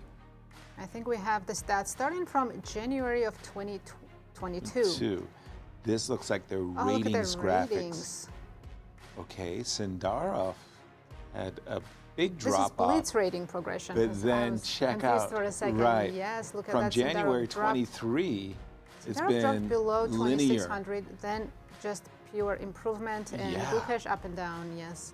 Interesting. But they're right now, they're close in rating, only less than 20-point difference. And another comparison graphics? Head-to-head in Blitz, I think over the board, I think Anastasiya said in the intro they haven't faced each other, but this is a lot of online Blitz games. And looks like Sindarov has done a little bit better, but very evenly matched. Very close, very close. And well, we're anxious to see how this game goes. I mean, it was the fist bump in the rapid that caught our eye. And by the way, in India also, they reported on the fist bump. They said the usual calm board, his demeanor at the board is usually very calm, but the world champion showed some emotion. And Gukesh was with black pieces in the rapid. He's also playing with black in the first Blitz game. Tomorrow he'll have white. Sindarov, of course, looking for revenge. Okay, and challenger versus champion. And it was Caro-Kann we saw in the first game. Let's see what opening we'll have now. E4, no more Caro-Kann. I was excited for a second. When I want to draw, I play E5. When I want to win, I play the Caro-Kann. I like that. Yes. We have that Knight C3 Jacobiano. It's back. It's back. I don't think it brought white much success, that line with Bishop E6, Knight D5. Was it Hans Niemann who came up with the Knight D5 and D4? And they'll be facing each other for 14 games in the World Championship match. And so they will see each other quite a bit. Maybe more, because if there's playoffs, they'll also play Rapid and Blitz. Well, possible playoffs as well. And so they're not going to give away any secrets right now, exactly where I'm going to be headed against you. So if I play some tame lines, sorry, fans, you can forgive me. I don't want to give him any nuances, any details, any secrets, but I will feel him out to see just how he handles the pressure. And so far, Gukesh is 1-0 in that score. Yeah, you ask Gary Kasparov what he thinks about these 14-round World Championship matches, and he'd say, Yasser, my first World Championship match was 48 games. Like, oh, okay. I hated Karpov after that match. And we think 14 is a lot. Yes. Bishop E3, Bishop A7, not accepting the double pawns. I was thinking castles, Bishop takes C5, D takes C5. Oftentimes black is okay with the double pawn. I think Sindarov can consider taking on A7 and maybe pushing D4. Yes. Makes the He went D4 right away. Also looks good. Okay, so with H3 included, however, if I take on D4 and you recapture with a knight, and then I play Rook E8, putting pressure on the E4 pawn, you don't want to play F3 because your pawn's on H3. So taking on D4 and Rook E8 would be my solution, but we'll see. Taking on D4 and Knight E5 is also interesting. Also, like it. Yeah, we're watching this game because it's world champion against challenger, but in this tournament, in the current standings, Gukesh is doing okay. He's right in the middle, in the 5th place, but Sindarov is in 9th. He's not having a good tournament at all. Forgive me for asking, but has he won a game in the Blitz? I don't think he has won a game in Blitz. Yeah, so he's really having a very, very tough event, in fact. He needs this win right now. So you're right. He went for the Knight E5, did Gukesh. Then Where go would for you go? Rook E8. Bishop A2, Bishop E2? Oh, definitely Bishop A2. I mean, that's the only way I can play for an advantage is to keep my bishop on this Joko piano, long diagonal, hitting f7. Because you're always thinking about these queen f3, you know, get your queen over there type of maneuvers, you know. Yeah, absolutely. Bishop on e2 would be blocking that queen. Exactly. I also like that bishop's tucked in on a2 on the long diagonal, always eyeing that f7 pawn. Right. Is it time to play f4? Funny you should say that. I was thinking, is it time to play knight f5? But, you know, I'd kind of like to make a rook lift, you know. But knight f5, bishop f5, and then you can play d5. And close up the bishop. I don't like that. No, I don't like that. So knight f5 would Javokhir does have a time advantage, one extra minute. Queen, where e2? I like f4 and then d1? queen f3 as you wanted to play. F4, queen f3? Looks why didn't natural. that occur to me? Queen e2, We didn't rook guess d1. the move. Queen e2. Knight g6. Important to put pressure on the e4 pawn, rook which comes in he the center. ignored. Oh, there's queen f3 in response to, if you take twice on e4, I've got bishop f7. Tactic, and then yes. queen e4. Queen f3 picking up the rook on e4.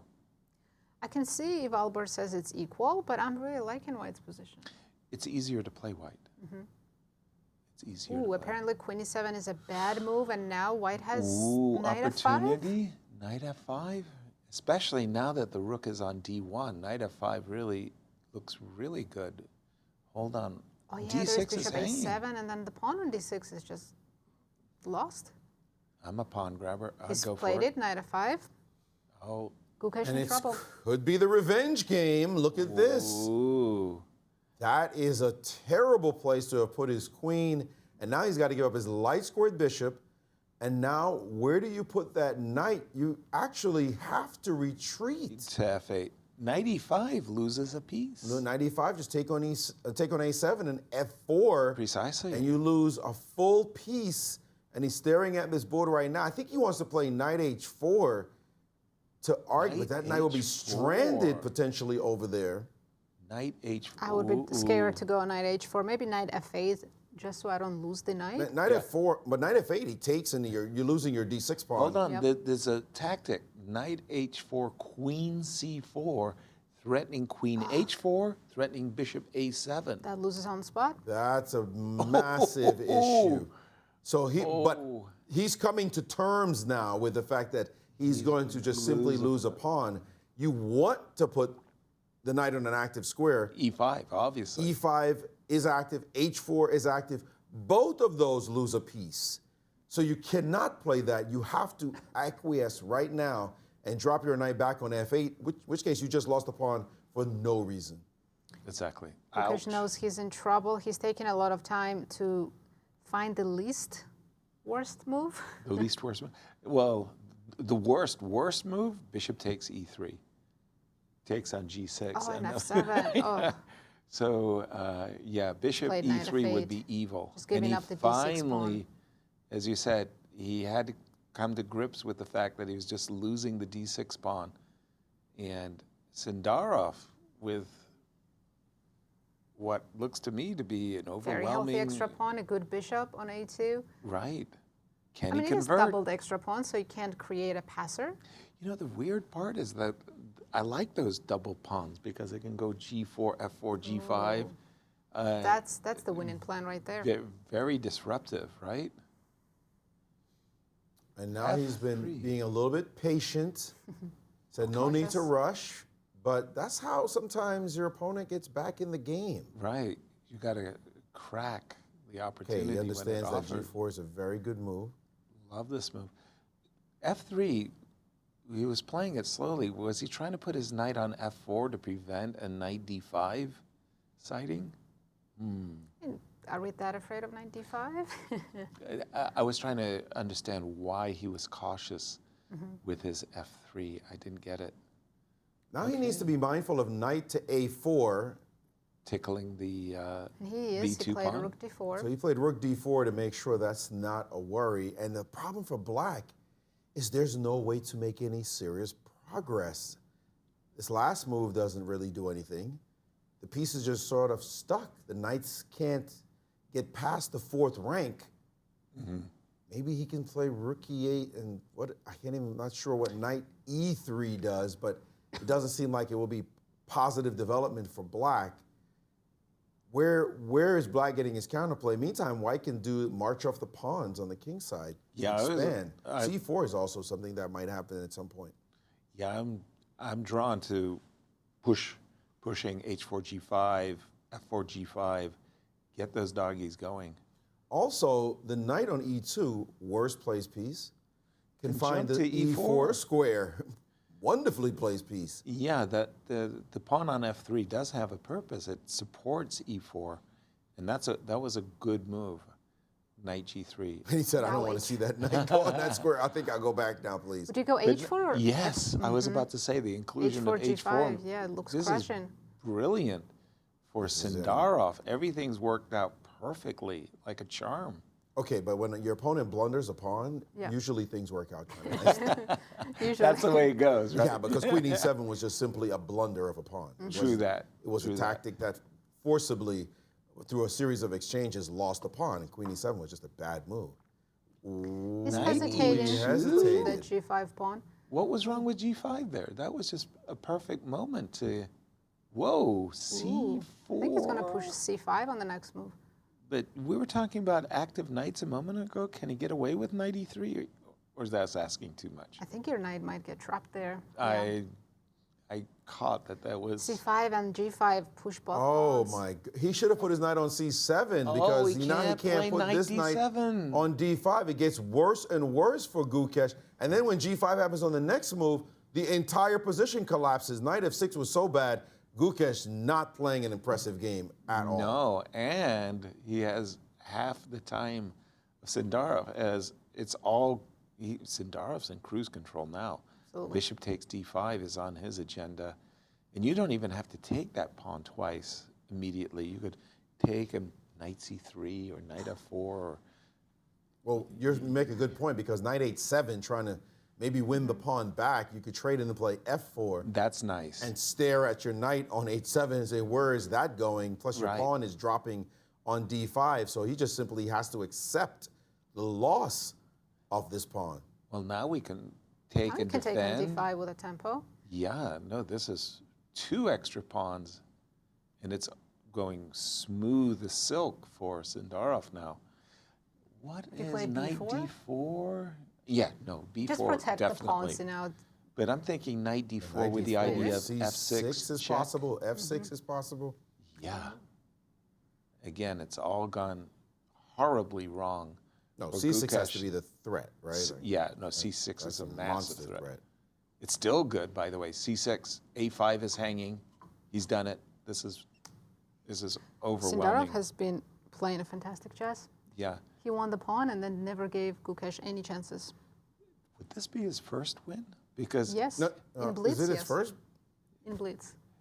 First win and a very impressive one at that. What a time to play your best game of the tournament.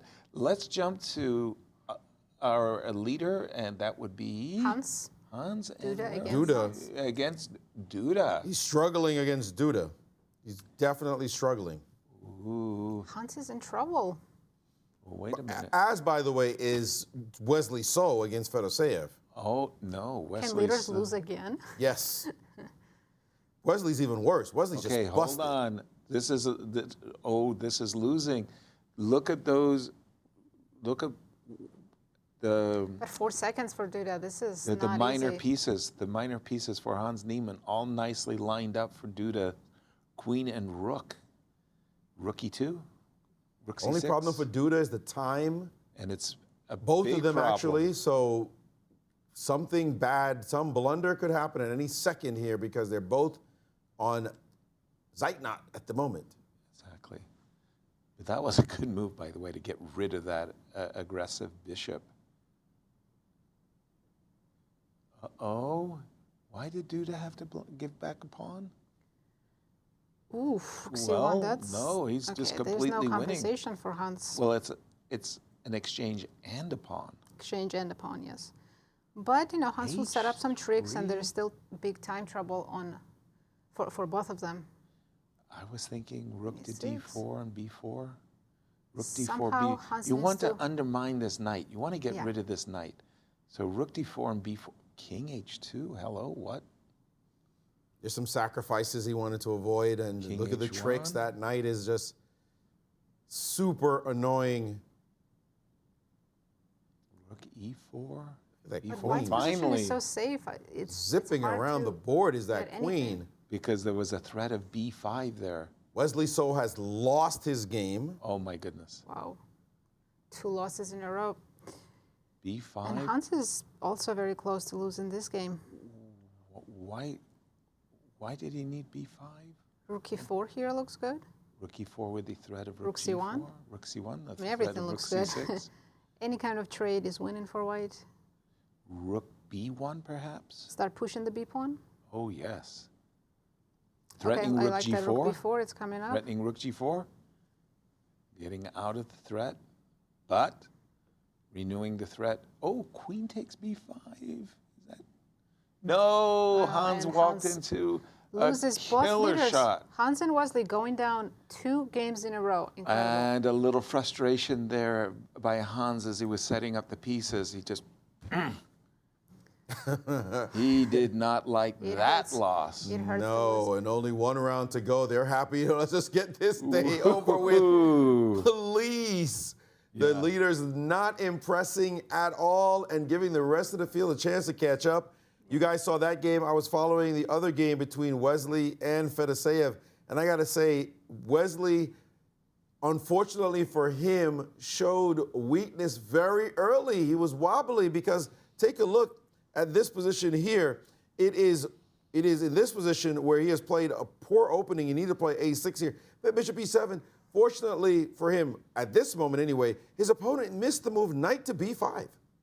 That would have been a nasty move to land on the board. The problem is, of course, d6. If you castle the beautiful bishop d6, and you can't just defend it because trade, whoa, there goes your queen or your bishop, and you lose a piece. If you move your queen to defend, then this queen says, I insist, my friend, look at your piece hanging. You cannot trade because knight takes, and your bishop and your pawn on b7 are both hanging. And if you defend, then we just trade, and we still go in. He was losing early. He would have been early. His opponent missed that move, however, and it was much later in the game when he was fighting and he was okay, balanced position. He needed to find this, bishop's under attack, find this nice trick, bishop to d3. Take a look. Pawn takes, and his queen's hitting the knight from the side laterally. Instead, he played bishop to e4, allowing a capture. And then bishop to f3, maybe not the best. Rook b8, now queen a4 trade. And suddenly he was just down a pawn. Not a good one at that. Rook takes, okay, he got his pawn back, but now the bishop showed its teeth in this position. Look at this bishop. Look at his passed pawn. Look at your weakness on a6. He went on to win the game in a rook and pawn ending. As you see here, it's just 2 beautiful pawns marching down the board. There's no way you're going to survive this position. Wesley goes down. Let's jump to Cristian in Poland with some more results. Well, we only have decisive results in this round, so quite an exciting round. Let's take a look at the player that, in fact, took advantage of the fact that the leader, Hans Niemann, as well as Wesley So, lost this round, and that is Fabiano Caruana, who started 4 points behind Hans Niemann at the beginning of the round, and now he's only 2 points behind him. So definitely he's trying to make up some ground. Let's take a look at this game between Alireza with the white pieces and Fabiano, and they got to this endgame position, which is more or less equal objectively. At the same time, it's a closed position, closed center position. I have the knights as Fabi, as black, and also I have more space in the center, as you can see, given by these 2 pawns right in the center, d5, e5 against d3, e3. d4, f4, e4, knight to e3, and now this knight is finding an incredible square, as you will see in just a second. It's not coming back anytime soon, but it's staying on e3, and that's going to make life very, very difficult for white. Bishop to h3, and a great decision by Fabiano, the sacrifice of the exchange, and this was perhaps something that Alireza missed when he went for this e4 and change of structure. Rook takes f4, knight takes f4, e takes f4, and at this point, it's just such a difficult position for white to play from a practical perspective. The engine is still saying that you're within range of maybe equalizing the position. But in fact, from a practical perspective, given that the fact that you don't simply have any moves in the position, you're being squeezed right now by these two pawns, the king coming in the center, and of course, the beautiful knight on e3. Rook to h2, king to e5, b5. All I have to do as black is continue pushing my pawns on the other side as well, on the queen side. Knight to b7, c5. I might as well bring another pawn into the action. b4. Take a look at this move, c4. What a sacrifice. If you take with the b pawn, which happened in the game, then your a4 pawn is going to be in trouble. If you take with a d pawn, obviously, the e4 pawn will be in trouble. And I don't even need to hurry taking that. I can just simply go knight to c5, follow it up with knight takes e4. Everything is playing so well for black in this position. Rook to b1, rook to a8. I'm not going to take on a4 first, because then rook to a1, rook takes a5 would come. First, I cement and I defend that pawn on a5. Rook to a1, b3. And he did not make his last move in time. He lost on time, Alireza, but the position is already completely gone. I can just simply take on c2. I'm going to go rook to b8, rook to b4, rook takes a4. I have all the time in the world, and you're just simply not going to be able to find any sort of counterplay in the position. Powerful victory by Fabiano with the black pieces, and quite important one as well. And another one that I was having my eyes on is this one, Wojtaszek versus MVL. And this one was an equal position from the beginning, even right now. It's extremely equal, but black has the two bishops and the open center, the open position, putting a slight pressure against white's position. Rook to c6, king to g7, bishop to f3, still within range. But after you take on f4 and you allow me to capture that pawn on f2, now your king is becoming quite weak. And in fact, the two bishops in coordination with the rook on the second rank and the king in the corner, you can see how weak that king is. Well, he did not even make that move. Knight to e8 in time. Also lost on time, Radoslaw, Wojtaszek, and MVL takes a crucial victory in this one as well. Fabiano inching closer to the leader, Hans Niemann, who is definitely not happy, but he must be happy that Wesley also lost and he didn't catch up with him. Definitely an intriguing final round here in Warsaw, Poland from day one of Blitz. Guys, back to you. Thank you, Cristian. That was a marvelous exchange sacrifice by Fabi. Thank you for sharing that.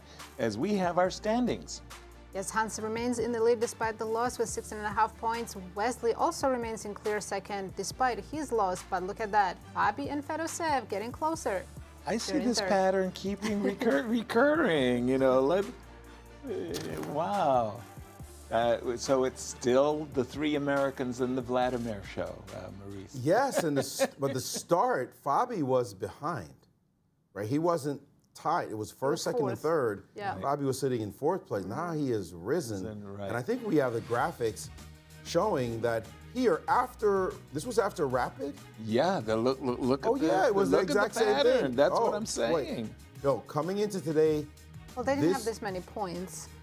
Well, but just eight Blitz games later. No, Fedoseev was in clear third. Fedoseev was in clear third. From we've got the wrong. Yeah, I remember this is the current graphic. Right. Yeah. This is the current graphics. This is the current graphics. This is not after the day. This was the graphic exactly. Coming into this is today. This was the graphic coming into today. Right. And you see Hans in first, a point behind Wesley. Right. A point behind is Fedoseev, and a full 2 points behind him is Fabiano Caruana. Right. You see Gukesh, Duda, Javokhir trailing. This was what was before. But now when we update the graphics to now, we see the rise of Fabiano Caruana. Also, MVL has entered into the mix as well. And Duda introducing. And Duda has said, hey, guess what? I'm in Poland. We are in Poland, right? Excuse me. By the way, Wojtaszek has also said we are in Poland and has hit a lot of people to defend their home turf. But Fabi is the clear winner so far of the day amongst the leaders as he has closed the gap. It was giant gap you saw at the beginning of the day. Yeah. 4 points, I think? Yeah. I was cut into 2. And he's thinking, if I could just do well in this last round right here, right now, anything could happen tomorrow. Amazing comeback by the American. And for the tour points, too. He's saying, Exactly. Wesley, you were Wesley running feels away. the horse right behind him. He had a 3-point lead on him. He was so comfortable. Where'd he come from? Right. That's what happens when you lose a couple of games and the other guy wins a couple. At the end of round 8, we had this Hans replay. As he was setting up the board, he'd lost a very, very tough game, did Hans, and he kind of let his emotions show a bit. Let's see. It's frustrating losing 2 games in a row when you're leading the event. And you're just so desperate to show your stuff. I mean, that you really belong in the Grand Chess Tour. Losing 2 in a row, you can go on tilt, and it's very By hard the to way, come back from Rook that. takes d5. Duda had enough of this knight. He said, I'm not going to let that knight live. Now, there was a moment here that I thought Hans could play Rook takes b5. I think it's going to Rook was always on g6, no? It moved to g5. I thought so. Just a second. Let's see how it Made an happened. active move, threatening mate in 1. Right. Duda immediately offered the queen trade. Any kind of trade, Hans loses. Right. Then I like this lift, rook b4, threatening rook g4. And here comes a moment where I thought the b pawn was hanging. Right now. Now rook on g6 is hanging. He could Oh, he take the can. pawn and attack the rook. And he missed Instead, it. he And now let's here see. it comes. Here it comes. After the handshake, let's see if we've got this. He's setting up the pieces as Hans. I saw a little bit of a reaction coming up. Whoa. Just a second. There it Oh, goes. there, yeah. That king down. Banged it Good down. catch, Yasser. That not against Maybe that's when Duda. he realized he could have just taken the pawn on b5. Yes. Yeah. Oh, Blitz is great. This is great. And we've got one last round remaining. Wow, almost the end of the day. Should we check the pairings? See Let's what's do coming that. up? And I've got Fabi and Fedoseev. Vladimir is my pick. Yeah, Fabi won very convincingly against Alireza with the black pieces. Let's have a look. The leader Hans is playing Wojtaszek, who is in the last place. Right. Wesley saw against Sindarov. Both Hans and Wesley must start winning. Exactly. Fabi playing Fedoseev. We're going to watch that Big game. fight for third place. It's all about the third place. Then Gukesh is playing Duda, and 2 Frenchmen MVL against Alireza Firouzja. No, look, if Fabiano wins his game and Wesley loses again, that's a tie for them for second place. So that's a big game. It's not just a fight for third. Wesley, though, with a draw, clinches second place. Yes, so he does. he might just chase that draw. He has to win and hope Hans loses in order to, what am I talking about clinches? That's just for the day. Well, Yes. we got another day with 9 Right. rounds to go. So Fabi this is not a third place. This is just for the day and, finish out. And what a day. And what a day for Fabi. If he could actually come back the way he has, tomorrow will just be beautiful. Yeah, 9 rounds of a dogfight. He was out of the picture. We weren't talking about Fabi at all. And now we're choosing him for round 9. Okay. He's definitely made Great a comeback. And Great comeback. You said something about Hans trying to prove that he belongs on the tour. Yes. I mean, I think he's proven that he. Well, He but has he's more or less- sliding these last few rounds. Last couple He's of lost rounds a couple. has been bad. He's lost his stamina. Yeah. no one's catching him. It's because the leaders are all losing, which was very funny there. You don't usually see that. Yeah, usually we've seen that if someone starts winning, no one can stop them. Right. Here, Wojtaszek, who is in last place, Has keeps beating the really leaders. upsetting the leaders. Yeah. Hans is on -1 right now. Not a good For day. the day. For the day. But then, 1, 2, well, that 3. means that also Wesley must be at -1 because he's a point behind. I mean, it's bad too. It's 4 losses and 3 wins. 4 losses, not like 2 losses and a win. It's 4. That's a made no lot of draws losses. And Wesley, we'd assume 3 losses, 2. Wesley has 3 losses, just less decisive results. Couple of draws, but 2 couple wins. of 2 wins and more draws. Wow. So they're Kind not of backing performing their way well across the finish at line. all. Yeah, back into it today. And at least they're still in first and second. They can say that. But they're chasers right behind. They need to finish strong this round. Absolutely. And Hans Niemann. everyone's also getting tired. They already played 8 Blitz games. And they're intense Blitz games. Yeah. I mean, for us, we've been enjoying each and every one of the rounds, but for the players, they're getting exhausted. And just a reminder to everyone, including ourselves, that tomorrow, last day, will start 2 hours earlier.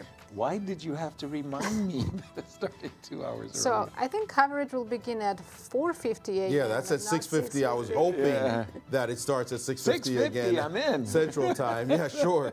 That seems like the middle of the morning somehow, but it's actually 4:50 that we're starting Central Time. And you talk about them being tired. Yeah. Commentators are tired too, trying to wake up for those early hours. I'm throwing a party tonight. We're just not going to sleep. To stay up all night? Yeah, exactly. You're not going to sleep. I'm watching the Knicks tonight, and as soon as that game's over, I'm hitting the bed. Yeah. Spoken like a true fan. I admire. And the reason why we're starting 2 hours early is that in case of playoffs, and the way it's going, we might see playoffs because there's no runaway winner. They're really kind of tight top. Another few results, and you could see a big tie. Yes, the 4 of them are. Wasn't it one of these Grand Chess tours in Warsaw that Duda, he won, but it was real. I have Magnus and Duda were having a and they had playoffs at the end. Yeah. I remember that, yes. Yeah. They completely ran away. No one could catch them. But wow. Yeah, they kept up with each other. Yeah. And Did I say this, by the way? Fabi, we said he's surging. He's surging. Yes. He's lost 2 games today. As well. And he's still doing better than most of the players. But he won 5. That's the and difference. defeated Alireza, who was having a big day. Correct. Yeah. Yes, sir. Do you have the round 9 no, I don't. game set up? Because I don't see it on my screen. You do. You do. I So we have can follow Fabi and Fedoseev on your screen. Exactly. Now keep in mind that Vladimir is the defending champion, and what a score he had a year ago. In fact, 22, I think it was. Yeah, he had one of the best scores ever achieved in a Grand Chess We're tour. about to see the Slav defense. Yes, E3. And just to close out these stats, you can work out the math yourself. If Hans had -1 for the day and Wesley has -1 for the day, what does Fedoseev have?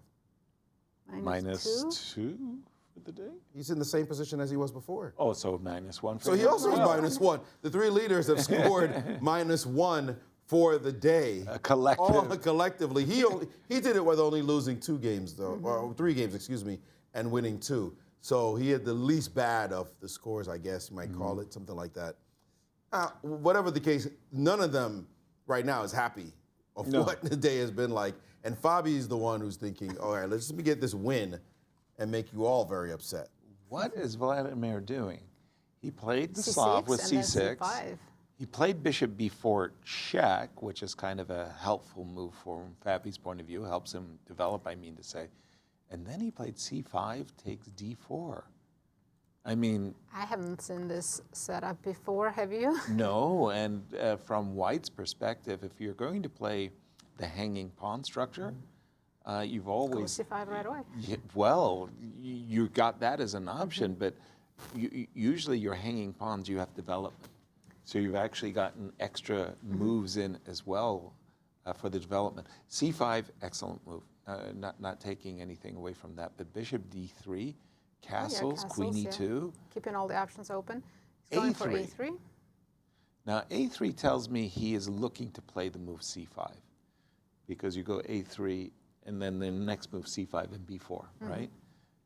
So he went for the 2 bishops, did Fabi. He played long-term advantage, why not?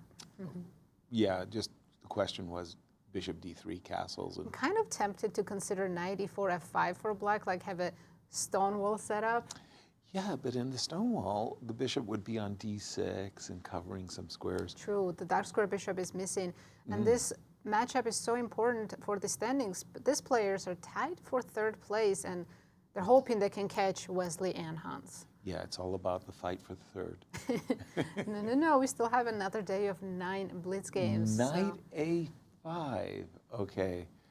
Something's happening. Something on the is very Hans board. strange on Hans' board. Yes, his clock went down to 3:03, then it jumped to 3:50, and then it went down, and then it jumped again. Can we see that board? It looks like yes, where it is not updating. Is it? It has almost 4 minutes. Do you have the updated position that he has on the board? We're stuck in the opening. And that's what I thought. Something was going wrong, as we don't have that exact position that they have. But now you're getting moves. It looks like it is updating finally. It is a transmission error. So it just took a little while, but now the moves are updating because the clock looks like was Hans has freaking a out. good position. I mean, Extra pawn? Well, I'm expecting knight takes B2. Knight takes B2. The All right, I'll keep an eye on that one. Let's jump back to the Fabi game. Fabi and queens. Okay, I can't figure out. It's a very unusual position. King's in the center. So much play on the queen side. Right. Where do you go? Bishop D3? Bishop D3, knight E5 are two happy moves that come to my mind. Knight E5 is also interesting. Yeah. Because on bishop D3, black goes bishop C6, and I don't think you want to allow bishop F3. I'm not sure, because knight Maybe E5, bishop G2, rook G1, and rook G7. Oh, very nice, very nice. And he's going for it. But here's the point. Vladimir had craftily set up for a knight takes C4, takes C4, B5 to exploit the file. Hence, we saw the move queen on C2 to E2. If you play knight B3, I'm assuming rook D1. But there's queen A5 check. You do. King F1. You lose castle, but you're okay with it. I'm very okay with it. Yeah. By the way, I mean, I've seen enough games of Michael Tal where he goes D4, D5 in such positions and just opens the bishop on B2, right? So if Fabi can play castles in D5, he's going to have a huge attack. Look at that, B5. Very ambitious. He's seen enough games of Anatoly Karpov as Fedoseev to say, I'm playing B5 and shutting down. I hate it when my opponents play moves like B5. Yes. Says, I know what your script is. I will not, I'm going to lose, but I'm not going to lose to that. So B5. No, but this move it's a great move. It's a great move. See, like I said, I remember the Karpov game that is fresh in my head of just saying, look, your pawn structure gets compromised. I put a knight on D5. Your bishop on B2 sucks after that, and I will get my compensation. So a fantastic positional sacrifice in order to defang those rolling pawns, those hanging pawns as they're called. Yeah, we're all impressed by this B5 move. Yeah. Very nice. I hate it when my opponents fight back like that. By the way, okay, you're right, you got the square D5, but I would take the pawn and say, you got knight D5, but I've got a pawn. Exactly. We know Yasser. I mean, you're going to play knight D5 anyway. Give me something in my pocket. Okay, so what to play? By the way, a whole minute time advantage for That's huge. Fabi. So we're only on move 15. Should Fedoseev defend the pawn, play A6, or just forget about it, just castle? Yeah, I don't think I want to take it right away. Might not even be hanging. Yeah, as white, I'm thinking happy moves, castles, knight E5, bring my rooks to the center. Again, he keeps, hold on, but Maurice told me my B2 bishop is bad. Take it, castle. Go ahead and take on B2, yes. And play knight E5. I think black will set up knights on C4 and D5 and kind of blockade on white squares. But then he has to watch the king side. B2, no? He also has to watch the king side. Yeah. There we go, Fabi castled. By the way, with the knight on C4, the move A3, A4 becomes very, very tempting to try to force you And if to I take just play on A6? B2. Yeah, then I got it. You get the open A file. Very nice. Yeah.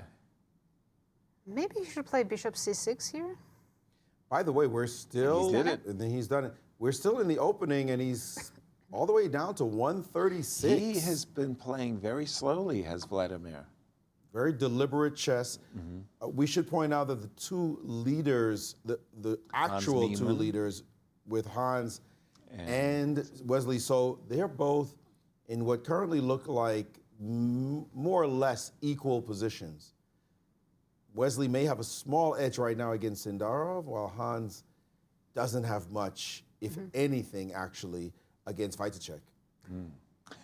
Papa's going for the pawn. Big decision there was that bishop takes c4. Again, I was still eyeballing a4 for Fabi, but he decided. Now we have the opposite color bishops, and for sure black has compensation for that pawn. Bishop a8. Whoa, he really I'm not wants sure to I keep like that that. bishop alive. I'm not sure I like that move White knight because can now land on d6, right? Take on c4, go knight d6. yeah, that was one, but the other thing was to take on c4 and put the pawn on c6 and say, you put your bishop on a8. I was expecting bishop b5. Oh, I like this last move, bishop c1. He's improving his bishop. It's going to go to g5 probably, or f4. Totally agreed, 100%. By the way, bishop on MVL b2. is getting smashed by Alireza. I mean, just absolutely smashed. He's lucky he's not made it already. You know, it's the funniest thing. The two French gentlemen, Alireza and MVL, are actually really, really good friends off the board, but on the board, they kill each other. Especially in blitz. Yeah. Especially, I've seen them really mess up one another's tournament. Bishop to d2.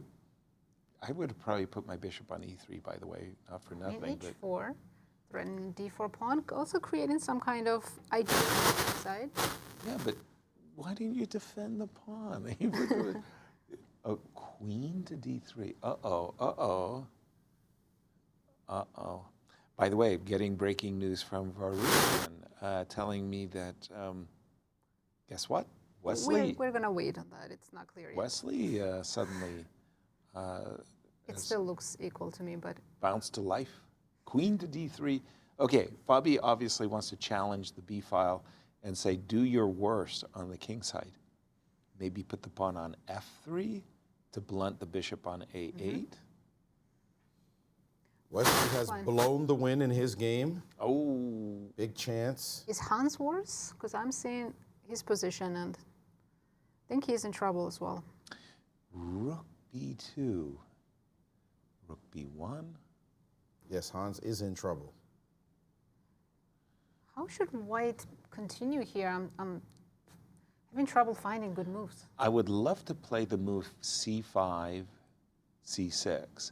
So rook c1? So to support There's that. knight f4 now. It's a threat. G2's hanging, then f2 will be hanging. Exactly. So I have to chase the rook out. Rook a1, rook b2, knight c4.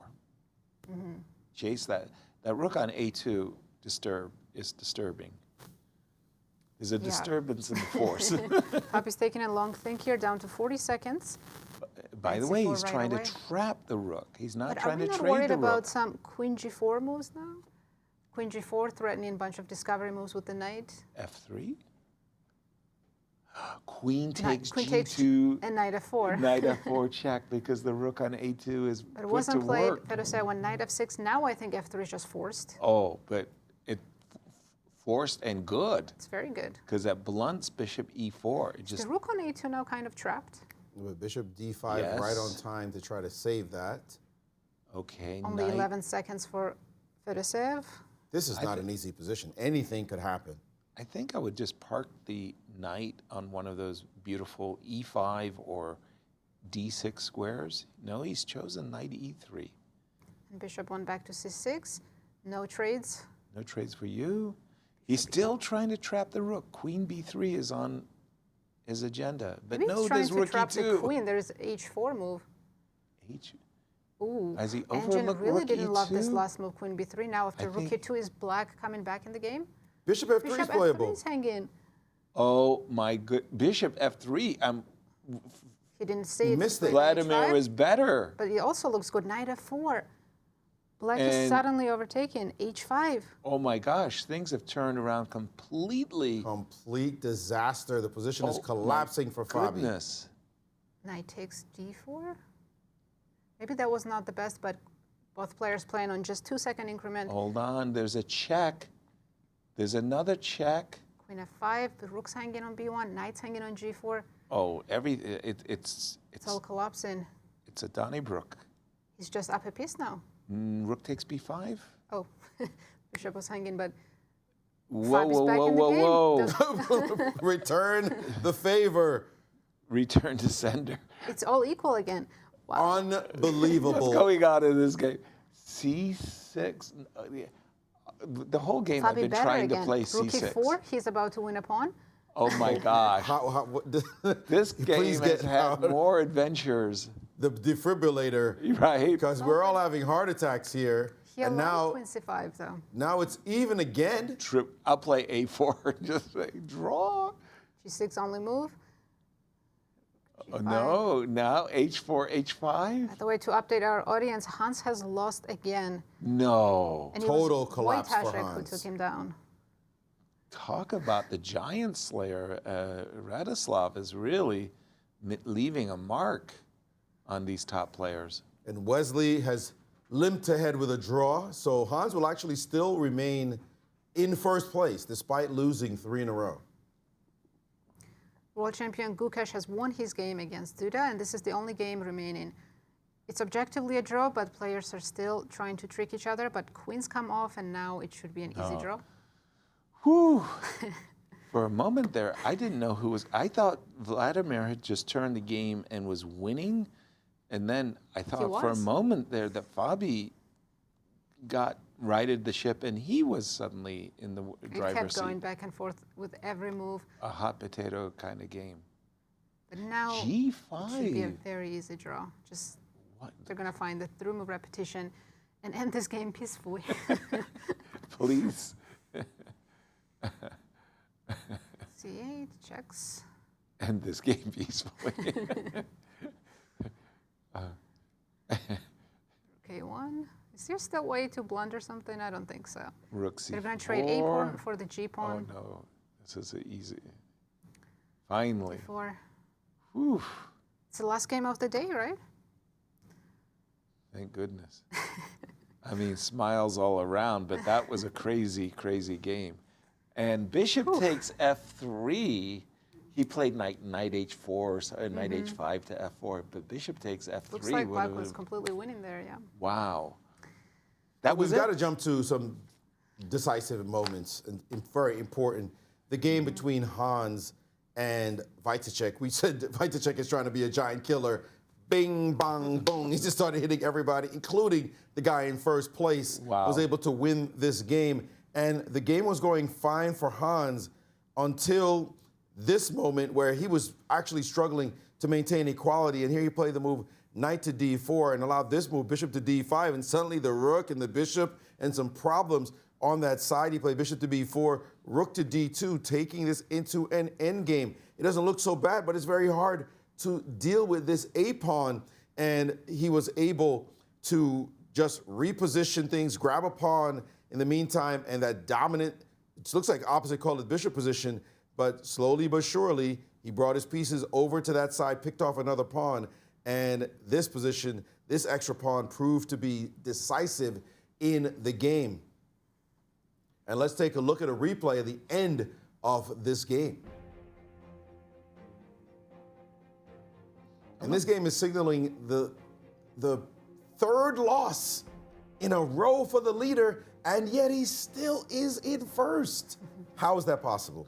It's because his rivals are also having a hard time not losing. Incredible Wojtaszek's performance in this tournament. He is not doing well. In fact, despite all his wins, he is currently in last by 2 full points. It's Wojtaszek. That just shows how badly he started off this event. But look at Hans Hans didn't even want to settle the pieces. He was disgusted. Had to get out of there. He just wants to forget about today and come back tomorrow. It wasn't a good day. No. And by the way, just talking about mistakes, that just shocking errors. Take a look at this position. You're going to wonder. And actually, before I get to that, we're going to just jump to Poland with Cristian and the giant killer, Radoslaw Wojtaszek. Thank you, Maurice. Radek, first of all, congratulations. Welcome to the show. We've missed you in the first few days. This one was, I would say, quite a good day for you at the office. You beat the world champion, Gukesh. You beat Fedoseev, Caruana, And Hans, you are the giant slayer today. Yeah, I mean, if we could exclude the first day, which went like everything went off for me, then you can say that I'm playing actually pretty good here. And what's nice is that day by day I'm getting better. So unfortunately, tomorrow is the last day. But even though I'm enjoying myself a lot. I don't want to focus on the negative aspect of that day one, but how did you improve after day one? What did you do psychologically, or what did you change in your approach? Nothing. Nothing. Like, no, the thing was that, like, you know, playing here for me, it's just an amazing feeling that I was invited here. And I think first day was simply, I was just, I lacked some practice, even though I was preparing for this event, but not for long. So compared to the other guys, I'm just not playing much these days. And I think this is what made a lot of difference, because it's actually quite funny. I was joking with my wife, who is also quite a strong chess player, that the games are quite similar in a way, that we are playing. I'm playing well. I'm having usually more time, and then the question is when we will get some first real fight.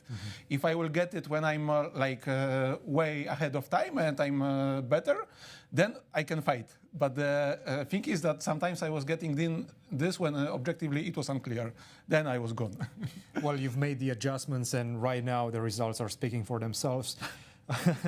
Tell me a little bit about what this tournament happening here means for you, because obviously I think this is your hometown. If I'm not mistaken, right? I mean, I was not born here, but I live in Warsaw for like last 9 years, something like that. First of all, I'm super grateful to being back here, because as you said, it means a lot. Also, I mean, for many reasons. First of all, to play in the hometown is fantastic, but also I feel like in Warsaw there are like way more fans than somewhere else. Yes, and you can see that for me myself, it's something which I was not used with in the previous years. Like when I was, let's say, when I crossed 2700, 2750, I think I was also. So back then there was simply no events like that. And thanks to Grand Chess Tour and Super Rapid, we are like super happy to have something like this, because you can see that everyone wants to see these super strong players. And for me, it's a huge difference to what I remember when I was like, I know, 20 plus. And now in my, let's say, in my older career, it feels like something which I was missing previously, but now I'm super happy that we finally have something like this, especially also with Jan-Krzysztof. There are like so many things to follow here. I mean, it's fantastic. And also this year, I think that field is just spectacular. There are like so many strong players, but also you have all these like small things like Gukesh playing Sindarov, Hans being here, and things like that. Lots of storylines attached to this tournament. You are very beloved here in your hometown. Congratulations, Radek. Thanks we'll a lot. see you tomorrow. Thank you. Guys, back to you. Thank you very much, Cristian and Radoslaw. Radoslaw keeps beating the leaders and makes the tournament more and more exciting. Yes, he does. Our congratulations. Indeed. Forget about those first 3 losses, but it's getting better and better. Absolutely. Let's take a look at the standings now after 9 rounds of Blitz. Hans Niemann still remains in clear first with 16.5 points, but now Wesley is only half point behind him. He's closed the gap. Yes, he has. And sharing third are 2 players, Fabiano Caruana and Vladimir Fedoseev. Fabi has truly closed the gap. Yep. Yes, he's right up there. Not leapfrogging Vladimir, but definitely closing. By the way, another person who's closed the gap is Gukesh. You see him right there in the middle of the field. And he played a sterling game this last game against Duda. Take a look at this position. You're going to love it. Yasser, you're going to have memories of Mikhail Tal. Oh, yeah. This one. Well, let's see In this position, his opponent should bring his bishop unusually back to this side of the board, because he brought it back this way. And in Tal style, instantly, bishop takes on e6. Thank you very much. Let's go. Take that pawn. Move your queen. Give me another pawn. a la Sicilian, this sacrifice. Right. And it was just ugly after this. He put a pawn on d5, buried this bishop out the game. It's 3 pawns for, you give this any day of the week. And slowly but surely just built up the position, brought a knight over, developed his queen, brought the rook into the game. Now let's go storm him with all those wonderful pawns, brought the queen over to this side. And now it's time to be desperate. He said, I'll give you back the piece for a couple of these pawns. That's nice. We're still not going to leave you alone. We'll get rid of this one. And just a massive army. And this position did not last much longer. He gave him yet another pawn in this position. You can look at this and see that this is busted. 2 extra pawns now. An amazing game by Gukesh. You can check out the rest. But we're going to go back to Warsaw with Cristian and our leader, Hans Niemann. Thanks, Maurice. Hans, this was a very difficult day at the office for you, but you are still the leader. So that's a positive that you can take from today. How are you feeling about your performance today? Yeah, obviously, tough start, and then I recovered really well, and then obviously losing 3 games in a row. I mean, it's a bit unnecessary. But yeah, I'm still leading.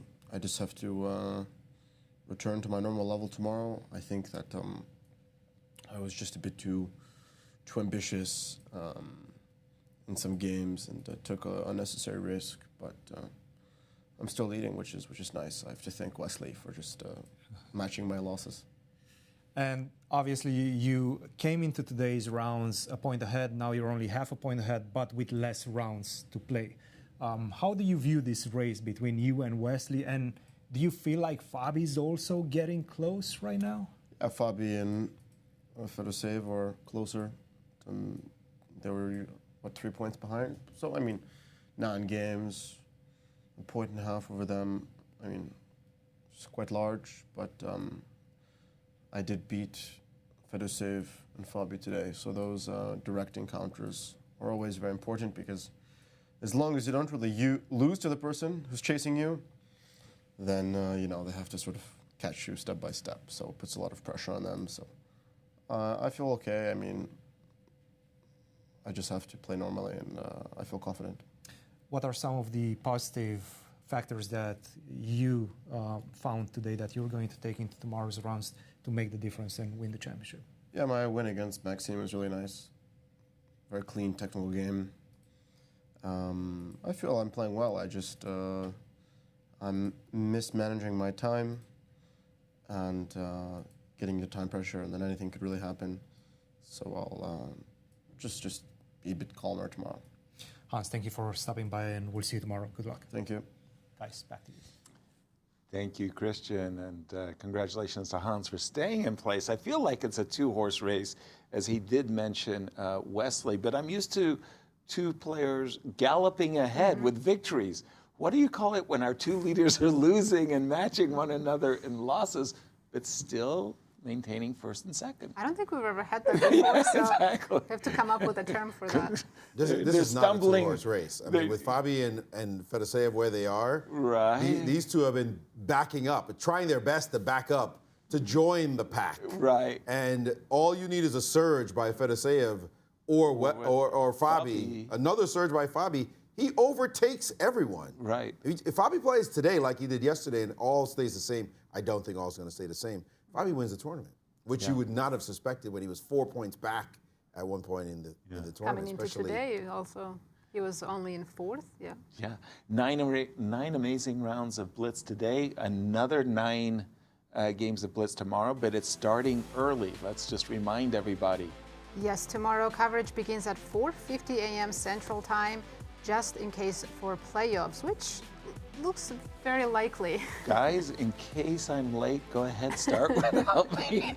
I'll see you around 8 and we'll talk about the playoffs. You'll join us later in the afternoon. Exactly. Somebody put 3 alarms in Yasser's don't do bedroom, it. please. It will be an early wake up. But even for the players, chess players like to sleep in. They won't be happy to come in 2 hours earlier either. Exactly. They get thrown off of their rhythms as well. They can't complain. We're going to be here. We got to be here. What was call time? Is 3:30 a.m. 3:30. Yes. It's not 4:30. 3:30. That means we got to wake up. But it can be an early day if Hans or Wesley or someone starts winning and there's no playoffs. We'll finish earlier. Could we get a futon? I know we got couches and some fancy stuff all in the studio. Right. Can we just call it from the sofa? There you go. We can try different things tomorrow. You're right. We'll be on it. I want to kind of peek ahead. I'm not sure who's playing tomorrow. It's just the colors are reversed. All right. It's just a reversal of colors, and we'll start So with Hans against Niemann Firouzja? versus Firouzja. Wow. And then two Americans, Fabi and Wesley, playing each other. Oh, Big time matchup, given that they're right there, second and third place. And MVL versus Vladimir. If MVL's going to make a shout, he's got to take down Vladimir. Gukesh against Wojtaszek and Sindarov playing Duda. So those first three boards, very exciting matchups. Yeah, and you're seeing a very tight. But let's go over to Cristian. He is with Fabiano Caruana. I'm here with a very happy Fabi, I would assume. Obviously, you came into today's rounds 4 points behind the leader. Now you're only 1.5 points. How would you assess your performance? It was a bit up and down, but overall pretty good. I mean, I'm happy with a few games. I'm happy with 3 games specifically, and yeah, a bit unhappy that I didn't beat Hans in that game, and I flagged. That was a very costly game, of course. But yeah, overall getting closer to the leaders at least can't be too bad. You said it yourself, it was somewhat up and down in today's rounds. Do you feel like the momentum is shifting in your favor? Do you feel like your shape is returning after, let's say, a disappointing rapid portion? I mean, I did play some good games today. So, I mean, okay, the game against Radek was unfortunate. Yeah, He's been beating a lot of players today. Yeah, he had a good day. But still, I mean, I shouldn't. I was playing white. I probably shouldn't be losing that game. But yeah, the games against Alireza, against Gukesh, I think those, and against Maxime, those are quite good games. So happy with some, and also happy that I'm at least in striking distance. I mean, it's a very tough hill to climb, but okay, 1.5 points is not completely insurmountable. 4 points seemed kind of insurmountable. What needs to be done for you to win the championship tomorrow? Obviously, 1.5 points, 9 rounds, not that many, right? A lot of things have to go your way. What do you feel is going to give you the advantage tomorrow? I think if I play well, I'll have chances. I mean, I don't know.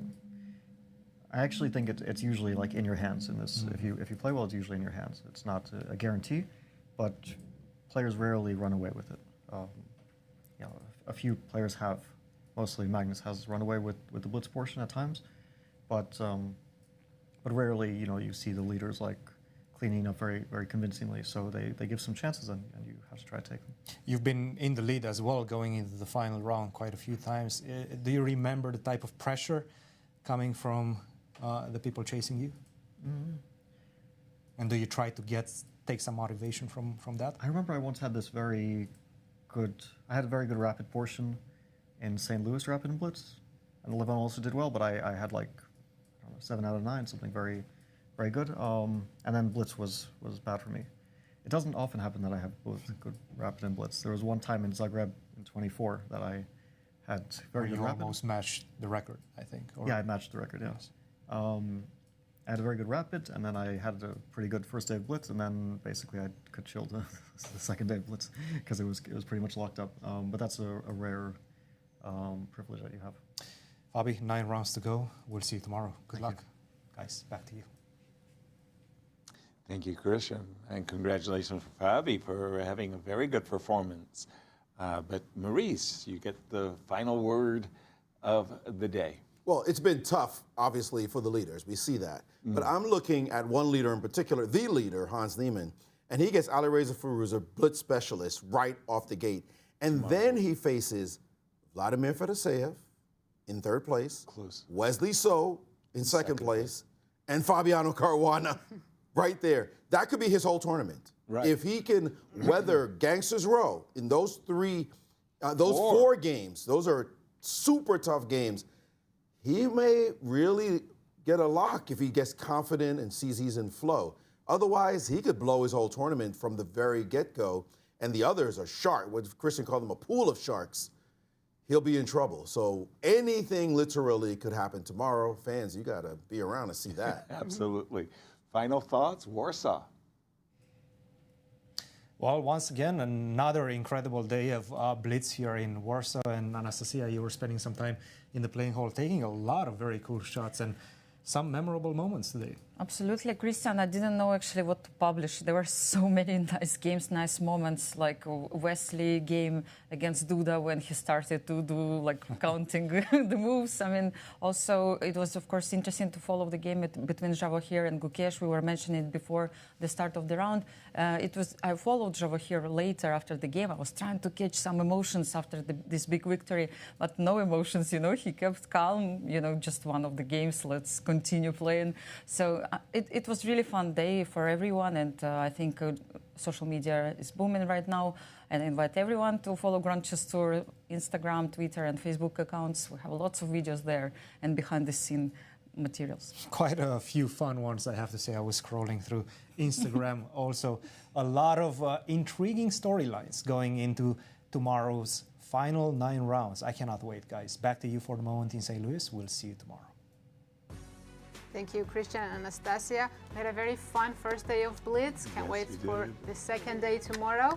Thank you, everyone, for watching, and join us again tomorrow. Don't forget, we start 2 hours early. Good night from St. Louis.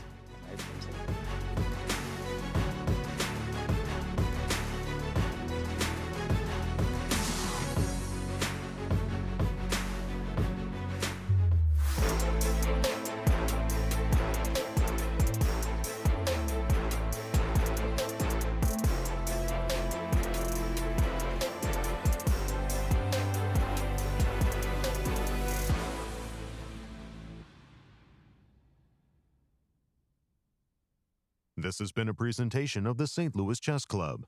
Any reproduction or distribution of this content without the express written consent of the St. Louis Chess Club is prohibited.